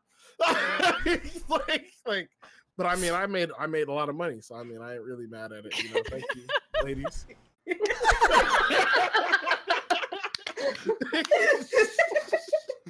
By the way, we're doing as many of these podcasts as we can. This has been too much fun. Jesus Christ. All right. 3.5 hours. Yeah, I know. I was aiming for. I didn't want to say the number because I didn't want to intimidate you guys, but I knew because I watch train wrecks. These podcasts fly. I didn't want to say it, but I knew we were going to go over 3, so I was kind of hoping for 4. We can go over. I don't give a fuck. All right, we need Mirror Bear and then Shinobazu's fast food, the worst fast food experience, or just dining experience. It doesn't have to be fast food. Okay, so as I come from China and we really love food, so usually the city I live in provide really good service in general, so they're trying to attract more customers to be back. And then I come to Finland, so every time I was trying to, when the waitress come in the middle of the dining time, and I was asking, how was the food? How is the food? Is it good? I usually spill the truth. And then after a few times I go out with my boyfriend, I saw he was like Monka S all the time. And I was like, what happened? Well, I asked for medium rare steak and he gives me medium. So I was telling him it's a little bit overdone. And he was like, no. In Finland, we don't talk. You just don't. So later on, I start going for like when they come. And I was like really pretending to be nice. Like, yeah, it's good. It's good. No, it's done. No, it's done. And it's like, no, I'm going to tell her. And my boyfriend's like, no, don't do it. Don't do it. Just don't. Because Finnish people are like, they're really holding to themselves. So he's like, why you have to be a dick? I was like, I was not. I paid for my steak. Yeah, it's like what Shino said. You're paying. Yeah. You know, that's the thing. But once I got a really bad dining experience, but the restaurant was really nice. So I ordered a medium rare steak and then give me a well done. At that moment, I couldn't hold it anymore. So I cut open and showed her. I was like, I ordered medium rare. This well done. And then she just like take away the plate because I was afraid I'd get spit in my food. Yeah. That's when you like hit him with the just, I want the thing mooing on my plate when you bring it out, please. Like, yeah. So she was nice. She left the food on my table and she brings a new one and take the old one away. So I was like, okay, now I eat 2 fries. Oopsie. That's a mistake too. Like it has to be the way you want. You can't really fuck. Oh, yeah. Well, steak's expensive too. Like, I'm Yeah, not I was like, gonna if you're pay that spending much like for anywhere food, between 20, if you're spending more than $25 for your food and that shit ain't right, you send that shit back. Oh yeah, absolutely. hey, That's just the like average price in Finland to get a steak. like what Hank Hill says, okay? If somebody asks for their steak well done, we ask them politely yet firmly to leave. Like I'm just saying, like my stomach and my gas tank don't run on good intentions.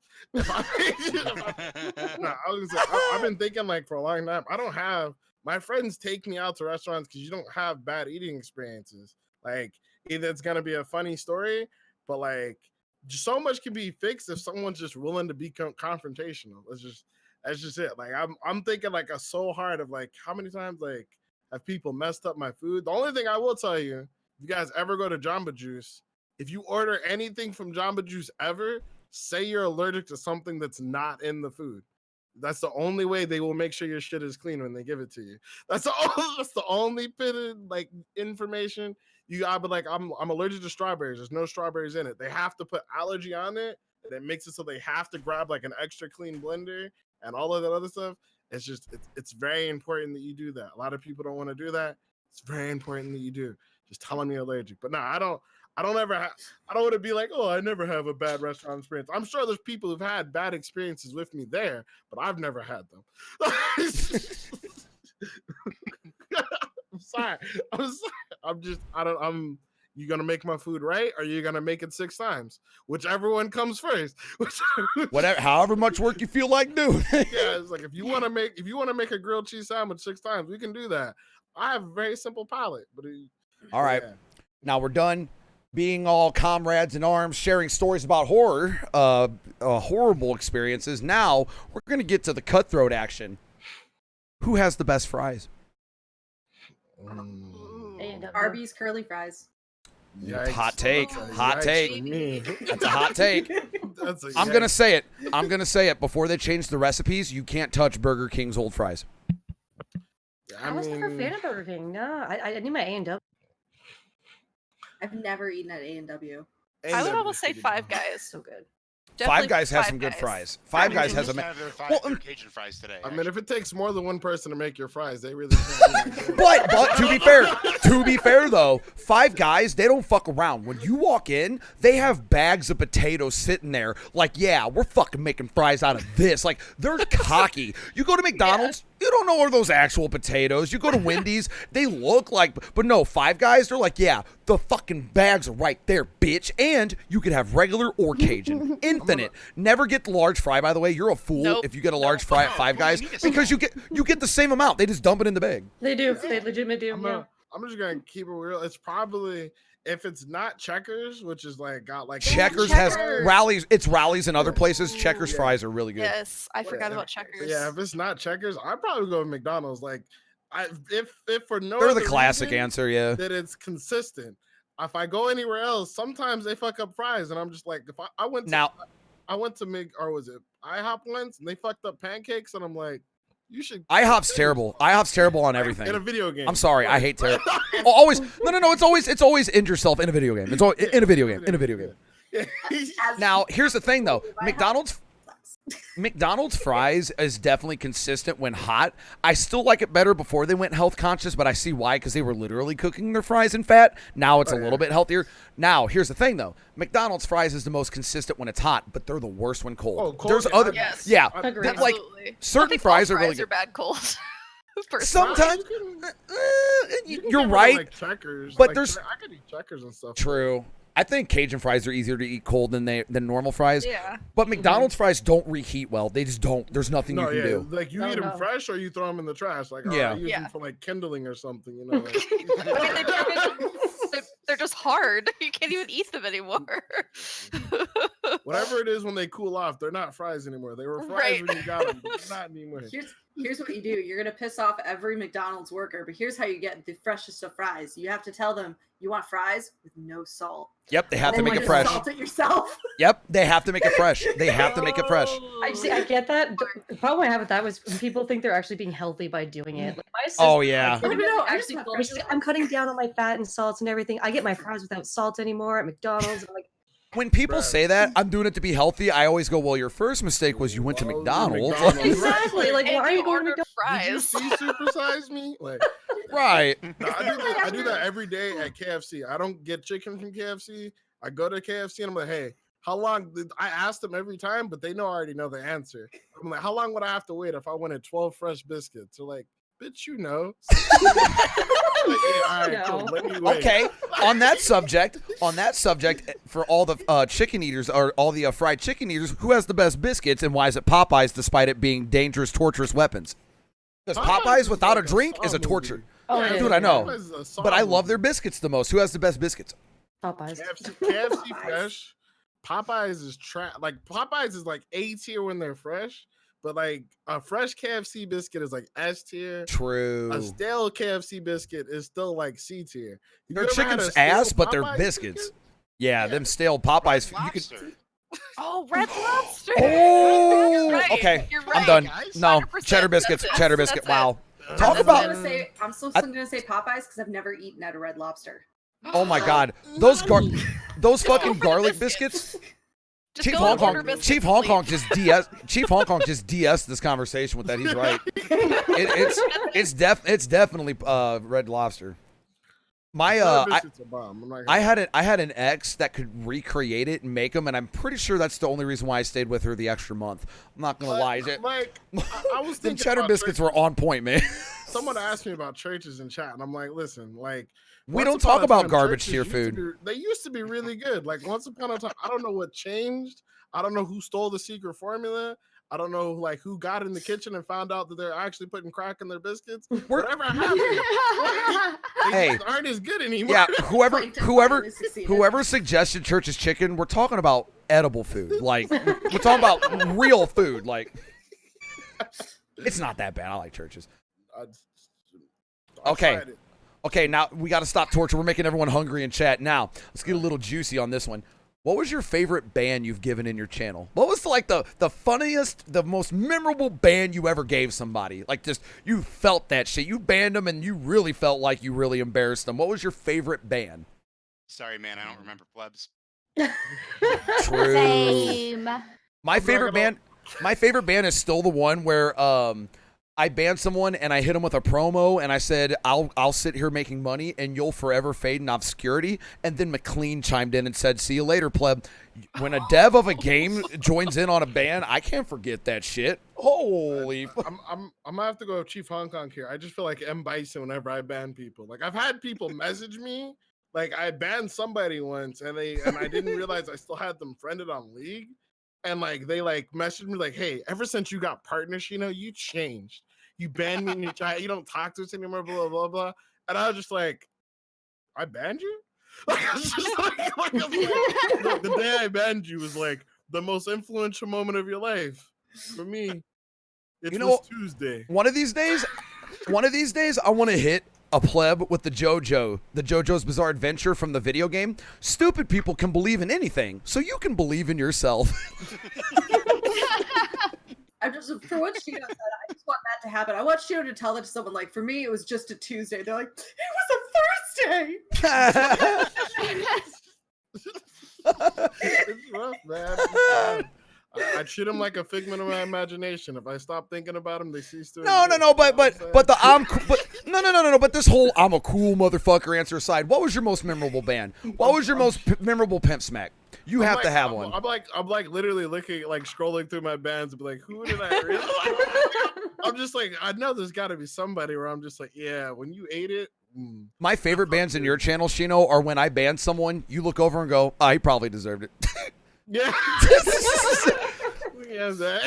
Like if I ever see Chief Hong Kong or Evilish smack someone, I'm like, nah, I'm not even going to question that one. Like, well, it's like I look over because like if you've ever been in my chat, that's really hard to ban somebody before I get to them. Like even when I'm like, I'll be mid game, be like in mid chase, alt tab, ban you, get back in. My mods love banning people. I just never give them the opportunity. So like if someone actually manages to get the ban off before me, I'm like, all right, you're in that.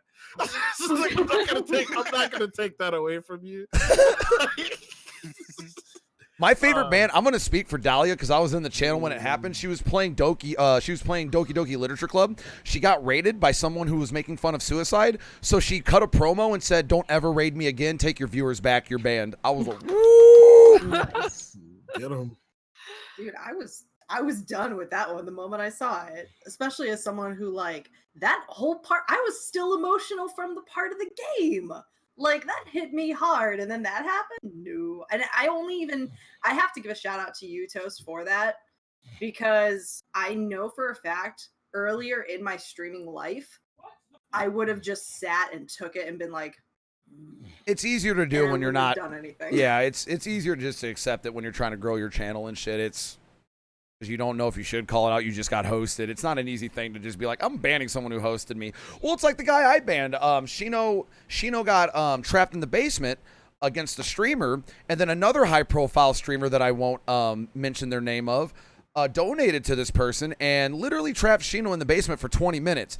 And then when Shino said, "You realize that's a bannable offense," said high-profile streamer made it a clip, and it's still played to this day out of context, okay? Now, I'm getting to a point with this. Said streamer that got donated to trap him in the basement came and raided my channel for 80 viewers and started talking shit to me. There's some about like people, when they host you, they think they're entitled to special treatment. I'm sorry. You could be a 4 million viewer Andy. If you host me and you're rude, dude, I'll ban you. Mm-hmm. Unacceptable. Shameless. I'm going through all these names, and I'm just like, like, All right. What I is feel like Thanos in like the movie, where it's just like, like in my head, I'm just like, I don't even know you. Like, All right. So what was your favorite moment in streaming ever? Best day you had? It could be a dono. I don't care. What's your favorite moment streaming? So for me, I had this really random stream. I tried to play this game. It was called Banished. I don't know if anyone's ever heard of it. It's like a town building game. Sounds and- kind of familiar. Yeah, so I just decided to play it one night, and for some reason, like chat was like super into it, and I had like this whiteboard that I used to have, and so I would say one of my mods, like a bunch of my trees died or something. I was like, oh, it's because my mod peed on the trees. It was like a big joke or whatever. So like when the whole town died, I like had this funeral for the town, where I like brought the whiteboard up and said that she killed the whole town. So now like there's still a meme in the channel where it's just like blame Eternal, which that's the mod that like messed it up. So that's like to this day that's still there. It was just fun. Those are the best moments. Just like my favorite moment isn't when I got partnered. It isn't when I got a bunch of donos or like the Golden Fang Mint. One of my favorite moments streaming was like I can't remember specifically, but it's like a group of moments. I love those moments where like it may be on a slower day, you're streaming variety, but those moments where like you and chat click. Yeah. You know what I'm saying? Like, even if they're roasting you, you're all, it doesn't happen all the time, but like, I love those moments where you're really feeling like chat's on your side. Or like, let's say there's like some rando in your chat that makes fun of you, and you don't even need to roast them back because like three of your regulars will, yeah. Those are my favorite moments, is when chat has my back. Part of that's because I'm not trying to farm any like emotional here, but I grew up like really not with friends that had my back throughout high school. I didn't get that until college. So like when I started streaming, I was still fairly new to like people having my back, and it was cool to like just see people stick up for me. I never was used to that. Those are some of my favorite moments. all right, so two things. One, I didn't know about that clipped out of context thing, but if you could like wish me who that is, I would love to DMCA them, because that'd probably be like my favorite band. But I'd love to hit them with a quick 24-hour. Oh, hold on, I gotta sell out Shino. Hold on, we got gifted subs going crazy. Okay, let me. Hold on, Shino. While I'm doing this, Shino, it's, I mean, who have me and you talked about at length multiple times? Yeah.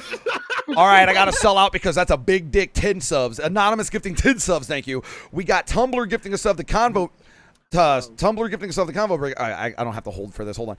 Tumblr gifting us the convo breaker. Lack of Tough with the 11 months. Thank you. And Woodrow gifting us the Battle Mage Kage. Retimo resubbing and the host. And Agliu with the host. Thank you guys. And Alex Ray Craig with the tier 3. Yeah, I keep remembering I don't have to hold push to talk while I'm thanking subs. It's kind of rude. No, but then we can walk over you. It's cool. But we don't mind. Shino, what it tells me. Yeah. If I had like one, probably like the best moment of stream was probably the end of my 2.5-hour hatch standoff. Just because I was like, oh yeah, that was probably the most hype and like most support I've actually gotten from like the broad DVD community ever.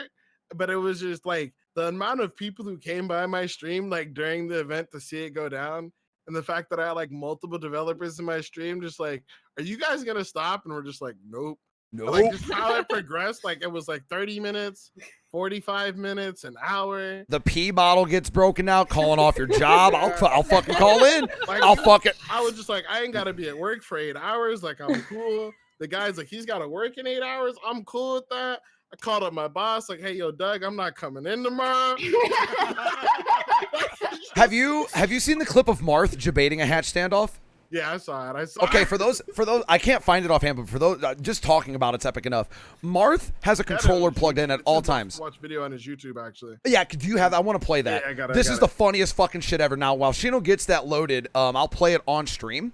Or actually, I don't want to. Dude, I'm scared because like every time I swap off of this scene, OBS fucks up with the windows. So Shino's going to link it in chat. You guys can click it. I'll explain it for those that can't watch it. Basically, Hatch Standoff, Marth has a controller that's wireless plugged into the computer, unknown to his stream sniper. There was a stream sniper in a Hatch Standoff. Marth is the killer. Marth goes, fuck, I can't handle a Hatch Standoff. You know what? I'm just going to go AFK. He still has his headset on. And what you don't see on the cam is he has a wireless controller. I think. I could be wrong, or you could see it. No, he had a wireless. You Yeah. don't see it on camera. So he stands up and goes, all right, guys, I'm going AFK. Survivor stream sniping, jumps in the hatch. Marth comes right back. Ha, you idiot, yoink, and just puts him right on the fucking hook. It is the best fucking clip ever, dude. But I think me and Shino are like a dying breed. The end-game collapse I'm okay with, but I miss Hatch Standoffs, man. Not a lot of people do, but there was something with Saiyan warrior blood in me. I loved Hatch Standoffs because it's something, you guys know I'm toxic, I teabag, I talk shit, and I really don't give a fuck what people think of me in DBD. Something psychologically in me loves Hatch Standoffs. It's something about, I know I'm wasting your time and you're more mad about it than me. And I'm going to sit here for hours just to prove I'm petty. And I don't know why, but I get a kick out of that. Bro, all I know is like, I was like, dude was like, the guy was, when I won my Hatch Standoff, like he was like being attacked by his own chat by the time he was done. Like they're just like, he's already won. Like he's like, he went from 50 viewers to 150 viewers. He's gotten like 30 subs. He's like, he's already won, dude. You're just helping him. And it's just like, they're right. I have one. Now you have to accept defeat. Like it was great. But I linked the video. It's at 24 minutes and 8 seconds. Yeah, I recommend watching it. It's pretty funny. Yeah. Oh man, those are good times. I was like, that's pretty sneaky, right? I was like, I have to remember that one. That was pretty sneaky. So Yeah, for those that haven't answered yet, what's your favorite moment streaming? Even if it's something small, you just remember it. Most memorable. I think it's like when somebody just come in and it's like, make my day feel better. Or I was literally in bad mood and now I feel better. It's much better than the ones that I'm sad. And it's always a viewer that'll catch you by surprise. Like the one that normally will roast you, like jokingly, they come in and say some really sweet shit. You're like, whoa, wait a minute, what? And like it hits you. You're like, whoa, you normally make fun of me, man. What the fuck?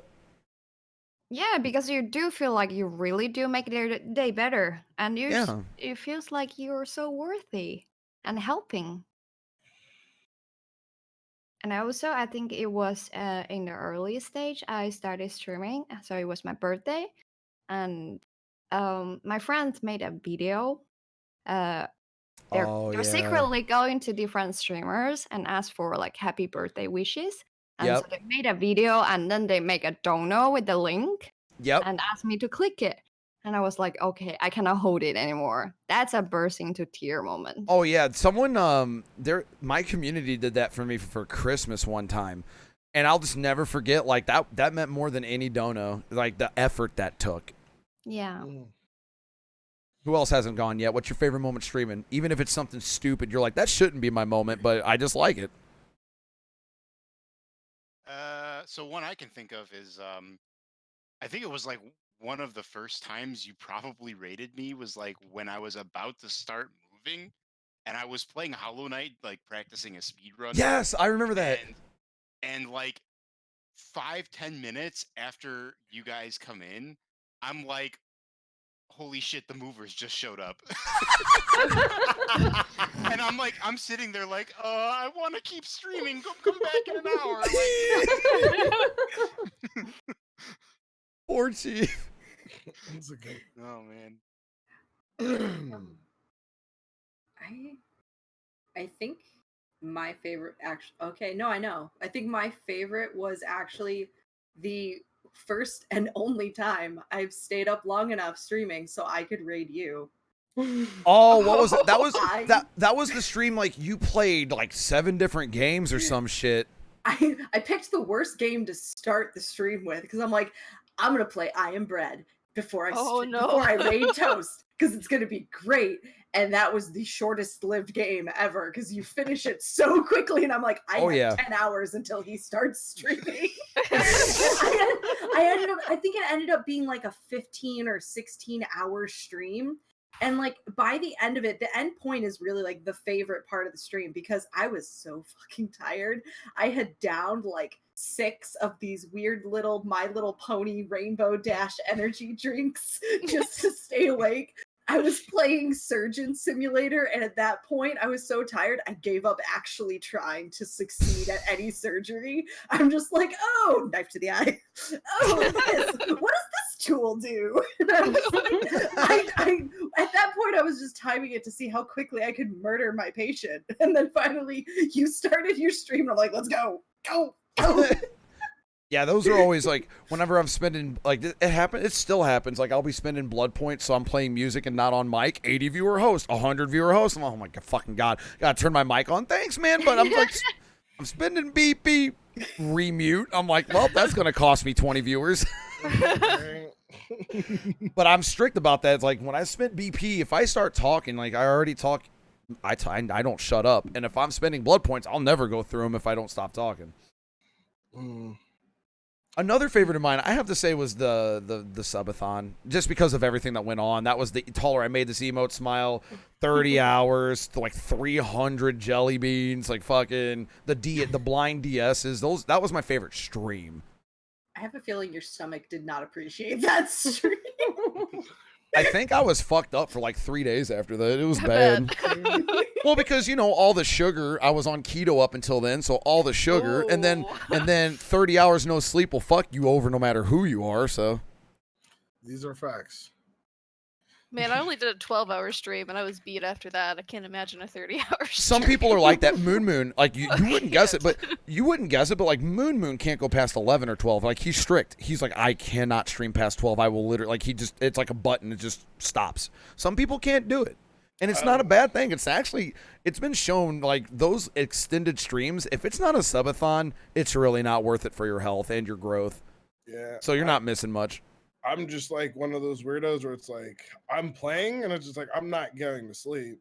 I was going to keep playing, and y'all are still here, so I guess we still here.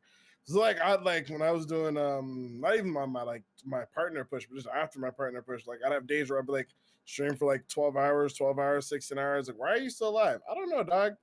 I'm just here. Yeah, I'm living. I'm awake. I did that before. Like, just because you're so into a game, you don't want to stop. The very first time I streamed Life is Strange, I started and I'm like, I love this game, guys. I'm so excited. We're going to stream this for a couple days. Fuck no. I did like a 16-hour stream and just finished the fucker in like one go. Like, it's hours later. It's like 7 a.m. I'm supposed to clean my house that day with my roommates, and I'm just like, the sun is up. You start your eyes are all fucked up. You start seeing bright lights. Like, I gotta go to bed. Yeah, you're trying to do your goodbyes. You're like, to this day, and he still has the VOD to prove it. I wish he would have highlighted it. Diatech did the most insane. He literally did a 72-hour stream. Like, people in chat always joke, like when you're doing a 24, hey, you gonna do a 72-hour? Diatech legit, when he was going for the record of most hours streamed in a month, he legit did a 72-hour stream, and I can't even stay awake past like 30. Like, what the fuck? The last time I did a 24, I did more than 24 hours for my 26th birthday.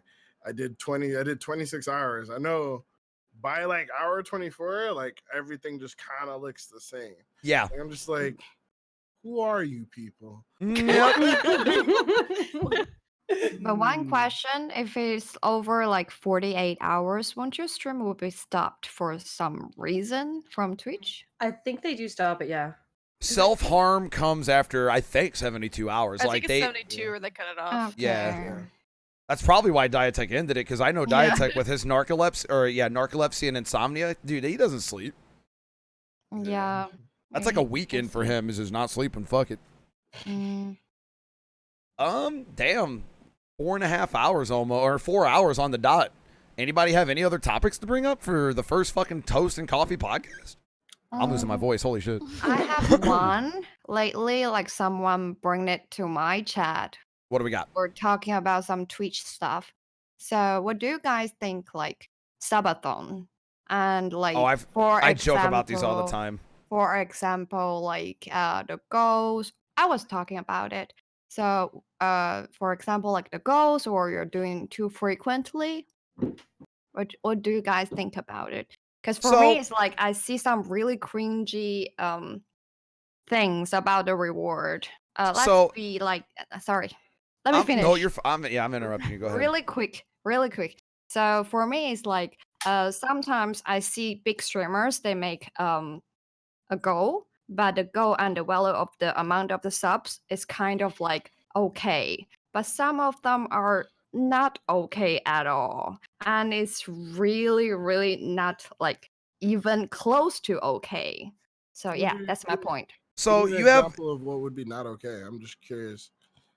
Like, what the- I tried to like not say it like too exposely, but it's just like okay, I'm gonna say it, but don't say names. not Just don't say names. yeah, You're good. no You can no be general. names, You can no be general. names. So it's like over a few hundred subs, and the girl is a very friend with me for 1 hour. so like, I get what you're saying, kind of like doing. Oh. So like basically, whether or not the incentives are like actually like something that should be like actually like pitched out, if that makes sense. Like if you gift 100 subs, you can Survivor Friends with me for an hour or something like No, that. no, no. He's like as a very friend with subs for 1 hour. Oh, okay. Just Survivor Friends for 1 hour for 100 subs? Yikes. That's Not means not even- 100, Okay. not 100, few hundred. No, hold on. Okay. So this is where I'm going to cut in. So I'm obviously biased. I've talked about it a lot on my streams where, and I know Shino and I will disagree peacefully on this, but this is just my take. Subathons every once in a while, even Moon does them, and he's the most unsellout streamer ever. I'm not a sellout streamer. I've done a subathon. They're cool. To me, and the DBD community, the upper tier streamers are extremely guilty of this, and I've gotten DMs asking me to stop talking about this. I never will. I don't care if I don't get hosted by these people, because you guys know how I am with networking, so I'll just speak my mind on this. It gets to a point where I literally see the top echelon of DVD streamers doing a subathon once a week. Now, to me, okay, it's your business. You got to make money. But at what point are you farming your fucking community? I'm sorry, but Jesus fucking Christ, how much money do you need?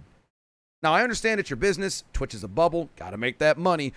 But not only the streamer's mindset, don't the viewers feel a little used? I mean, I guess it's their choice to give subs, but holy shit, subathon. It's like I can't look in the Twitch directory for DBD and not see the word subathon now. And it used to not be that way because they found out it's an easy money-making process. Now, here's the devil's advocate. You don't have to sub, obviously.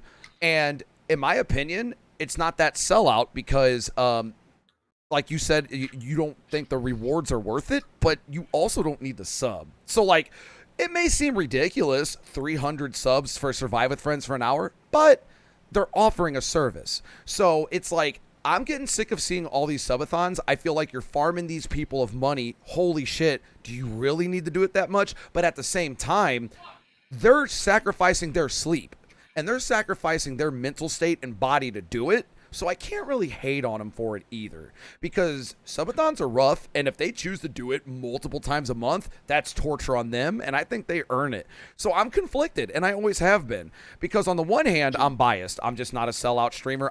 I don't even sell merch. I refuse to do ads. I will not sponsor a goddamn thing. I won't put a sub count on. It's just not who I am. So that's my bias. But also, these people are hurting themselves doing it, and they're offering a service which is optional. So I don't know if I can really bitch about sub goals because they're giving a service to do it.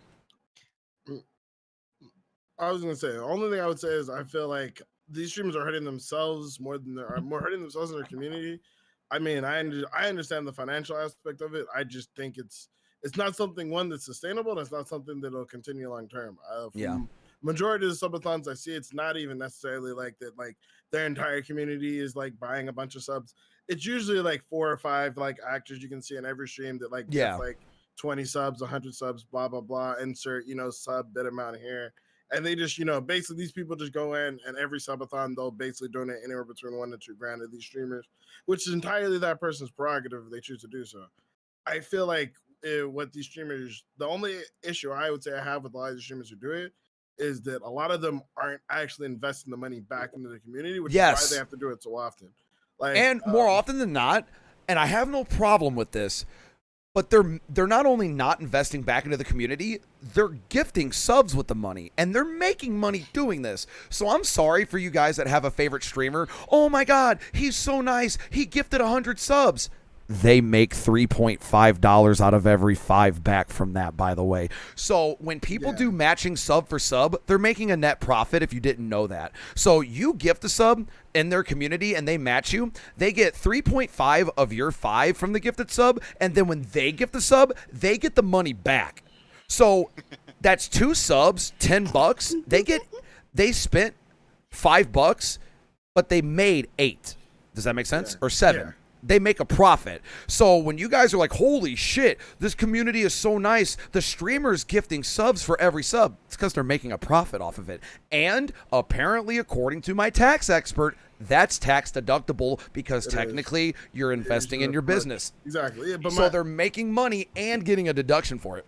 Yeah, my big thing in that scenario is I would always tell people is like, hey, Whoa. like, it's fine if you want to do that, but like there's ways they could make that money stretch way more that would actually like improve their stream. Like I agree. I don't know how many people I know who are still using like they'll like get $2-3 grand a month from streaming, but like still have like a shitty $60 webcam or still have like, you know, they could upgrade their mic. I'm not saying everyone has to, but like whether it's upgrading your equipment, upgrading your computer. I don't know how many streamers I've known who've made $5 grand from streaming, like, but like are like having like posts like, hey guys, my computer broke down. I'm like, what did you do with the money that you got last month? Yeah. I don't know, guys, but my computer's not working, so no stream tonight. Like you could like literally walk into Best Buy and walk out with a PC For Not that that'd be good $500. I mean, it'll Yeah. work for a day. Dude, I'm not the most fucking financially rich streamer. I have a backup keyboard, 2 backup microphones, a backup mouse. I have a backup old tower that if I had to, I could bust it out for like a Flash game stream. Even I have backups. What are their excuses?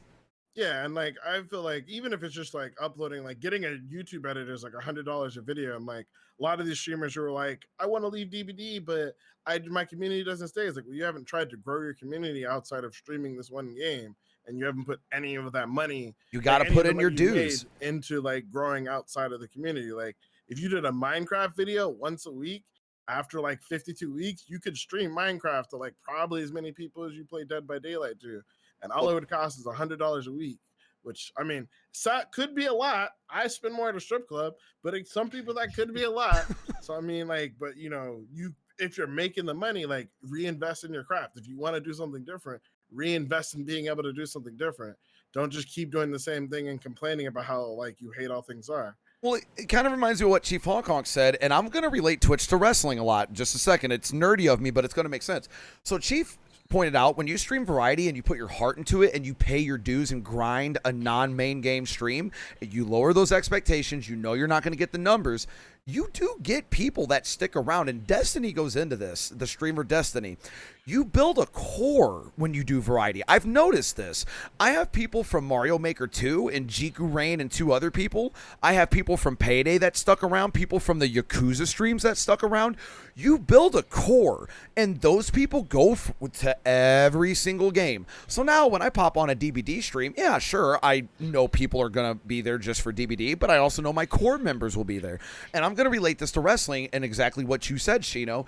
These people that don't want to play anything but DBD because they're scared, it reminds me of the wrestlers that make it in WWE, but then they didn't cut the mustard after their first year of fame, and they don't go to the indies and pay their dues. In wrestling, a common thing that gets done is either before you go to the WWE and make it big, or after you make it big and you want to hone your craft, they go and work the indies. They'll go to bingo halls where there's, instead of millions watching the WWE, there's 20 people in a bingo hall watching you. And this is after they have $1 million, they have a mansion, because they're paying their dues, they're working the circle, they're getting their grind on to hone their craft. And I think you have a point.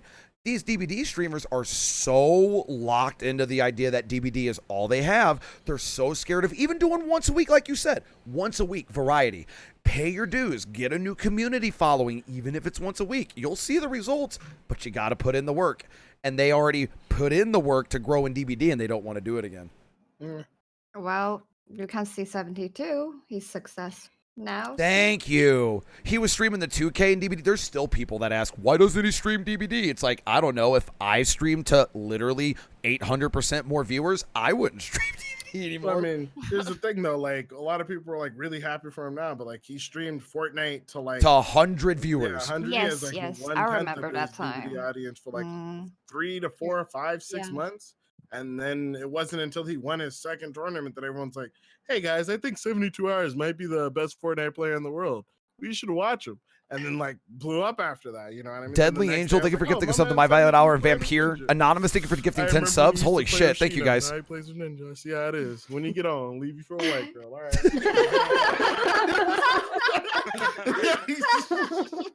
Oh my god, I'm gonna address someone in the chat, List Wizard. So he played DBD because literally Fortnite was down for like a day and a half, and he said, "Well, fuck it, I'll play DBD." I'll never forget. As soon as he kicked on DBD, like 100 people from the community of DBD that never watched him ever again came back and resubbed immediately. Like, that's how fucking ridiculous the DBD community can be inclusively. Like, sometimes I feel like that community, I'm talking about those that only watch DBD, because I don't care. People watch streamers for what they want to watch. I don't watch every streamer play everything. But it feels like of all communities, the DBD community doesn't understand that other games exist. It's ridiculous. No, I agree. Like, I've seen Arma 3 streamers stream something else, and they'll retain 50%. But it's like DBD, it's like 100 or nothing. It's nuts. I get it, though. It's the only of its kind, and the community is a little cliquish to some degree. Some of them are. So they're going to go around the channels that play DBD because that's where they made their friends. I understand that, but sometimes I'm like, I'll quote Amora, an old ex-DBD streamer who's now finding more success in Apex. She's like, holy shit. yeah. She's like, I want to shake other streamers that are miserable in DBD and be like, other games exist. Try it. You'll have fun. Yeah, for someone asking like outside of upgrading your equipment, what would you do to upgrade your stream? There's a lot of things you can do outside of just buying new equipment to upgrade your stream. Buying new equipment's probably the easiest thing. And it's I the would last say- thing you should do, yeah. too, if you don't have the money. Yeah, Right. I was last thing you do if you don't have the money. First thing to do if you do have the money. But I mean, another thing you could easily do is like by hiring a video editor. Or one thing I think every streamer should do at some point if you're going to be going full time, or even if you're not, is take an improv class. If Yeah. you are like really like nervous or trying to figure out how to be more entertaining, one of the best ways to get better at like interacting with your chat while playing games, or just anything in between, is just take a couple improv classes. But there's always, even if it's just going out, like one of the big things I do is like once I went from like streaming full time to like coaching people to now I run like the streamer events for all of Las Vegas for like all the streamers in Vegas or whatever, is do something for your community. Like there's so much more you can do besides just like raking money and then like give that money back out as gifted subs or donations to other streamers. That's nice, but it doesn't really do anything for your community outside of like slightly help promote it for that month, as opposed to things you could be doing to actually improve the quality and the content of your stream. You're never gonna like, as much as people like to think it, you're never gonna buy your way to being Ninja or buy your way to being Dr. Disrespect or even like You can Lyric or buy your any way of to those becoming like a three-digit viewer, Andy. You can buy your way, but that's about it. And that's not Yeah, going to I last mean- if you don't put in the work. And to be fair, like anyone under 700 viewer average is like the bottom like half of Twitch. Like 75%. Yeah, of the Devin did a viewership- report of that. Yeah. Yeah, 75% of like Twitch viewership is in all the streamers and or 800 viewers or higher. So if you're under 800 viewers, you're in the bottom 25% of Twitch already to begin with. And the only way to climb above that is going to be doing things to improve your stream. Trying to buy hosts or things like that isn't actually going to help grow yourself as a streamer. We or won't grow name your the name content. because the person got butthurt and took it out of context, Chino, but we won't name the name. But you know who I'm talking about. That person that donated to another high-profile streamer. He became a 3-digit viewer, Andy. He quit for a week, went right back down to 20 viewers. It lasted all of a week, and it's because he bought his way to the top a little bit, and it helped him get noticed, and it didn't last because but you got to put in the work. Another way you can put back into your stream that doesn't cost any money, Ollivander, is honestly, you need to weed out your community. Like a low-key way you can improve everyone's stream experience is don't let trolls be trolls and take a stand against toxic members of your community, even if they donate. Like a good way to put back in your community is just have a healthy chat environment, because that's going to invite more people to want to stay and chill. What would you rather go to? A stream that's getting a bunch of money but they're treating you like shit, versus a community that welcomes you because they're all decent people? Mhm. Clear. I mean, I get people like trolling me. I'm good with that. It's when people start trolling my my community members. If anyone attacks them, like they're just fucking gone. I'm 100% an anime protagonist. You can say whatever you want to me. Same. Second you attack my friends though. Yep, you it's better over. believe it. It's over with. Once I banned a it. once I banned a sub because he has been super duper toxic. Like for a person that in my game was like super duper new, and he's like, I'm gonna go right to that profile and saying something really bad. I was like, why? Why should I even post that profile? Why are you being so toxic? He's like, what now? I was like, well, here's the ban hammer. That's what now. All right. Actually, she reminded me. I actually do have a ban that I really like to remember. Oh, I finally. actually- All right. I actually banned my very first mod. Oh, I've heard this. Yes. Okay. He was like one of my very first viewers of my stream. Been in my stream literally since I started streaming DVD. Pretty much within like the first week of me streaming DVD, he had been in my chat. Literally would be at every stream. Probably like was my most consistent viewer for the longest time. And he was going through some life issues, whatever was going on with him. He was like, just one of those like eventually super negative people. Normally he'd come in and like he'd have a good time and he'd get out of his negative moods, but I guess things were just getting super bad for him. Whatever the case was, one day it got in my stream and like he would be the one person that I would let pop off and like not ban immediately, simply because of like how long he'd been in my chat. He was like the one exception that I gave, where I'm just like he was like everyone in chat is boy. He was like teenage boy. We're like, you're almost too old for me to give you a whooping. But like in 2 seconds, I'm about to go get some boxing gloves and I'm gonna show you what it's like to be a man. Like, you think you're a man? I'll show you what it's like to be a man here in a second. But he just popped off on me one day, like just super. He was like one of those killer mains, had this thing, and he just started talking sideways about Claudettes. It's like, I hate Claudettes because they wear all black or blah blah blah. Yeah. And I was just like, all right, I get what you're trying to say. But you like really close to this line that I ain't gonna stand for, right? Pull it back. And he's like, whatever, blah blah blah. Claudettes are stupid and they're ugly, and it's because they were about. And I just hit him with the timeout, and I was like, listen, I will ban you, dog. Like, don't test me. I'm being really nice. Yep. And then as soon as he got untimed out, he started popping off at someone in chat saying like, I like Claudette, and he's like, well, you're stupid too for liking Claudette. I was like, all right, dog. Get him out of here. So I hit him to the Shadow Realm, which is basically like, for us, it's 24 hours. I have like a command set up just to do it. We call it the Shadow Realm. You know what I mean? He's grandpa. Yu-Gi-Oh! So after I banned him, he got so upset that I banned him that there was another streamer that I was like constantly doing like collab streams and stuff with. He was a moderator in their chat. And because I banned him in my chat, he went and banned me from their chat. Oh, shameless.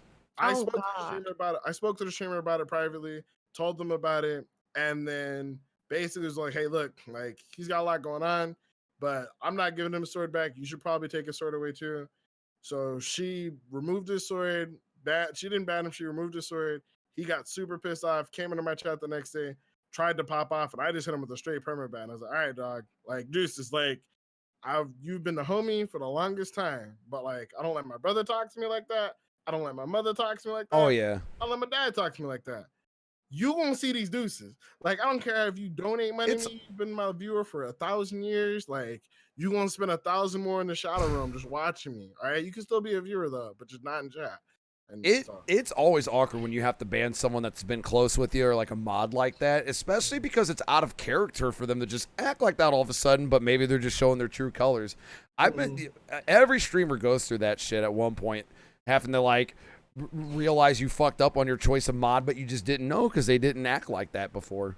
Yeah, I mean, it happened. I mean, to be fair, they may not have been that person before. It could have just been that they became somebody right that isn't worthy of being a moderator, or just isn't worthy of being in your community anymore, which happens. People change. Like we've been playing DBD for 3 years. People change. You know what I mean? Well, like Mirror Bear said, and I want to go back all the way to that Mirror Bear. Like, part of it's because you can't region snipe anymore. But I agree, like, at one point in DBD, especially when it was really taking off, I recognized even the 2-viewer Andys. You would see them in your games a lot. They would stop by your channel.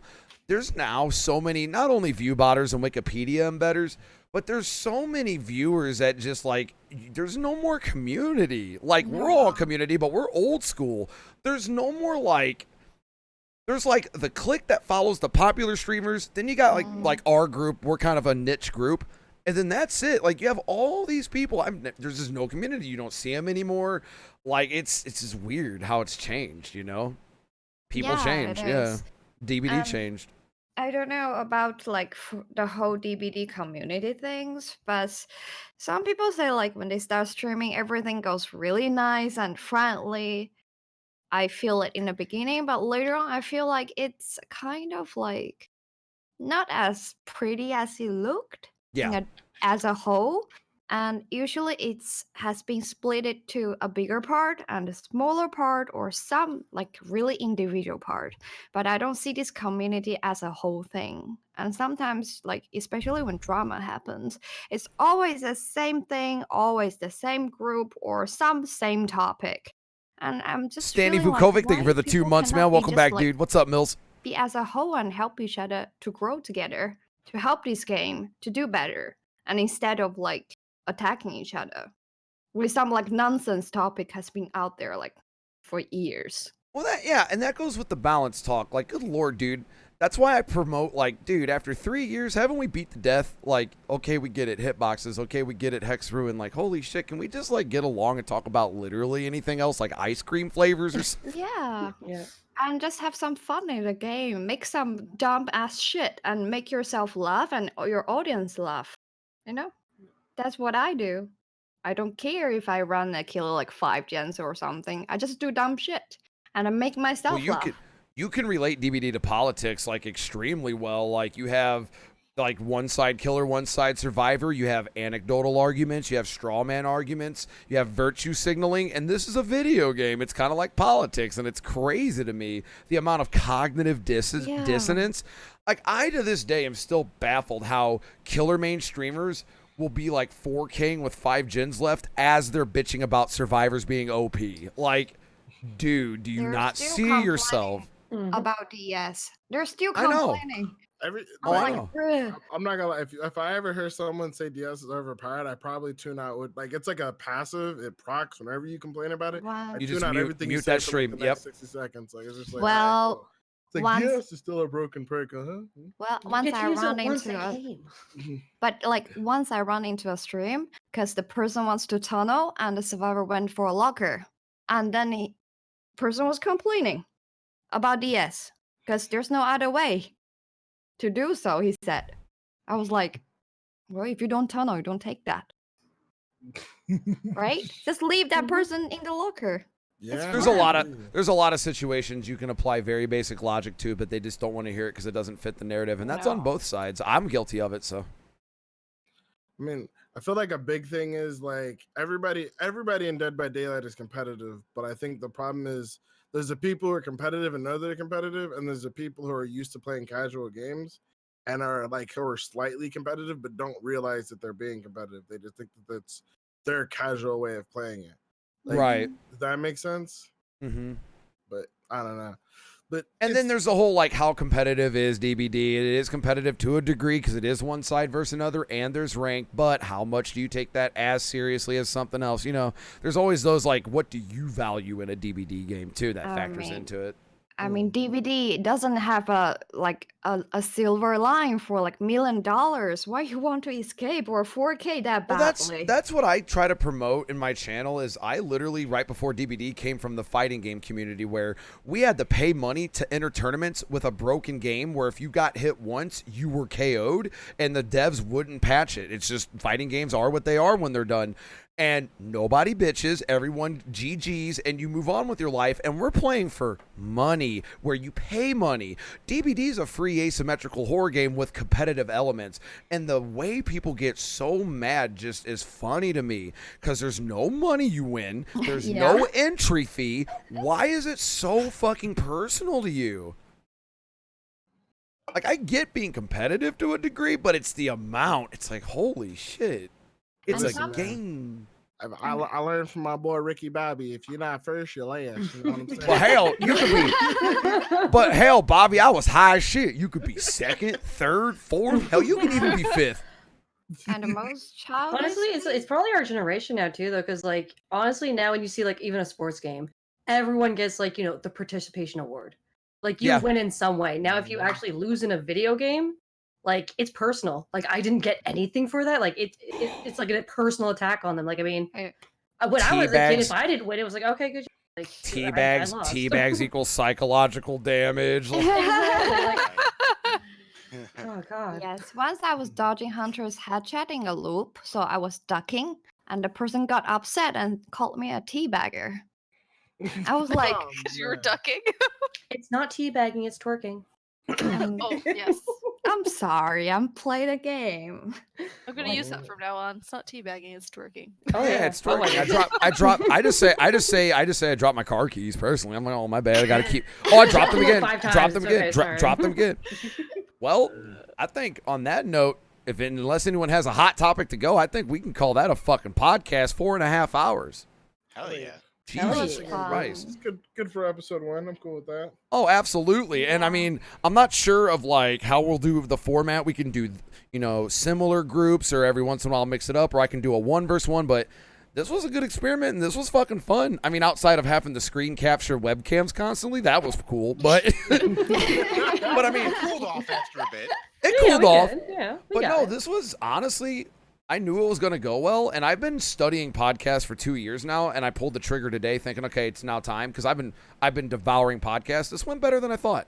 I could tell we all were having fun. It was loose and relaxed. Chat was just fucking loving it. I see this being a weekly thing, so. Again, not the same group every time. Maybe some returning, and then if you haven't been on in a while, or we could do the same group. This was good chemistry, I thought. Maybe we But- can gather some topics sometimes, and then like we can switch up with different groups and stuff. Would it be nice? Exactly. Mhm. So, what I'll do is in the outro, I'll link all of your streams. Do a little shout out. I want to thank chat for you guys were amazing. I kept looking over the conversation, the memes. Y'all behaved yourselves. Everybody, even Merowyn, like with the DBD discussion, like you all went out of your comfort zone to talk about stuff. I appreciated that. And yeah, this was fucking cool. Not a bad way to spend a Friday night. That's Hell for yeah. sure. That's Not for bad. sure. All it needs is some pizza. You know what I'm saying? Hell Oh, stop yeah. making me hungry, damn it. You got over food already. All right, Also, so I Oh, did go ahead, not go get ahead. To say, my favorite fries, by the way, I made them in an Al's Beef, which is a Chicago restaurant, little fast food joint. oh, But I am a sucker for sweet potato fries. when I go to fucking Ooh. Chicago, you're treating me then, Chief. You Oh, for both, sure. you both need to come to. I don't live there anymore, but there's a place in Joliet called Heroes that serves ranch fries. It's perfectly seasoned waffle fries with the perfect kind of cheese that never like cools off and becomes the cheese that's all gonna pull off in one fry, with bacon bits, and then you get cups of ranch to dip it in, and it's like $4 for a plate big enough to either fill you for a meal or split between 2 people. Mm. Well, now I'm Sounds hungry. good. God damn it. They also right. do weekly poker nights. All right, we'll do the outros. We'll start with Shino. I'm gonna shout him out. Shino, say your last piece. Tell him next time you're going live. Tell him what you stream. Give a little summary. I'll shout you out. All right. Ladies and gentlemen, again, for those of you guys who know my name is Shino Bazi, your gaming and anime ninja. I play a lot of Dead by Daylight as well as a bunch of other games. I'm actually getting ready to go live right after this. I'm going to be playing some Bloodborne just to mess around for a little bit. So, any of you guys would like to join me or check that out, I would love to have you there. Follow him. I also do stream coaching, and unlike a lot of other streamers who hate people talking about streams in their chat, I don't mind it. We talk about other people. Open forum. He does not give a fuck. I can confirm.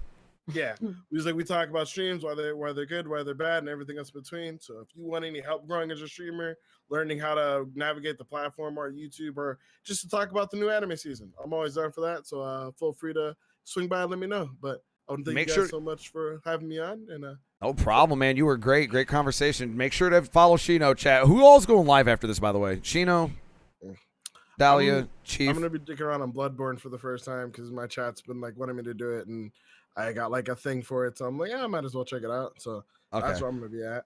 All right. I I'll was host going one of to, you. but I I'll, might just like get pizza and fucking veg out. Oh, I'm passing out after this. I'm I was hosting one of you. thinking about it, but I'm Yeah. hosting one of you, and I'm passing out. You all enjoy your food, man. I'm fucking sleeping. All right, Shino, thanks for joining us. Great conversations. We'll have you on again. Obviously, go make sure to check them out. Chat links up there. Shino, good luck with your stream. All right, Chief Hong Kong, give an outro. I'll shout you out. I'll link you. Hey guys, Chief Hancock again. I play lots of variety games. I pretty much play like whatever, single player, multiplayer, whatever. Right now I'm playing Mario Maker 2 because I just got it and it's amazing. But I also do stuff like Risk of Rain 2 and oh wow, okay, there it all goes. Goodbye. Oops. Here, I'll go. I'm gonna go full screen, but you guys can still talk and do your outros. It'll be easier that way. Okay. I was gonna say other things too. I play Hollow Knight. I play like any sort of cool Metroidvanias. Actually, I got an idea. Keep going. And definitely go give a follow to like all of these people because like they're all so amazing. Give him a follow, chat. He's an amazing guy. Very lovely, good conversation. I've hung out in this chat. He doesn't even know it, but I lurk. He's a very good dude. Follow Chief Hawk. Chief, go start your shit up. Good luck, man. Thank you for joining us. We'll have you on again, obviously. All you guys are coming back at one point, so. Thanks, man. Hey, thanks. Love you, everybody. Chief. Seriously, great conversation, man. You were awesome. Give him a follow, chat, or fucking ban. All right, we'll go with Ms. Izzy. You're in the upper left. Go ahead, Ms. Izzy. Go ahead and tell your summary. I'll shout you out. All right, well, I'm Mrs. Z again, and I'm also Mama Fox. I play a lot of DBD.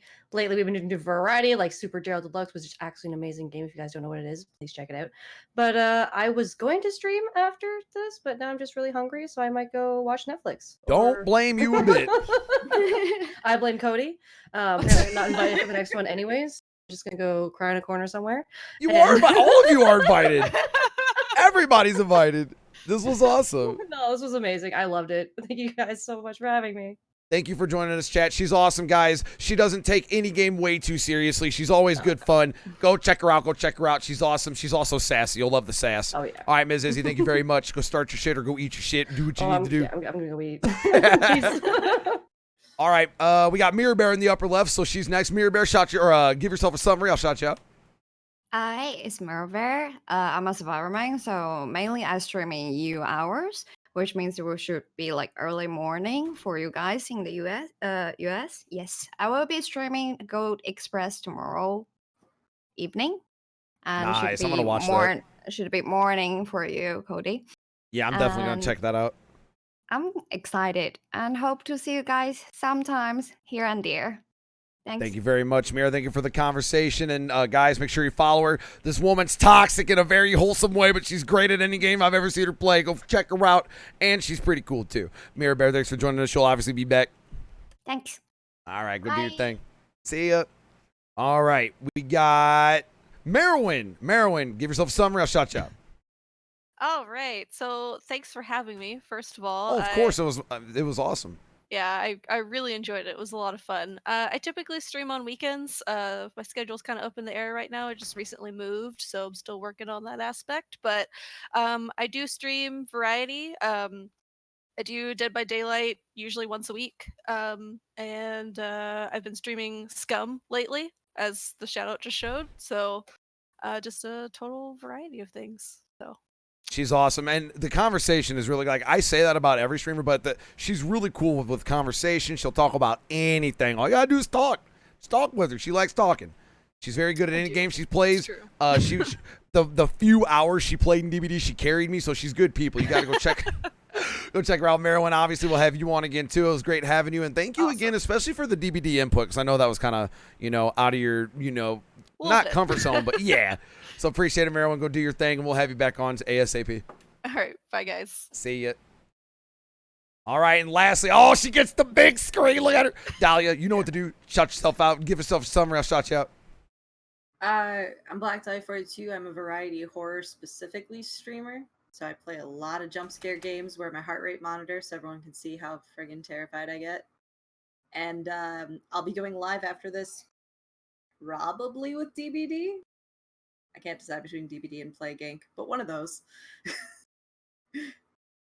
That's it. Thank you for having me. Thank you for joining us. I was very shocked at the lack of lewd comments during the podcast. You kept your You kept yourself very businesslike, chat. Go check her out. She'll literally talk your ear off about anything serial killer related, DBD, horror movies, and games. Her movie knowledge is unmatched. She's taught me about like 70% of my current movie knowledge. She's really fucking cool, chat. Check her out. Dahlia, of course, you'll be back on later. And I expect lewd comments in my chat next stream, of course.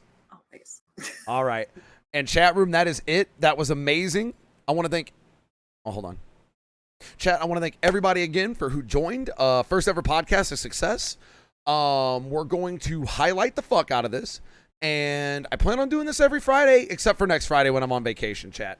Thank you guys for joining me. I was nervous as fuck, but damn, this went a lot longer and smoother than I thought it would. We're going to host Chief Honk Honk, okay?